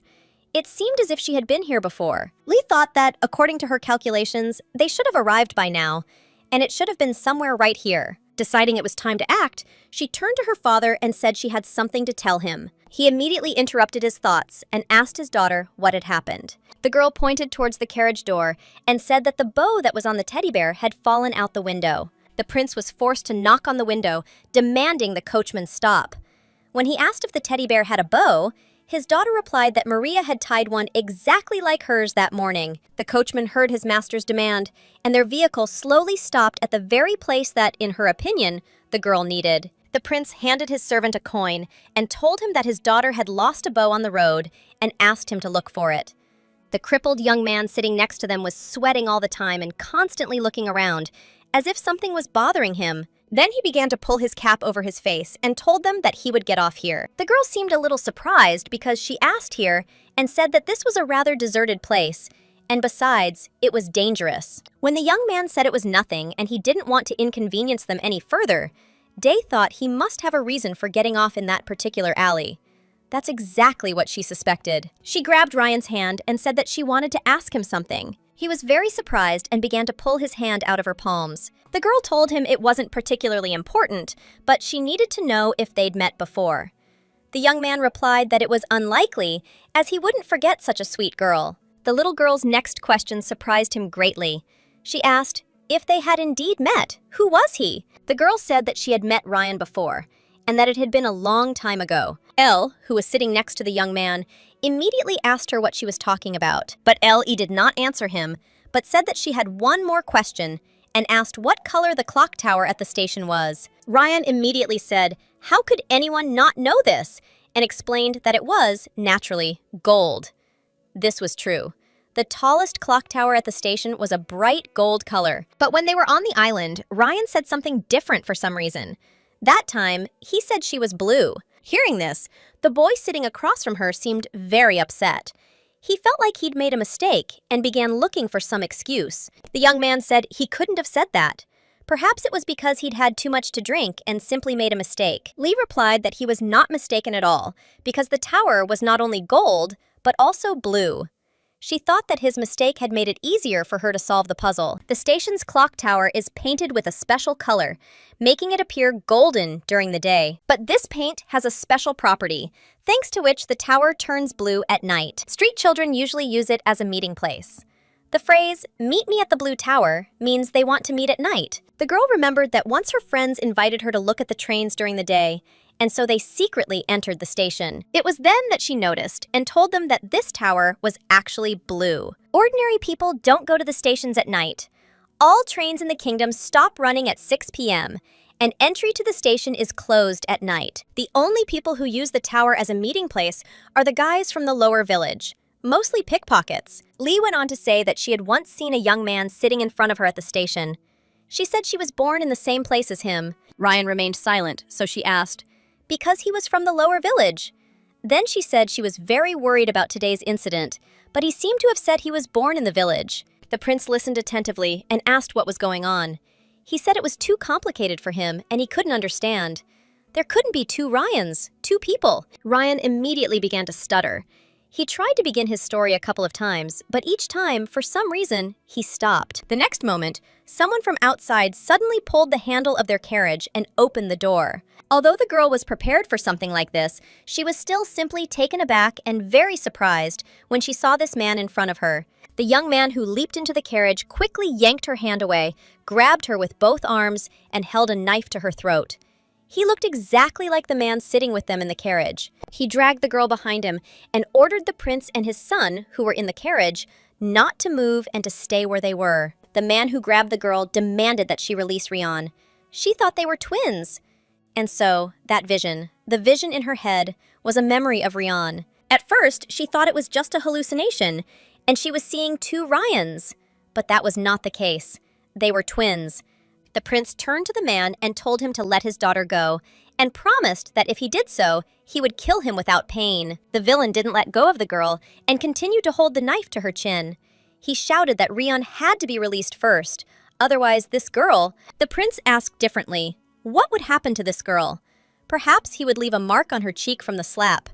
Or perhaps he would break her finger. The prince waved his hand, or perhaps she felt her magic working again. A black vortex swirled around her face, instantly freeing her from her captor. At first, she closed her eyes in fear, but when she opened them, she saw that the man who had so recently threatened her with death was now lying on the cobblestones of the street. The knife had fallen from his hand, and a black, inexorable whirlwind was swirling around the young man. As it turned out, the prince's magic was very effective. The young man writhed in pain, and his knife spun around his head, caught in the whirlwind. Lee approached her father, who told the young man that just because he threatened to hurt his daughter, it didn't mean he would stand by and watch. The girl looked at the prince, who was moving toward the criminal. Black vortices swirled around him, ready to attack anyone who threatened him or his relatives. She realized that it was again black magic, which her father had mastered to perfection. And now he was very angry that someone dared to touch his adopted daughter and threaten her life. Lee approached the carriage and decided that it was better for her not to look at what could happen now. The young man was still lying on the stones and could not move, as he was tightly bound by the prince's magic. Kalen began making some movements with his hand again and told the killer that he would kill him in the most painful way. His twin brother, still in the carriage, watched all this closely. He shouted his brother's name loudly, calling him Reedin. Like his brother, he had a knife hidden somewhere in his clothes, and the young man tried to snatch it to protect his brother. Jad immediately snatched the dangerous weapon from his hand, grabbed Ryan by the jacket, put the knife to his throat, and shouted to his father that he would finish him off. Both twin brothers were captured. One had a sharp knife at his throat, its blade ready to pierce his skin at any moment. The second one seemed to be lying unconscious on the ground, tightly clutched by a snake conjured by the prince's magic. Elle noticed that both brothers were about to die. She screamed loudly, turning to her relatives, and demanded they stop. Jad immediately turned towards her when he heard that she wanted to listen to them. The girl looked at him and their father and said that she really asked him to wait and listen to her. She stood next to her father, who continued to use his magic, and who was finally forced to listen to her request and say, "Okay." But the girl was simply horrified by the words of the prince, who said that since this criminal dared to threaten his daughter with a knife, he would first cut off both of his hands. The prince had already taken the knife the criminal had used and was preparing to cut off his hand.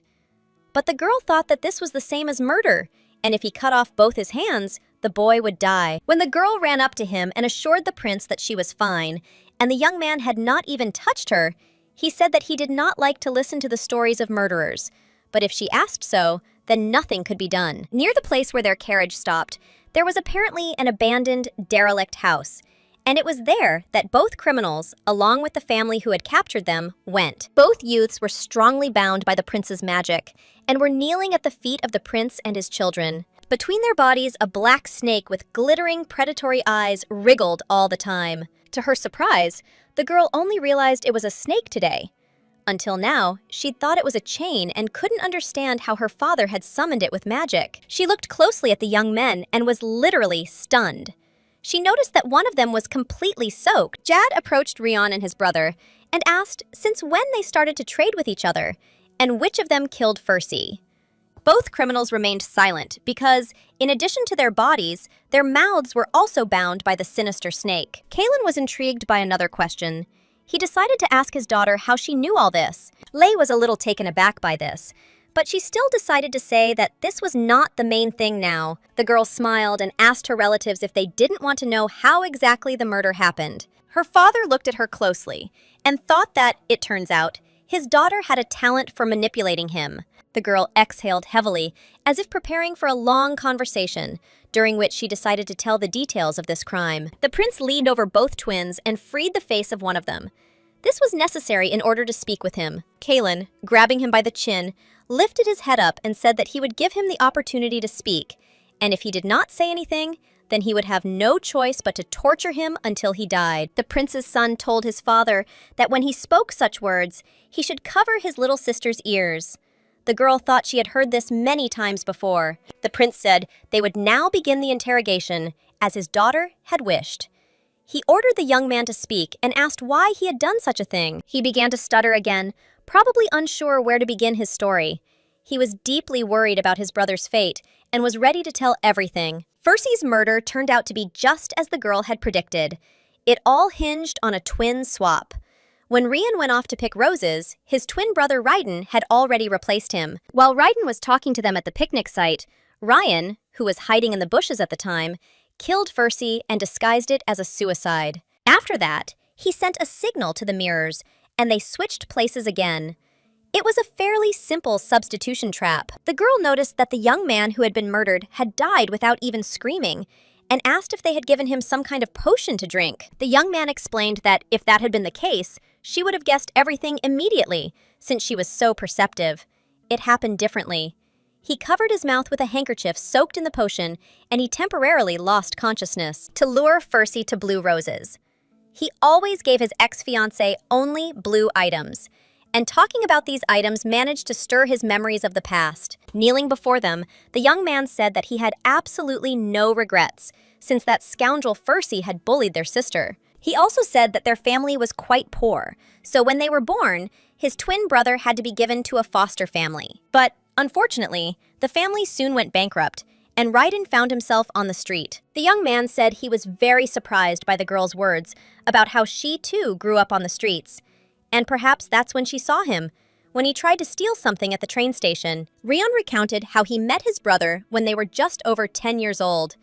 This meeting was quite unexpected and determined their entire future. This was incomprehensible to the little girl's mind, and she asked if they both could still live as one person. Ryan replied that that was exactly how it was.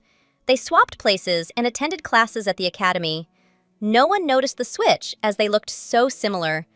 At least in this way, he wanted to return his brother to the life of an aristocrat. Lee said that both brothers probably trained to look like one person. Jad, who was standing next to her, said that perhaps that was why the young man sometimes seemed like someone else to him. The prince's family continued to rise above the bound murderers, and his son asked the youth why he had killed Fursey. The faces of both young men were terrifying and pitiful to look at. They both suddenly became strangely sad, and the one who could speak revealed that he had driven their sister to her death. Eliza was a very beautiful girl, and she became even more beautiful with each passing year. Their sister had entire queues of wealthy suitors who wanted to win her hand and heart. There were even some among them who offered her money if only she would break off her engagement with Fursey and accept the proposal to marry one of them. Fursey, of course, found out about this. He was never a good person, but only pretended to be a respectable member of the family and society. The prince closed his eyes and said that it was obvious, since Fursey had a lot of money, so he was stupid. When the young man confirmed the prince's words, Lee said that this was not all. Ryan turned his head towards her and said that she was truly a very mysterious person, as if there was someone else living within this small young lady's body. He added that she was absolutely right, and that it wasn't over yet. Ryan told them that Fursey was once at the country house. He got drunk and, in that state, did something to their sister. It was always like that with him. When he drank, he became a completely different person. But what made matters even worse was that not only Fursey was in that mansion, but also several other downright unscrupulous young men. They began goading the owner of the house, who got drunk and passed out, and then Jad said it was all very disgusting, and his little sister thought these people were real demons. She asked the boy if his sister had then committed suicide. Their captive said that when in aristocratic circles, they talk about an unmarried person dying of pneumonia, in most cases they mean suicide. He also said that their sister told them both everything before her death and then cut her wrists. When Rian told them they wanted to kill Fursey in exactly the same way, the prince asked if that was probably why they killed him that way. He pointed out that one of them hadn't even grown up with his sister. The young man said it happened just once. It lasted only 1 week. One day, the three of them were living together on their estate. According to Ryan, it was the only happy time, and he still remembers it as if it were yesterday. Lei recalled what she had seen during the vision and decided it was precisely the memory of one of the now bound youths. She wondered how she had managed to see it. Rian stated that he had committed the crime and said that they could use him for experiments in black magic, and that it was not important at all, but he begged them to let his brother go. The prince remained absolutely calm. He said that he did not need test subjects, and it seemed that the young man was listening to empty rumors about him and what he was doing. Ryan decided to ask one question that had been bothering him. He said he was curious how the young woman knew he had arranged to meet his brother at this very place. The girl said, "What? Oh, that," as if it were something unimportant or self-evident. She looked at the faces of her father and her brother standing next to him, and it seemed to her that they were simply incinerating her with their looks. Lee decided to explain everything and began her story by saying that they had always been together with this young man until Fursey. If it really was murder, then there had to be someone else on the island besides them. But when the police arrived and combed the entire island, they found nothing. The girl decided that someone must have gotten away before the police arrived. She said that on the opposite side from where they boarded the boat, there was a bridge. Well, in other words, a suspension bridge. And it was quite close. You could reach it by swimming down the river. There is a hole in the ground under this bridge that leads to an underground road, and you can use it to get into the city. Kaylin and Jad were simply amazed by the story of their little relative, who was able to explain everything to them so easily. And Ryden couldn't hide his amazement at the little girl's story. She spoke as if she'd known all along what was about to happen. The prince said that it turns out that this place where they are now is the exit from the tunnel. Lee laughed and said that this was exactly the case, and all the kids from the back streets knew about this secret path. Jad said that perhaps, even on such a small clue, his sister had made such a serious conclusion. The girl laughed again and said that if Mr. Rion knew about the night clock tower, then he could have heard about this too. The said young man raised his head up and told the girl that she was unusually smart, and he couldn't even believe it. The girl thought that all this was thanks to the detective novels that she had read so many of in her past life. The girl said she could have told him earlier who the killer was, but she was very curious about the reason for the murder of her deceased younger sister's fiancé. That was precisely why she had acted in such an intricate manner. The young man asked the prince what he intended to do now. Jad asked his father if he would kill them without any leniency, as usual. Kaylin decided to think for a bit and said that, to be honest, his intuition immediately told him that someone had killed Fursey. That's why he planned to conduct an investigation, check Jex and Rian, and identify the real culprit. After that, he wanted to personally appear before him and punish him. Lei listened attentively to the prince, as well as to her brother, who now said that he did not know about Ryden, but Ryan definitely met the prince's criteria. It seems the young men were also terrified by the outcome that awaited them so soon.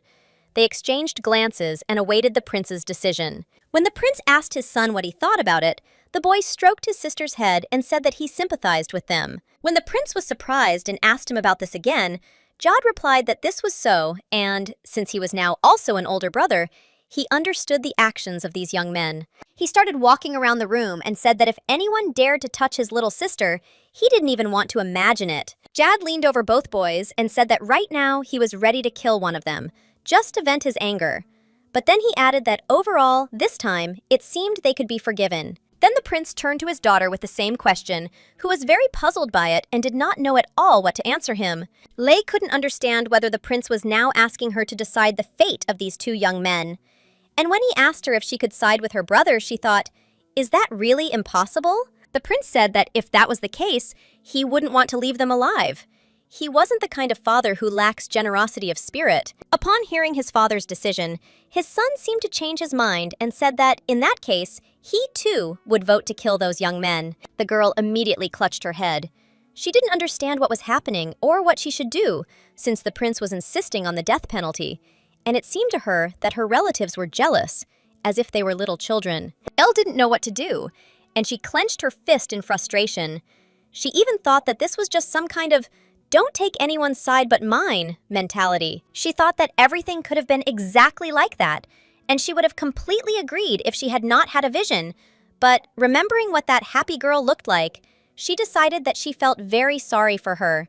And although she had never met her, her fate was not indifferent to her. She decided to persuade the prince and said that she would really like him not to regret his actions later, because now he could make a mistake that could no longer be changed. The girl knew well what kind of person Kalen was. He was a dark hero who hunted down and destroyed criminals throughout the kingdom. As in the book, and as she later discovered in reality, he was a sad character in this novel who tried not to think about his actions, but to silently carry out his bloody justice. Lee looked at her father again and thought that he had no pity for the criminals, but she would really like him to make a decision this time after listening to their story. Lee would hate for her father to make a mistake, because these two twin brothers were different from the criminals he had killed so far. They were driven not simply by the desire to kill, but by a desire, retribution, and vengeance for their dead sister. Kalen told her that everything would be fine, and to be honest, he wanted to thank his child, because if it weren't for her and her words, he might have missed an important fact. The girl looked at her father with gratitude and seemed to glow. She knew it. The prince, too, had changed his mind after hearing the poor girl's story. After this, she asked the prince not to kill these people, since they did not wish for anything bad, but only to avenge the honor of the insulted sister. It is not worth doing this, but it is better to hand them over to the police. She pointed her hand in the direction of the young men looking at the prince pleadingly and asked him not to do something he might later regret. After all, these young men didn't kill for pleasure and weren't villains or maniacs. Apparently, the prince had already made a decision. He turned to one of the young men, Ryan, and asked him if he remembered the names of those bad friends of Fercy's who had been with him at the country house. He leaned low toward both young men and began looking them in the face, demanding an immediate answer. He said that the other people who had treated their sister badly needed to be punished as well. Both youths raised their heads when the prince said that, of course, he remembered them. The youth replied that it was impossible to forget such a thing, even in a dream. And then the prince asked them to introduce him to the boys. Kalen stood up, walked away from the young men, and said that if he found out their names now, he would let both young men go. But they would have to remember that all this was thanks to his daughter. The girl was simply horrified by the prince's words. He spoke so calmly, as if asking to be introduced to good people. Her brother sat down next to one of the young men, put his hand on his shoulder, and said that next time he might even say hello when he met him. When he asked Jad what it meant, he replied that he was starting to like him. But then the boy looked at him sternly and added, "But if he dares to say hello to his sister, he will definitely kill him." Jad moved closer to the ear of Ryan, who was sitting next to him, and said that he had done everything well and correctly, but he had killed his sister's enemy too easily, and in his place, he would have made him suffer and tried to kill him with the slowest possible death. Hearing all this, Lee thought she'd known it all along. She thought too highly of both father and son. They couldn't be stopped. It was in the nature of their character. It was their entire predatory, bloodthirsty essence. The prince told his daughter, who was standing next to him, that the worst thing was when you clean up alone and leave behind a lot of trash. But she shouldn't worry, because he was an expert at cleaning up trash. If someone had done something wrong, they should be punished. The girl remembered that this was Kalen's rule. He absorbs magical power from human bodies, and those who feed on magical power are called devourers. And there are only 3 options when the prince can absorb the devourer. Firstly, it can happen if it is a killer. The prince can do the same if it is a person who has recently died. And finally, the third is the one who dared to touch an innocent girl.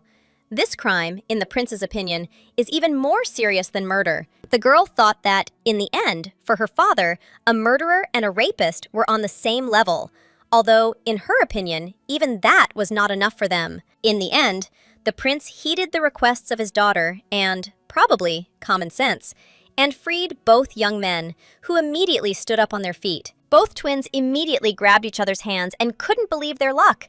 They kept asking each other if they were really alive and repeating that it couldn't be. Then they turned towards the prince and asked him if he was sure he was letting them go. The man replied that he had decided to do just that, but it was only because his little daughter had convinced him to do so, and added that they should remember that those who had once tasted blood would never be the same again. Kalen snapped his fingers strangely and told his brothers that he would leave his mark on them, and if they did anything else, he would come for them. When the young men began to look around and examine themselves, as if searching for something on their clothes and flying, the prince told them how they could think that she could be seen with their own eyes. Then the young man told his daughter to come to him. He picked her up and prepared to step onto the steps of the carriage, but at the last moment he turned around and told the young men that, by the way, thank you for the treat. One of the young men looked at the prince with dismay. He couldn't understand what he was talking about, so he asked what his last words meant. Holding his daughter in his arms, the prince turned around and replied that he was referring to the moment they discovered the body of their former friend. He said it was a fresh corpse. This very incident corresponded precisely to Kalen's second rule about eating the eater. And then he told the girl to go in that direction, count to 3, walk 10 more steps, and scream. The girl understood why he had told her to do that. Jad pulled the carriage door handle to close it. He said that once he thought about how the murdered young man had been so vile and had been able to do such a thing to a girl, his heart would lighten. Still, it was a little unsettling that his father had swallowed up his acquaintance. It seemed that one of the twins still couldn't understand what they were talking about and continued to look in their direction in surprise, and then asked again what it meant. By the time they were comfortably settled in the carriage, and it had already begun its journey toward the prince's estate, it was late evening. The picnic had unexpectedly dragged on, and so they were forced to return home very late. Kalen let go of the girl and settled into the carriage. He said he really liked trash and, besides, thought only fun adventures awaited him if he followed his daughter. After his daughter had settled comfortably into his lap, he informed her that he now understood who she was. Lee thought the prince had somehow managed to uncover her secret, which wasn't surprising after she'd seen his success in magic. And so she became a little alarmed and asked the prince what he meant. The prince's answer both reassured and disconcerted his little daughter. He told her he thought she was a genius. Lee's mouth dropped open in surprise, trying to find some kind of response to contradict her father. Then the girl started waving her arms, insisting that this wasn't true at all. She'd simply made a guess. She didn't even think she'd guess who the criminal was or how he'd acted. Her brother was also sitting in the carriage and was almost dozing off. He told the girl she was lying because if something happens twice, it's inevitable, or perhaps even a pattern. Jad then said he seemed forced to agree with his father's words. It was incomprehensible that a child without an education could be so intelligent. He then asked the girl if she accidentally memorized words she saw only once, or any unfamiliar figures. His little sister immediately began denying everything again. She said that if she were what they thought she was, would she be living on the streets? And she added that she couldn't even read before. Then the girl suddenly calmed down, and her face became strangely sad. She began to remember what her life on the street had been like before. It happened because she happened to look out the carriage window and noticed a girl sheltering a homeless boy. He was apparently cold and shivering. The girl covered him with some old rag. L.E. recalled her life on the street. The hardest part was surviving the winter, when it was unusually cold and there was nowhere to hide from the frost and snow. She thought that this winter would certainly be cold. Jad noticed a dramatic change in his little sister's mood. She stared out the window, and it seemed as if something was wrong with her. He really wanted to know what the girl was thinking at that moment. She seemed to have calmed down completely, and when the prince put his hand on her head and began to stroke her, the girl said that she really was an ordinary child, and no different from other such girls. Her father said he had a completely different opinion, and thought she needed to be checked out. He knew doctors who had examined the girl's brother as a child. Lee was frightened by the prince's words about these doctors testing her for talent. She thought that if they began examining her, they would immediately realize she was no genius. Then the prince might decide she was absolutely useless to him and disown her. It was almost night when the prince's carriage arrived at his palace. Although the rays of the setting sun were still reflected in the windows, candles had already been lit inside the building. As it happened before, as soon as the carriage appeared at the palace door, the doors opened. It was the butler who welcomed them back, adding that they were late. Looking at the girl sitting in her father's arms, the young man noticed that she looked tired. Then he asked if something was wrong. His master answered him that a lot had happened today, but the most important thing was that today he had managed to find out that his daughter was a real genius. The prince's answer literally stunned his servant. He gazed in bewilderment at the departing gentleman, wondering what the prince's words could mean. As soon as Lei found herself in her room, she immediately realized she was exhausted beyond belief from the day's events.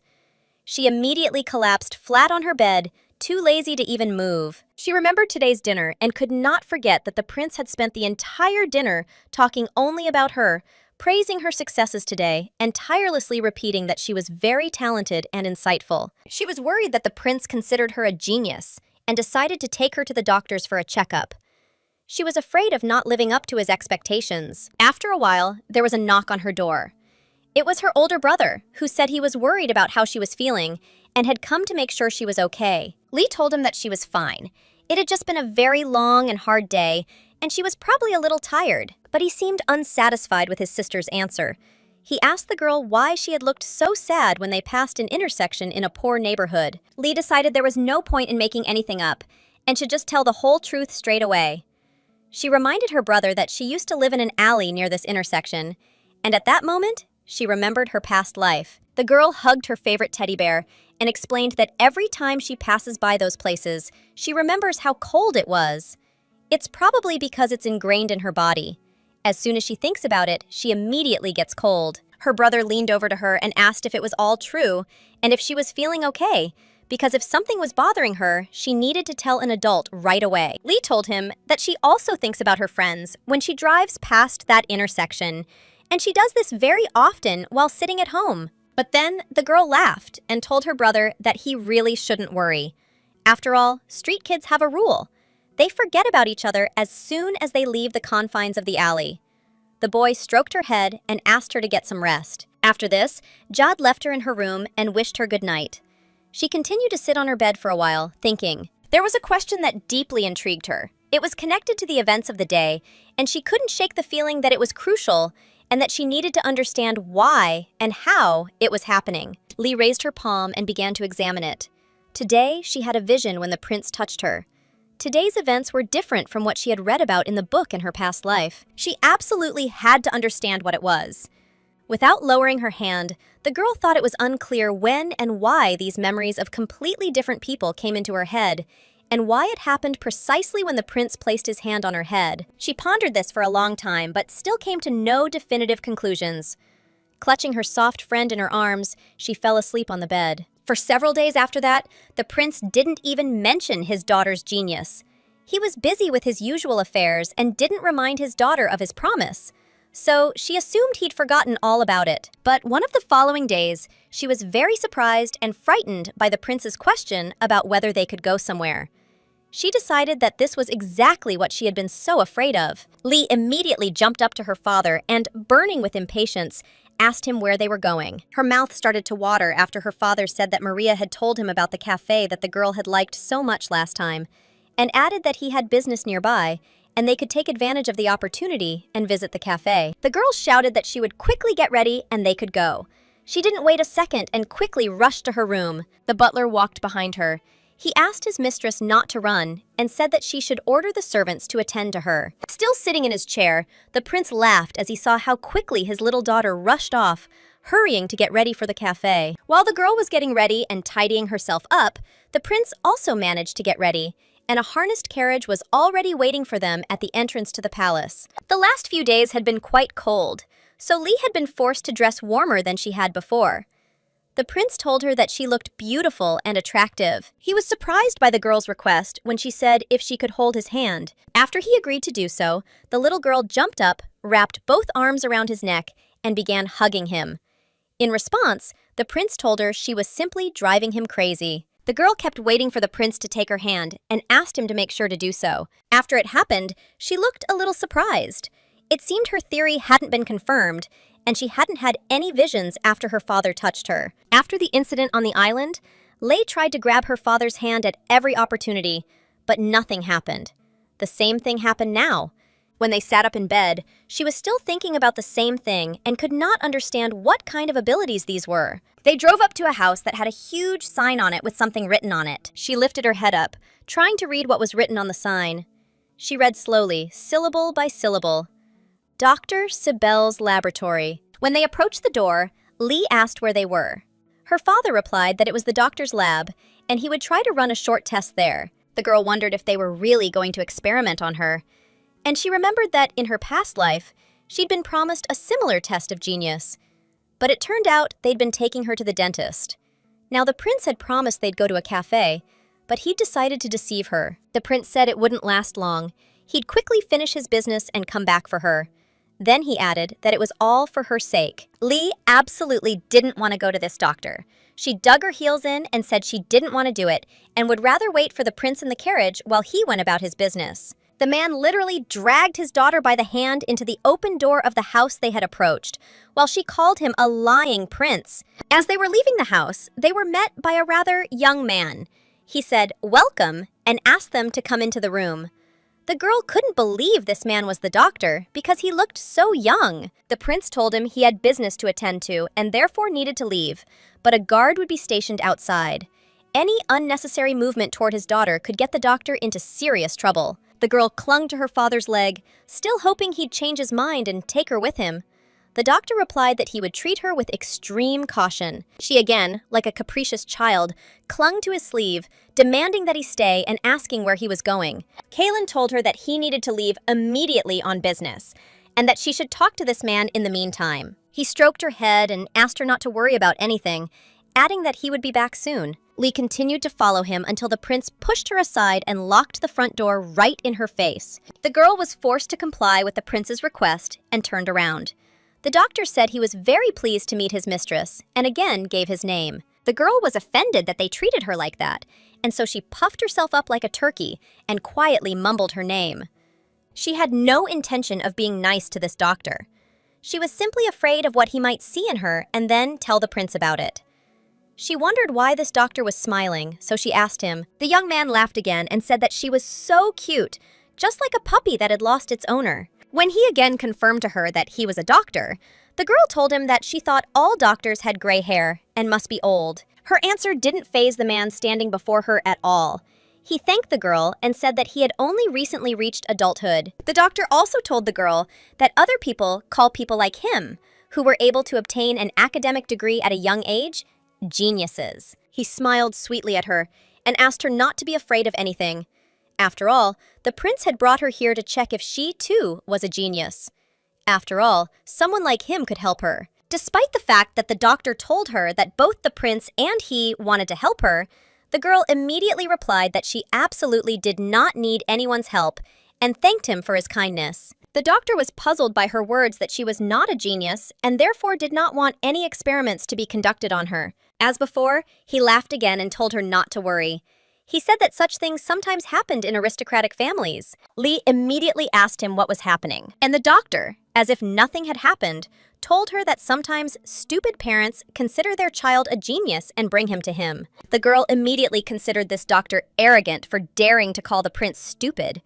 How was such a thing even possible, in her opinion? Then she was forced to endure a long lecture from the doctor, who explained that sometimes there are parents who get very upset because they believe their child is a genius. But such parents are usually the kind who seek to profit from their children. But, in his opinion, this certainly doesn't sound like a prince. The doctor also said that if she really was a genius, then he needed help. Help for the girl. She thought he already knew everything, so was it really necessary to do this? She began to deny everything when the doctor said that he knew that she did not yet know all the letters. The doctor, meanwhile, was busy crawling under the table looking for some tests and hit his head on it. He told the girl that since she didn't know all the letters, he'd use beads, and she should try to solve the problems he'd give her. The doctor also said that this often happens to him when he hits his head, but fortunately, there was no blood. And so be it. The girl was surprised that, according to the doctor, he was a genius, but also somehow absent-minded. She couldn't understand what was wrong with him, and when he said they needed to get started right away, she immediately agreed. After that, the doctor started telling all sorts of amazing stories. He showed her a piece of paper and asked how to draw a line to get out of this labyrinth. He also began showing her complex number mazes and asking about the connection between the beginning and end of stories. She answered some questions, but didn't know the answers to others. They even played a game that was new to her. The girl tried her best to complete all the tasks assigned to her. If you think about it, she never really learned anything, either in that life or this one. She died in childhood and therefore couldn't go to school. Some of the games were quite interesting to her. She even told the doctor that it seemed the princess couldn't escape the labyrinth because the first night had destroyed her path. It is unclear whether the doctor was surprised by her decision or whether he took everything with his characteristic calm when the girl told him that this path was also closed. On the other hand, all these riddles were quite interesting, and about 2 hours passed like this, until finally the doctor said that he needed to summarize the test results, and therefore the girl should wait for him a little. Elle immediately became sad. She thought the test results would surely prove she wasn't a genius. This, of course, upset her. She closed her eyes and began to dream that perhaps she could still succeed. She knew that geniuses usually remember words at first sight. Moreover, such people invent amazing things. She thought that geniuses could learn 10-digit numbers and do calculations in their heads, and generally something like that. The girl rested her head on the table and wondered if there really were parents who thought their children were geniuses and then became disillusioned with them. She really wouldn't want the prince to be one of them. She thought that perhaps the man had hoped she would help him with his work. She hadn't forgotten how the prince had told her that he would now take her opinion into account, and she could ask him whatever she wanted. Lee couldn't shake the thought of what would happen if she proved useless, and whether the prince would be disappointed in her if the test failed. She hoped he wouldn't throw her out then. Then the absolutely incredible thought occurred to her. What if the prince didn't kick her out, but instead would oppress and mock her, forcing her to do all sorts of housework, and even pick on her? Eventually, the girl came to the conclusion that she even cried a little. She couldn't figure out what to do, and these thoughts only made her sadder. She was even more worried that the results might not be ready today. Lost in her thoughts, she didn't even hear or notice that the door of the room she was in opened and someone entered, quietly stepping with their soles on the wooden floor. But when one of the floorboards creaked treacherously, Lee immediately turned sharply to see who had come there. The person who entered turned out to be her father, who seemed to have finished all his business and had now returned to pick up his daughter. The man noticed that the girl looked unusual and immediately pestered her with questions, asking if something was wrong and if the doctor had said anything to her. His daughter denied everything. But then Lei couldn't bear the tension and let the feelings that were troubling her come to the surface. Tears streamed down her cheeks, and she began wiping them away, begging the prince for forgiveness. The young man was very surprised that his daughter was crying. He was also surprised by her words that she wasn't a genius. When he sat down across from his daughter to wipe away her tears, she explained that the doctor had asked her questions today, and she hadn't answered any of the 3 main ones. She also explained that she had a normal memory and, it seemed, couldn't help the prince. A man took a little girl's head in his hands and asked her what she meant by help. The girl replied that she thought he would be disappointed that she wasn't a genius. The prince felt very sorry for his little daughter. He grabbed her by the back, pulled her a little closer, and hugged her tightly. He said she was a very kind girl and everything would definitely be fine with her. After that, Kalen decided to look her in the eye and sat down next to her so they were level. He said he thought it was true what people say about daughters making their father's hearts beat faster. It was true, and he'd felt it ever since she came into his life. The prince embraced his daughter, who reciprocated, clinging tightly to his neck with both arms. Kalen told her that he had never expected anything from her, but had simply been concerned about how she was feeling. He explained that, as she knew, their family often produced individuals with exceptional intellectual abilities. It's no wonder he or Jad skipped grades and earned their degrees early. Hearing how concerned he was about her health, the girl was deeply moved, and a tear rolled down her cheek. She told her father that she was different from him and her brother, and thought that she wasn't his biological daughter, and therefore couldn't be like them. Kalen replied to his daughter that this was not what he meant at all when he spoke about her genius, because it often happens that a true genius is born who can easily solve any problem and achieve success in any field. But that's just one side of the coin, because usually such people commit suicide or fall into depression. It's such a misfortune to have exceptional mental abilities that you can't cope with them. Lee stood before her father, who continued to sit in front of her, his arm around her waist. When she heard about the suicide, she was very surprised, and the prince also told her that as a child, her brother had also been sickly and weak, though not to such an extent, and so his father thought it would be better to prepare in advance in case she suddenly turned out to be a genius. The girl immediately began to cry when her father told her she might have thought he expected something from her. But how could she not be happy? After all, any parent would be delighted to have such a sweet and intelligent girl. His daughter became sad again. She buried her face in the prince's shoulder and told him she wasn't all that smart. Her father responded that she didn't have to be smart. She could be a fool. When Lei said that fools were useless when they couldn't do anything, the prince replied that she didn't have to do anything. She should have a completely different life, and her job was to spend his money. After all, he could provide her with everything she needed. He also said that was the whole point of being his daughter. Kaylin then stood up and asked his daughter if she had cried enough, and said that she should not have any reason to worry. Lee told him that he had a rather strange way of comforting her, and thought that she might regret it later when she was lying there kicking her blanket in anger. The prince asked his daughter if it was time for them to go to a cafe in that case, and when she asked if they would definitely go there, because she thought that he had done it on purpose and lied to hide his visit to the doctor, the prince replied that of course, because he had promised her a visit to the cafe and would buy her everything she wanted there. His little daughter thought for a moment, wiped her nose and eyes with her sleeve, and said that then she wanted chocolate cake. Kaylin paused for a moment and said, "Of course, he'll fulfill any of her wishes." Then he decided to reassure her again, adding that any outcome was good for him, so they should still wait for the doctor, and once he'd spoken to him, they'd go. The prince also decided to ask if the doctor had treated her well. The girl replied that everything went very well. She even enjoyed it. The tests were quite unusual and interesting. At this moment, the door leading to the next room opened, and a doctor appeared from it, holding a huge pile of some papers in front of him. When the young man saw the prince standing before him in the room, he immediately cried out loudly and seemed to brighten up. He said he was very glad to see the prince, and when the prince asked if the results of the examination were ready, he replied that it was almost finished and their conversation would be a bit long. The prince didn't want to wait long, but he still wanted to know the results of the examination, so he asked the doctor to be brief, as his daughter was currently on her lunch break. The doctor leaned over the table, began reading something in the papers he'd brought, and said, "Okay." He said the young lady wasn't a genius requiring any special treatment, but she clearly possessed unusual abilities in certain areas. At first, upon hearing this, Lee thought her assumption was correct, and she wasn't a genius.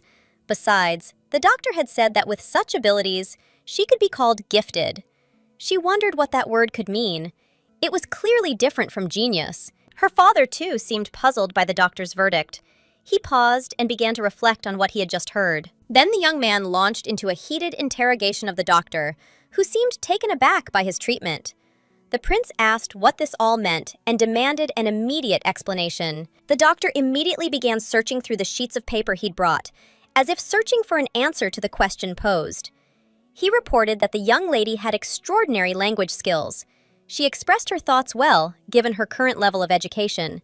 She also had a predisposition to reason, a keen understanding of situations, and a keen reaction time. The girl and her father also discovered that she memorizes things much faster than ordinary people. And what shocked the researcher even more was that she had never learned to count, yet she had a concept of numbers. This is simply incomprehensible to a young man. The prince was very pleased with the doctor's findings, but his daughter was literally stunned, as he had said the girl possessed very rare abilities.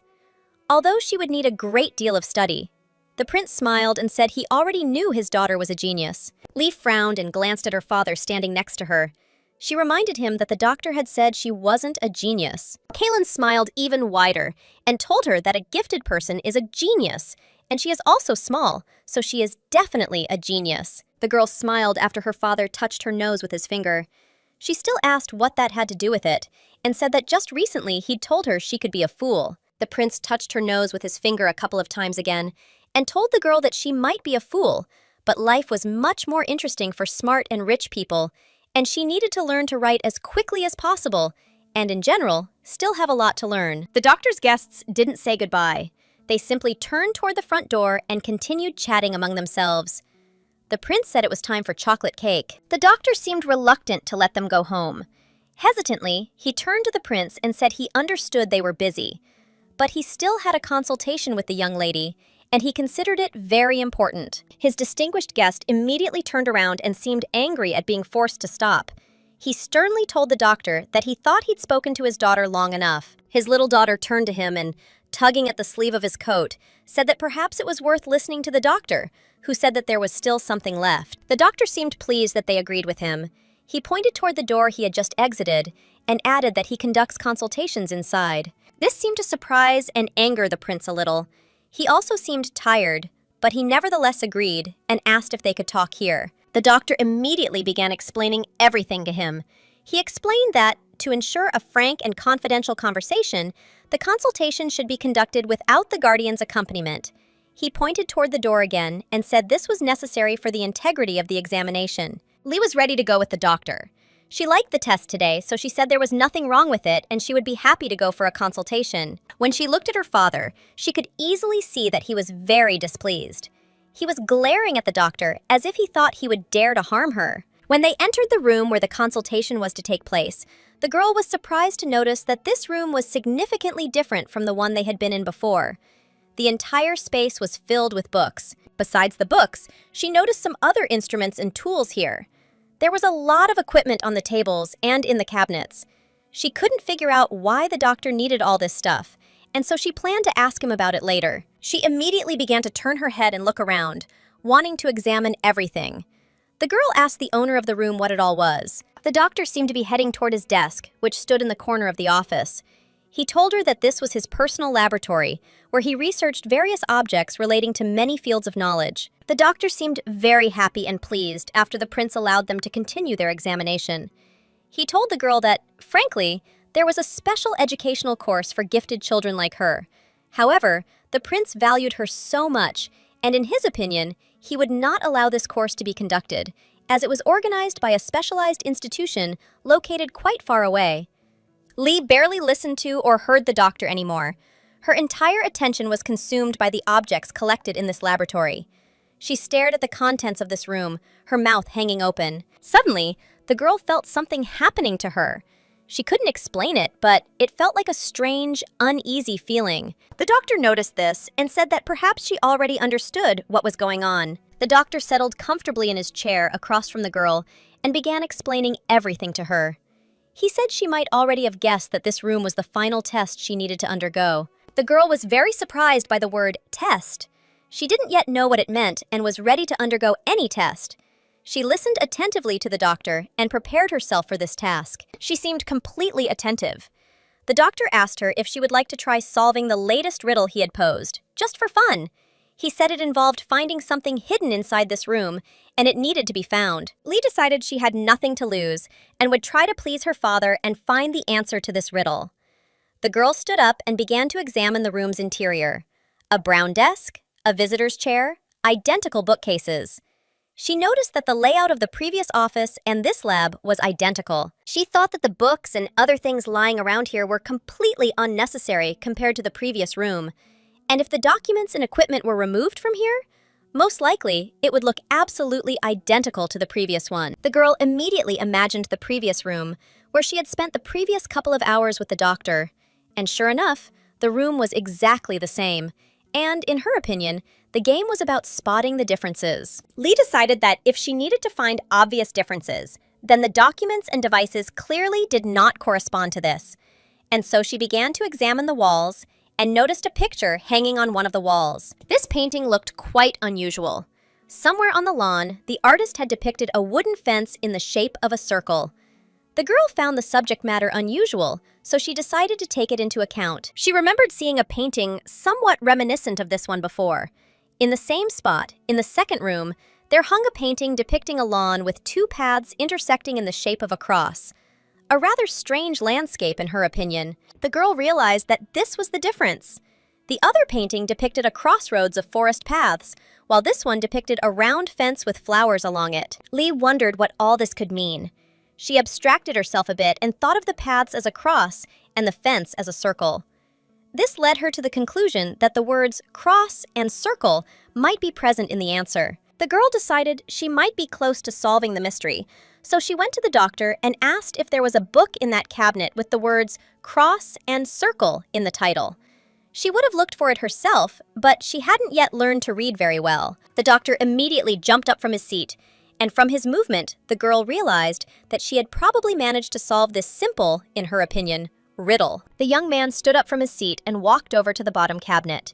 He said that gifted people were different, after all. After this, the man began to take a book from the bookshelf and told the girl that she had figured out the riddle so easily, even though she couldn't read very well. It was truly remarkable for such a young child to have mastered a riddle that no adult could have solved. He said the book was called The Cross and the Circle. He handed the girl the book he'd taken, and she wondered if this was the whole puzzle, since Dr. Sibel had said she'd figured it out.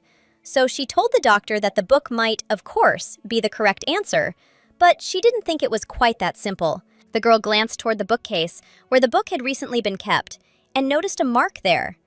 She touched it with her finger and felt as if someone had deliberately drawn a circle on the board. Lei remembered that in one of the paintings, there was a cross-shaped intersection, so it means cross. The painting in the previous room depicted a circular fence, so the answer was circle. And now she discovered that perhaps the answer to the riddle was another circle. The girl decided that she therefore needed to put two circles together. And when she did, she created a figure that resembled a snake biting its own tail. Lei began to wonder what it could be. Perhaps it meant nothing, but when she compared all three answers, the infinity sign suddenly appeared in her mind. The doctor was simply amazed by her words after the girl asked him if he perhaps had another book somewhere in the closet called Infinity or something similar. When the doctor recovered from his amazement, he went to the bookcase and brought out another book. He showed it to the girl and said that the title of this book was Eternal Beloved. The girl immediately began to rejoice and shout, "Wow!" delighted at having solved the riddle. The doctor opened the book in front of her and offered her a piece of paper with the word, "Well done," written on it. He said, cross and circle were also correct answers, but he didn't think she'd even guess that. The young man told the girl that he had a few more riddles to solve, but they probably didn't have time for that now because he thought the prince's patience was running low, and so they should end it there. At this time, the prince was truly very nervous and angry. He was angry at this doctor, who had taken his beloved daughter away from him for so long. When Lee told the doctor that she was very interested, the man explained to her that on the back of the card she found was the address of the laboratory. The girl began to examine this card and noted to herself that it was the business card of the person with whom she had met today and had such an interesting time. Her new acquaintance placed his hand on the girl's shoulder and remarked that gifted children like her increasingly sense and understand their differences as they grow older. He knew this well, having been just like her as a child. The doctor began enthusiastically telling her that he was a teacher and assistant to such talented children, and if she felt unsure where to go or what to do next, she should definitely come to him. His laboratory was always open. Lee thought that this doctor turned out to be a very pleasant and sweet person, although at first she was afraid of him and did not want to talk to him. The doctor also decided to tell the girl that, in his opinion, the prince most likely did not place any hopes on her, but was simply proud of her abilities. The girl immediately asked the young man in surprise how he'd managed to find out what she thought about it. Her thoughts turned to the prince, and she decided that was precisely why he was so excited, simply because he was proud of her. The doctor still didn't want to let her go. He started explaining something to the girl, using words and terms she didn't understand. Meanwhile, in the next room, the prince, still impatient for his daughter, sighed heavily. He began talking to himself and said the conversation had dragged on for too long. He thought this was suspicious. The prince decided he shouldn't wait any longer, as something could happen to his daughter. He burst into the next room and forcefully pushed the doctor standing there with the girl. When the doctor began to explain to him that he had merely given the prince's daughter a business card, he asked his daughter about it again and inquired whether she had been harmed during her interaction with this man. Lee immediately confirmed the doctor's words, showed her father the business card she had received, and began to laugh loudly. Kaylin told this absent-minded man that he was not so much a doctor as a comedian. Lee decided to find out if the doctor's conclusions were correct. She immediately decided to check with the prince and asked him something she had been thinking about for a long time.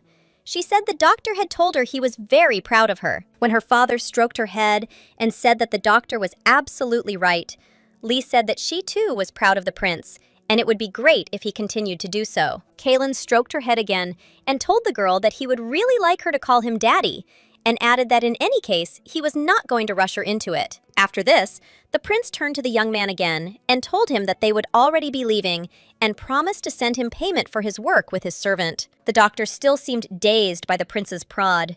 He seemed either frightened or surprised and responded with only one word: good. As they were leaving the room, Lee turned around to say goodbye to the doctor and waved goodbye to him. He also said goodbye to her in response and said that she could come to him anytime she needed. Then the doctor locked the front door, went to the other end of the room, and began to swing his foot across the floor. As he closed the door, the doctor told himself that the girl had completely lived up to his expectations.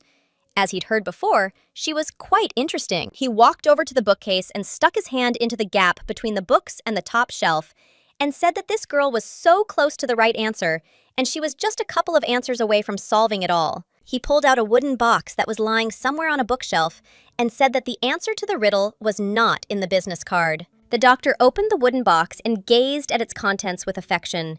He said the answer to the riddle was inside this trinket, and it was a red flower. Then the doctor rushed to the bookcase and said that there was definitely someone else we couldn't forget. He began to move the bookcase to the side. When he pulled the cabinet completely aside, another room appeared before him, and inside it, suspended in the air by a glowing light, was the torso of a man.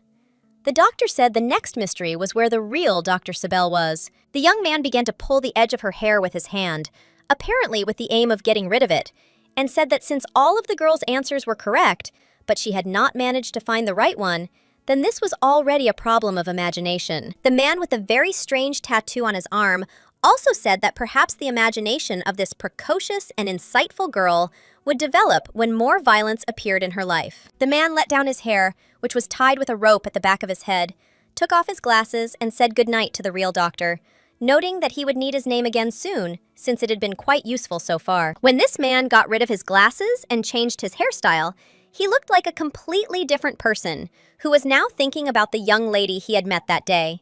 He thought she would grow up to be a great woman, and he would eagerly await that moment. The young man stood near the wall, smoking his cigarette. He watched two people conversing. One of them said, "How can this be?" and added, "That man broke my friend's arm." The other, apparently a police officer, responded that it was important to understand that there was no evidence. The young man looked around carefree and took a drag on his cigarette, releasing huge clouds of tobacco smoke into the air. He also overheard other people talking about a friend of his named Percy. They said he was never able to forget his fiancée and had therefore committed suicide. The young man only smiled upon hearing this. He thought about how he was a fool for deciding to commit suicide, considering that money could get him any number of women, and it was unclear what was so special about that poor woman. But in the end, he decided it was probably for the best, because if word got out that they'd had a hand in his fiancée, it could only lead to trouble. He headed toward his carriage, preparing to head into town. He didn't hear someone approach the spot where he had stood just a moment ago. The man stopped near the cigarette butt he had discarded and examined its tracks. The young man also did not hear the approaching steps of this man, who with incredible force grabbed him by the back of the head with his hand and began to press him to the ground. The man was Kaylin, who now towered over him and greeted the young man. He told him that his friend had told him all about him, and that was why he had come. He also asked that his friend's name Percy seemed to be. Pinned down by the prince's powerful palm, you couldn't utter a word in response. He was terribly frightened and could only stutter, trying to free himself from the strong hand holding his head. He felt something incomprehensible squeeze his neck and gag him, preventing him from making a single sound. Then, the young man heard someone call his name, Gensel. Didayat added that he is a pervert who killed a woman for money. The same stranger threw his body at his feet, stamped on it, and said he had committed countless other attacks on girls, as well as 15 similar cases that had not been confirmed. He also said the young man was such a scumbag that he was a real gift. The prince looked at him and asked if he was still alive. He informed him that the young man would be unable to utter a single word and added that it was time to begin eating. As they say, eating is best when a person is still alive. Gensel lay on the ground, thinking that he'd seen the man bending over his body somewhere. He desperately wanted to scream, but he couldn't understand why his tongue wouldn't move. The man pressed his foot hard against his chest again and said that it might hurt a little. Although, a man like him, who lived like a filthy animal, should probably die like one. After that, he revealed that he now had a daughter too. And so he decided to hunt bastards like Gensel first and foremost, and his name is Kalen. De Levelton. Therefore, he should remember the name of the person who will kill him, because this is also a mercy. The prince began to tug at the snake's tail, which had wrapped itself around the villain's neck. He said he would also play with his friends a little later, but he would kill him right now. Finally, he said the young man should go and thank his friend Fursey. Gensel saw a black snake with glowing red eyes appear out of nowhere near his head. It hissed and extended its tongue toward him. Then he again saw before him the executioner, who looked inexorable and was preparing to carry out his sentence. The last words this villain and rapist heard were "Bon appetit." His blood splattered onto the cobblestone street, and he lay forever silent in his death throes. The prince adjusted his tie, which he had just tied, and said that it seemed it was time to go back for his daughter. The young man pulled a watch out of his pocket, looked at it, and noted that his daughter's test should be finished around now. After he had dealt with this criminal, the prince looked around to make sure that no one had noticed him, and then headed towards the doctor's laboratory to meet his little daughter. After the father and daughter said goodbye to the unusual doctor, they went to the cafe that had been the purpose of their trip to the city. Outside the cafe, there was a board listing the current delicacies. As soon as they settled down at one of the tables in the cafe, a waitress approached them with a menu. The prince looked it over and said he wanted every cake they had. Lee was surprised by her father's desire. She didn't plan on staying there long, so she told him she couldn't eat it all and that one chocolate cake would be enough for her. The prince looked at her carefully and thought that it was rather strange, but at such moments his daughter had such a stern expression on her face, as if she were an adult. And when he asked her if it was true that just one chocolate cake would be enough for her, the girl showed him 2 fingers and said that she had been working her head a lot today, so maybe she could get 2 pieces of cake. The prince was lost in thought. He propped his head up with his hand and began to look out the window. His daughter became worried and asked him what had happened to him. A moment later, the prince became cheerful again and, giving the waitress the menu, said that they should bring all their chocolate desserts. When the cafe employee fulfilled his wish, the food they had ordered was brought to the table in front of them. The prince ordered his daughter to begin her meal. Lee was delighted to receive such a huge variety of desserts. She grabbed a knife and fork and, wishing her father bon appetit, began to eat. When she had already satisfied her stomach a little and was full, she asked the prince where he had gone while he was waiting for her. When Kalen asked why it bothered her so much, the girl replied that he looked so happy and his tie was tied differently. To the prince's surprise, his daughter said it wasn't Cyan who tied the tie, even though he was an excellent tie maker and handkerchief maker. The prince thought he remembered tidying his clothes afterward. He again noted the little girl's keen observation. He thought she was so sweet, and she had an excellent memory too. The prince told the girl that he had met a new friend and simply dropped by to say hello. Ellie immediately said that she understood everything and asked if she could meet him too. But the prince replied that it was no longer possible to see him, and indeed, he wasn't such a close friend. His little daughter's words about how, it turns out, there are different types of relationships between adults sounded very strange. During their conversation, the prince periodically glanced at what was happening outside the cafe window, and at one point he noticed movement there. He thought it must be Gensel's body that had been found. The young man knew that the discovery of a corpse was a common occurrence, and it would likely be recorded as deceased of unknown cause. The low arrest rate in the kingdom was only to his advantage. The prince smiled slightly, covering his mouth with his hand, and thought that after all, there was no time to be bored in the capital, and he liked that. And besides, a new joy had appeared in his life, one he could never have imagined. He glanced at the girl sitting before him and thought that she had a sweet appearance, a mysterious character, intelligence, and just a hint of suspicion. The man decided to tell his daughter how much he loved her and added that he wanted every day to be just like today. When she asked him what was so special about her today, the prince replied that she was simply charming, just by existing.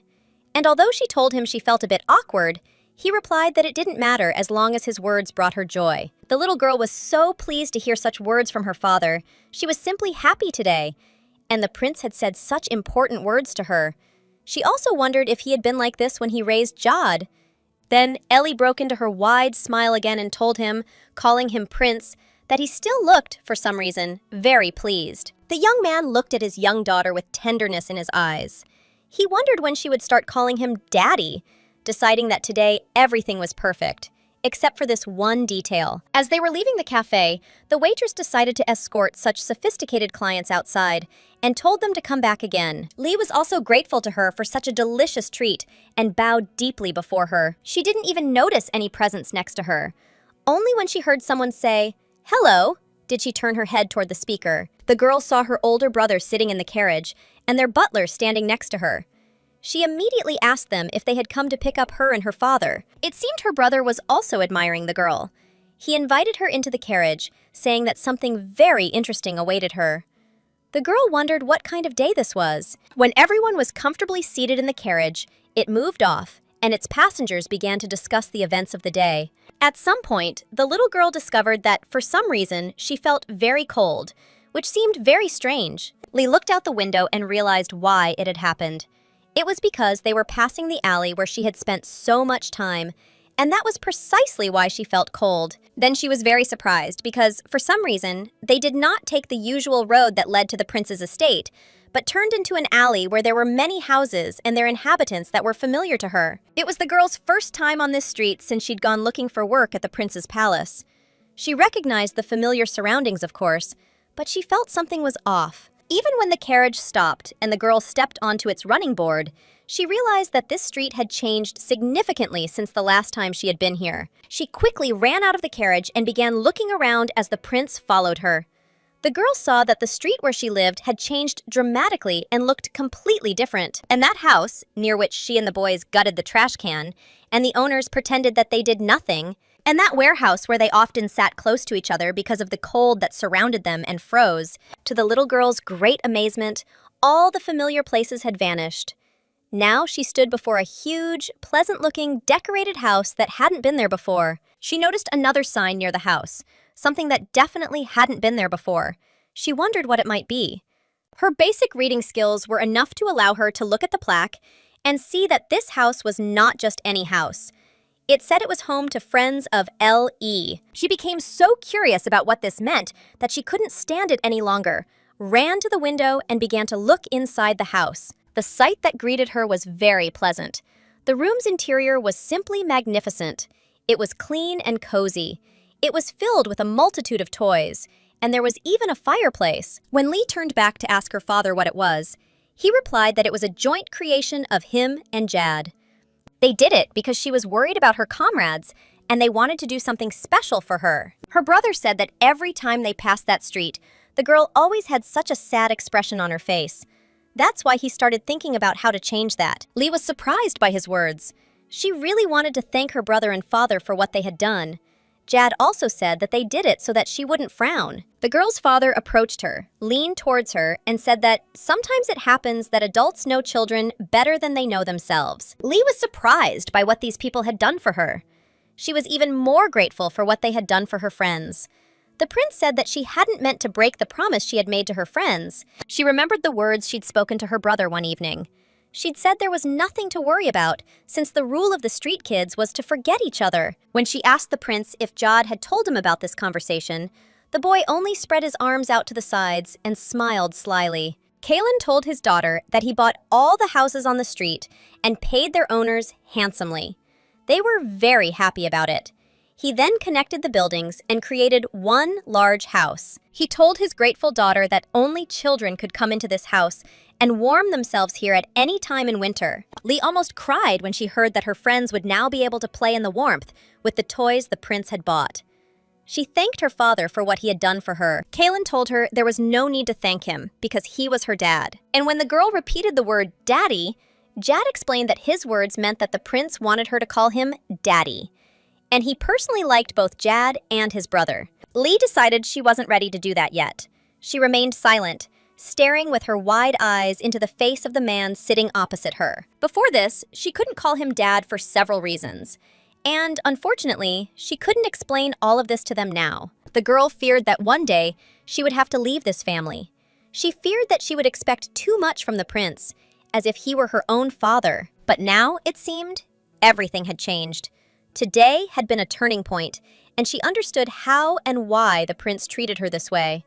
She immediately threw herself on the prince's neck, hugged him tightly, and called him Papa. Ellie started crying. She said, "Thank you, Dad," and "Thank you, brother." She also said that she was happier than ever. She couldn't even imagine that she would ever find happiness in this world. Then she rushed to Jad and hugged him too. She thanked him for being her brother, after which he asked her not to forget those words. The girl thought that even if they were a little strange, it was okay. She still wanted them to be her family. The prince approached her and stroked her head. He said she could be Lee or Letici, but it didn't matter. She just needed to cast away all the sad memories associated with this street. The butler told the girl that part of her name, El, had become this house. And now this word would be able to bring warmth to children. Her friends would come here and remember her with gratitude and warmth. When they had already decided to go home and got into the carriage, the little girl's brother said that, by the way, he had tried to find a boy named Walter, but had been unable to. He had been told that he had recently left town. Elle wasn't surprised at all. She replied that she understood everything, and that he had probably gone away to earn money or moved to the lower village. Jad asked if she wanted him to find the boy. The little sister laughed and said not to worry about him. He was such a smart aleck that he could find a place for himself anywhere. She remembered that on that day, her friend was supposed to die at the hands of a killer. But thanks to her intervention, his fate changed. The girl looked at Luna and asked her for one more favor. She hoped that her friend would also live in better conditions. That day, Elle's house appeared, and the little girl's winter came to an end. The young man was reading a recent newspaper and retelling its contents to his brother, who was standing nearby. It said that teenagers were continuing to be murdered for unknown reasons. Another one was one of the boys who had abused their sister, and this was the third murder since Gensel. Could this really be the prince's doing? His brother pulled his cap down even lower and said that only the prince remained. There was no one else to do it. The young man standing next to him said that it seemed to him that the doctor also looked very much like the prince. And when Raiden asked if they were both abnormal, Rian replied that he didn't even know. He just had the feeling they were birds of a feather, and he imagined they could do something extraordinary without even batting an eye. When his brother mentioned wondering how Letici was doing, Reading replied that he'd had enough of talking about her. He'd even gone to the prince's house and left a flower there, though he didn't know if she'd found it. And he said he was very grateful to this little girl because it was she who saved their lives. And he often thinks of her, because if she hadn't been known, what would have happened to them? He asked his brother if he shouldn't tell this girl about the doctor.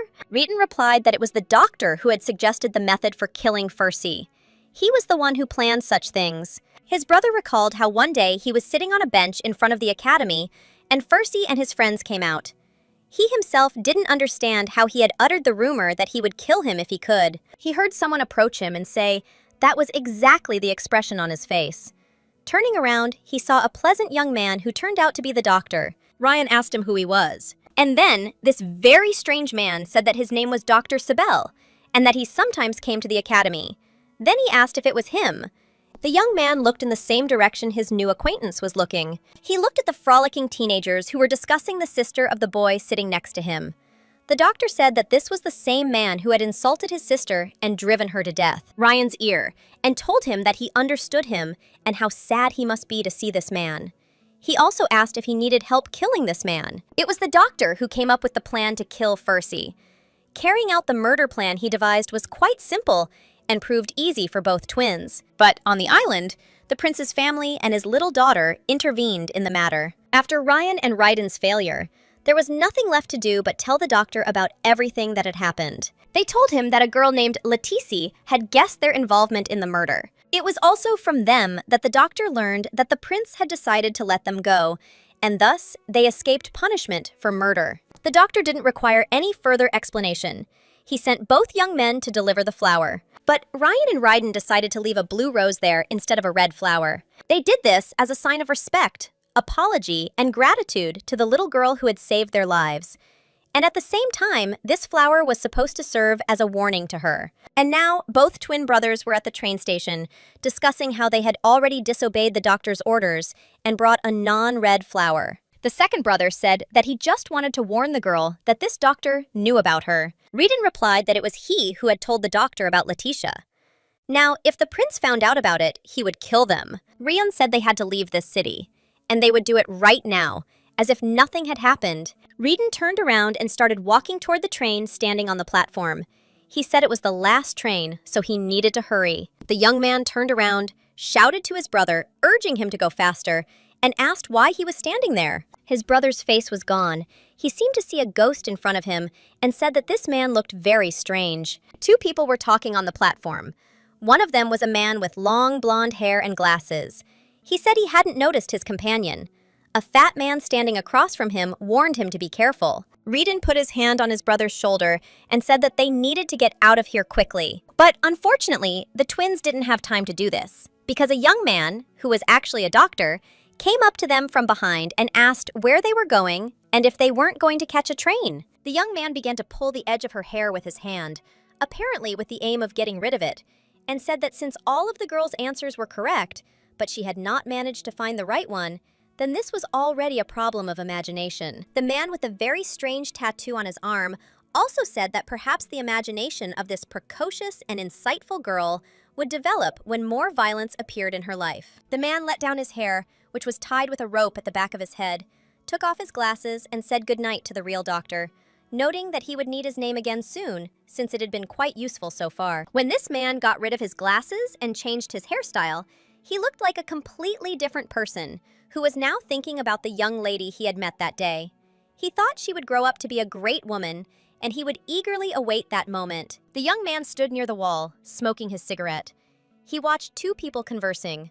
One of them said, "How can this be?" and added, "That man broke my friend's arm." The other, apparently a police officer, responded that it was important to understand that there was no evidence. The young man looked around carefree and took a drag on his cigarette, releasing huge clouds of tobacco smoke into the air. He also overheard other people talking about a friend of his named Percy. They said he was never able to forget his fiancée and had therefore committed suicide. The young man only smiled upon hearing this. He thought about how he was a fool for deciding to commit suicide, considering that money could get him any number of women, and it was unclear what was so special about that poor woman. But in the end, he decided it was probably for the best, because if word got out that they'd had a hand in his fiancée, it could only lead to trouble. He headed toward his carriage, preparing to head into town. He didn't hear someone approach the spot where he had stood just a moment ago. The man stopped near the cigarette butt he had discarded and examined its tracks. The young man also did not hear the approaching steps of this man, who with incredible force grabbed him by the back of the head with his hand and began to press him to the ground. The man was Kalen, who now towered over him and greeted the young man. He told him that his friend had told him all about him, and that was why he had come. He also asked that his friend's name Percy seemed to be. Pinned down by the prince's powerful palm, you couldn't utter a word in response. He was terribly frightened and could only stutter, trying to free himself from the strong hand holding his head. He felt something incomprehensible squeeze his neck and gag him, preventing him from making a single sound. Then, the young man heard someone call his name, Gensel. Today it added that he is a pervert who killed a woman for money. The same stranger threw his body at his feet, stamped on it, and said he had committed countless other attacks on girls, as well as 15 similar cases that had not been confirmed. He also said the young man was such a scumbag that he was a real gift. The prince looked at him and asked if he was still alive. He informed him that the young man would be unable to utter a single word, and added that it was time to begin eating. As they say, eating is best when a person is still alive. Gensel lay on the ground, thinking that he'd seen the man bending over his body somewhere. He desperately wanted to scream, but he couldn't understand why his tongue wouldn't move. The man pressed his foot hard against his chest again and said that it might hurt a little.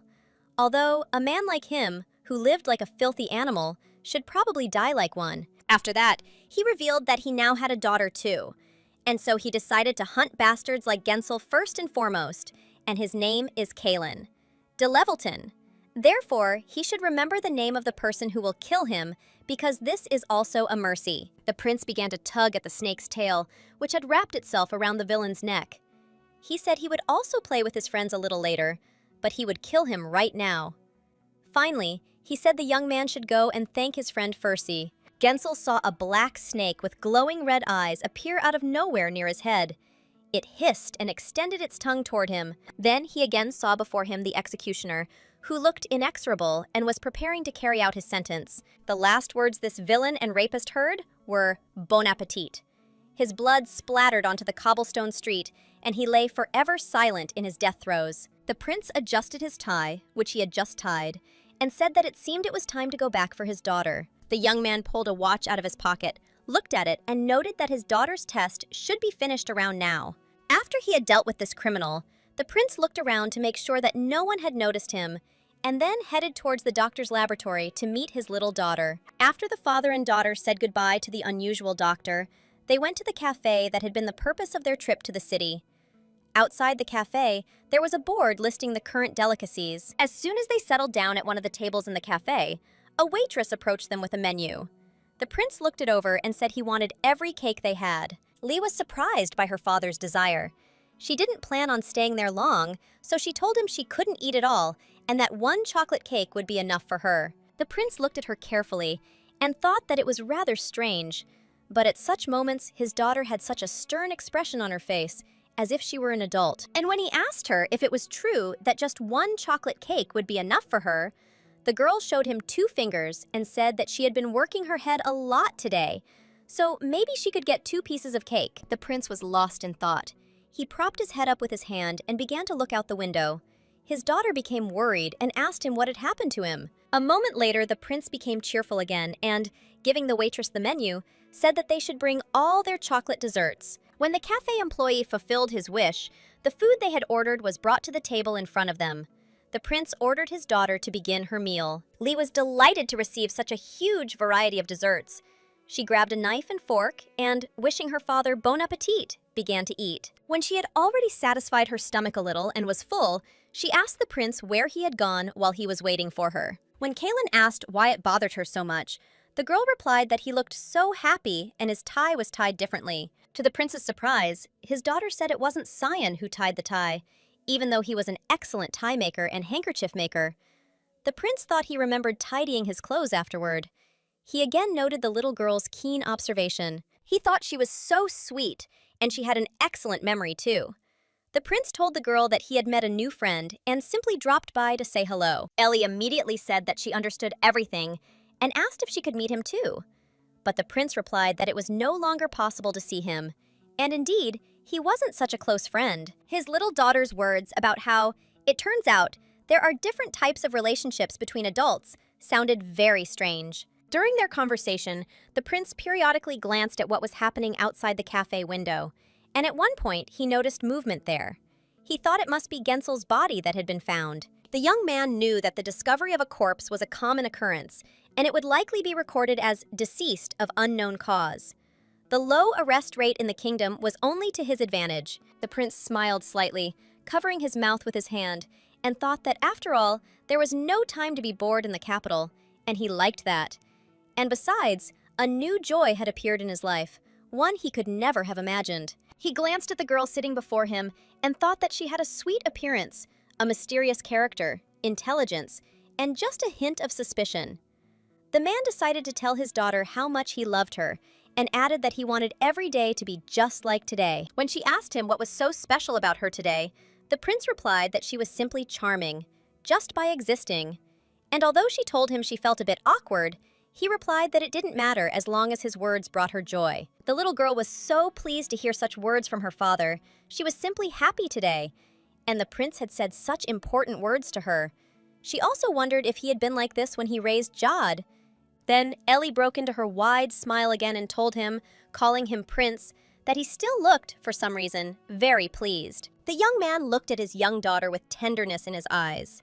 He wondered when she would start calling him Daddy, deciding that today everything was perfect, except for this one detail. As they were leaving the cafe, the waitress decided to escort such sophisticated clients outside and told them to come back again. Lee was also grateful to her for such a delicious treat and bowed deeply before her. She didn't even notice any presents next to her. Only when she heard someone say, "Hello," did she turn her head toward the speaker. The girl saw her older brother sitting in the carriage and their butler standing next to her. She immediately asked them if they had come to pick up her and her father. It seemed her brother was also admiring the girl. He invited her into the carriage, saying that something very interesting awaited her. The girl wondered what kind of day this was. When everyone was comfortably seated in the carriage, it moved off, and its passengers began to discuss the events of the day. At some point, the little girl discovered that, for some reason, she felt very cold, which seemed very strange. Lee looked out the window and realized why it had happened. It was because they were passing the alley where she had spent so much time, and that was precisely why she felt cold. Then she was very surprised because, for some reason, they did not take the usual road that led to the prince's estate, but turned into an alley where there were many houses and their inhabitants that were familiar to her. It was the girl's first time on this street since she'd gone looking for work at the prince's palace. She recognized the familiar surroundings, of course, but she felt something was off. Even when the carriage stopped and the girl stepped onto its running board, she realized that this street had changed significantly since the last time she had been here. She quickly ran out of the carriage and began looking around as the prince followed her. The girl saw that the street where she lived had changed dramatically and looked completely different. And that house, near which she and the boys gutted the trash can, and the owners pretended that they did nothing, and that warehouse where they often sat close to each other because of the cold that surrounded them and froze, to the little girl's great amazement, all the familiar places had vanished. Now she stood before a huge, pleasant-looking, decorated house that hadn't been there before. She noticed another sign near the house, something that definitely hadn't been there before. She wondered what it might be. Her basic reading skills were enough to allow her to look at the plaque and see that this house was not just any house. It said it was home to friends of L.E. She became so curious about what this meant that she couldn't stand it any longer, ran to the window and began to look inside the house. The sight that greeted her was very pleasant.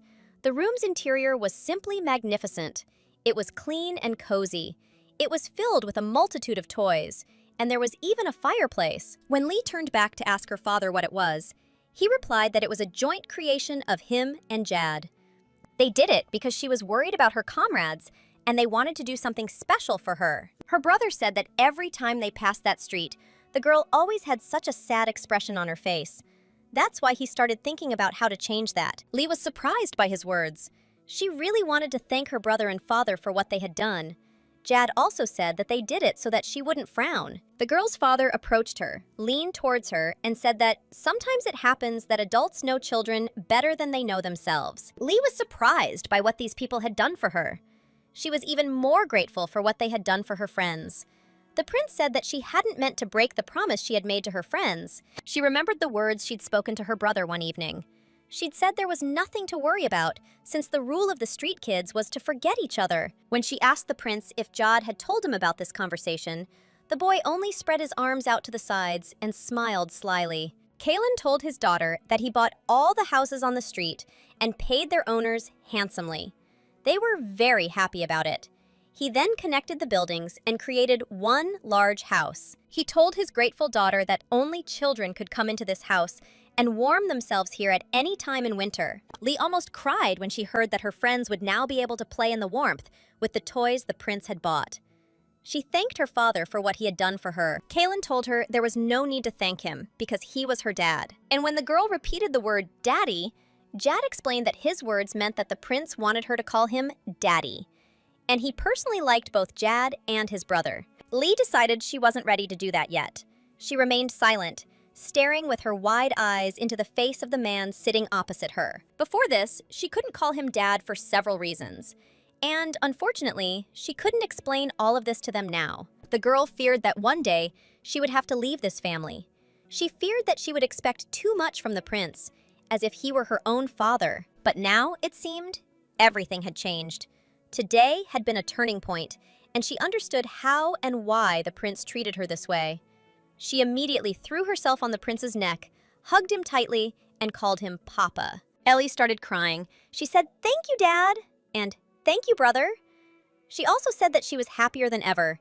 She couldn't even imagine that she would ever find happiness in this world. Then she rushed to Jad and hugged him too. She thanked him for being her brother, after which he asked her not to forget those words. The girl thought that even if they were a little strange, it was okay. She still wanted them to be her family. The prince approached her and stroked her head. He said she could be Lee or Letici, but it didn't matter. She just needed to cast away all the sad memories associated with this street. The butler told the girl that part of her name, L, had become this house. And now this word would be able to bring warmth to children. Her friends would come here and remember her with gratitude and warmth. When they had already decided to go home and got into the carriage, the little girl's brother said that, by the way, he had tried to find a boy named Walter, but had been unable to. He had been told that he had recently left town. Elle wasn't surprised at all. She replied that she understood everything and that he had probably gone away to earn money or move to the lower village. Jad asked if she wanted him to find the boy. The little sister laughed and said not to worry about him. He was such a smart aleck that he could find a place for himself anywhere. She remembered that on that day, her friend was supposed to die at the hands of a killer. But thanks to her intervention, his fate changed. The girl looked at Luna and asked her for one more favor. She hoped that her friend would also live in better conditions. That day, Elle's house appeared, and the little girl's winter came to an end. The young man was reading a recent newspaper and retelling its contents to his brother, who was standing nearby. It said that teenagers were continuing to be murdered for unknown reasons. Another one was one of the boys who had abused their sister, and this was the third murder since Gensel. Could this really be the prince's doing? His brother pulled his cap down even lower and said that only the prince remained. There was no one else to do it. The young man standing next to him said that it seemed to him that the doctor also looked very much like the prince. And when Raiden asked if they were both abnormal, Rian replied that he didn't even know. He just had the feeling they were birds of a feather, and he imagined they could do something extraordinary without even batting an eye. When his brother mentioned wondering how Letici was doing, Reading replied that he'd had enough of talking about her. He'd even gone to the prince's house and left a flower there, though he didn't know if she'd found it. And he said he was very grateful to this little girl because it was she who saved their lives.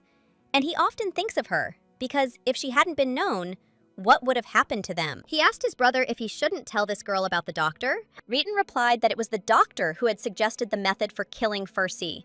He was the one who planned such things. His brother recalled how one day he was sitting on a bench in front of the academy, and Fercy and his friends came out. He himself didn't understand how he had uttered the rumor that he would kill him if he could. He heard someone approach him and say that was exactly the expression on his face. Turning around, he saw a pleasant young man who turned out to be the doctor. Ryan asked him who he was. And then, this very strange man said that his name was Dr. Sibel, and that he sometimes came to the academy. Then he asked if it was him. The young man looked in the same direction his new acquaintance was looking. He looked at the frolicking teenagers who were discussing the sister of the boy sitting next to him. The doctor said that this was the same man who had insulted his sister and driven her to death. Ryan's ear, and told him that he understood him and how sad he must be to see this man. He also asked if he needed help killing this man. It was the doctor who came up with the plan to kill Fercy. Carrying out the murder plan he devised was quite simple and proved easy for both twins. But on the island, the prince's family and his little daughter intervened in the matter. After Ryan and Raiden's failure, there was nothing left to do but tell the doctor about everything that had happened. They told him that a girl named Letici had guessed their involvement in the murder. It was also from them that the doctor learned that the prince had decided to let them go, and thus they escaped punishment for murder. The doctor didn't require any further explanation. He sent both young men to deliver the flower. But Ryan and Raiden decided to leave a blue rose there instead of a red flower. They did this as a sign of respect, apology, and gratitude to the little girl who had saved their lives. And at the same time, this flower was supposed to serve as a warning to her. And now, both twin brothers were at the train station, discussing how they had already disobeyed the doctor's orders and brought a non-red flower. The second brother said that he just wanted to warn the girl that this doctor knew about her. Reedon replied that it was he who had told the doctor about Leticia. Now, if the prince found out about it, he would kill them. Rion said they had to leave this city, and they would do it right now, as if nothing had happened. Reedon turned around and started walking toward the train standing on the platform. He said it was the last train, so he needed to hurry. The young man turned around, shouted to his brother, urging him to go faster, and asked why he was standing there. His brother's face was gone. He seemed to see a ghost in front of him and said that this man looked very strange. Two people were talking on the platform. One of them was a man with long blonde hair and glasses. He said he hadn't noticed his companion. A fat man standing across from him warned him to be careful. Reedon put his hand on his brother's shoulder and said that they needed to get out of here quickly. But unfortunately, the twins didn't have time to do this, because a young man, who was actually a doctor, came up to them from behind and asked where they were going and if they weren't going to catch a train. They did this as a sign of respect, apology, and gratitude to the little girl who had saved their lives. And at the same time, this flower was supposed to serve as a warning to her. And now, both twin brothers were at the train station, discussing how they had already disobeyed the doctor's orders and brought a non-red flower. The second brother said that he just wanted to warn the girl that this doctor knew about her. Reedon replied that it was he who had told the doctor about Letitia. Now, if the prince found out about it, he would kill them. Rion said they had to leave this city, and they would do it right now, as if nothing had happened. Reedon turned around and started walking toward the train standing on the platform. He said it was the last train, so he needed to hurry. The young man turned around, shouted to his brother, urging him to go faster, and asked why he was standing there. His brother's face was gone. He seemed to see a ghost in front of him and said that this man looked very strange. Two people were talking on the platform. One of them was a man with long blonde hair and glasses. He said he hadn't noticed his companion. A fat man standing across from him warned him to be careful. Reedon put his hand on his brother's shoulder and said that they needed to get out of here quickly. But unfortunately, the twins didn't have time to do this, because a young man, who was actually a doctor, came up to them from behind and asked where they were going and if they weren't going to catch a train. They did this as a sign of respect, apology, and gratitude to the little girl who had saved their lives. And at the same time, this flower was supposed to serve as a warning to her. And now, both twin brothers were at the train station, discussing how they had already disobeyed the doctor's orders and brought a non-red flower. The second brother said that he just wanted to warn the girl that this doctor knew about her. Reedon replied that it was he who had told the doctor about Letitia. Now, if the prince found out about it, he would kill them. Rion said they had to leave this city, and they would do it right now, as if nothing had happened. Reedon turned around and started walking toward the train standing on the platform.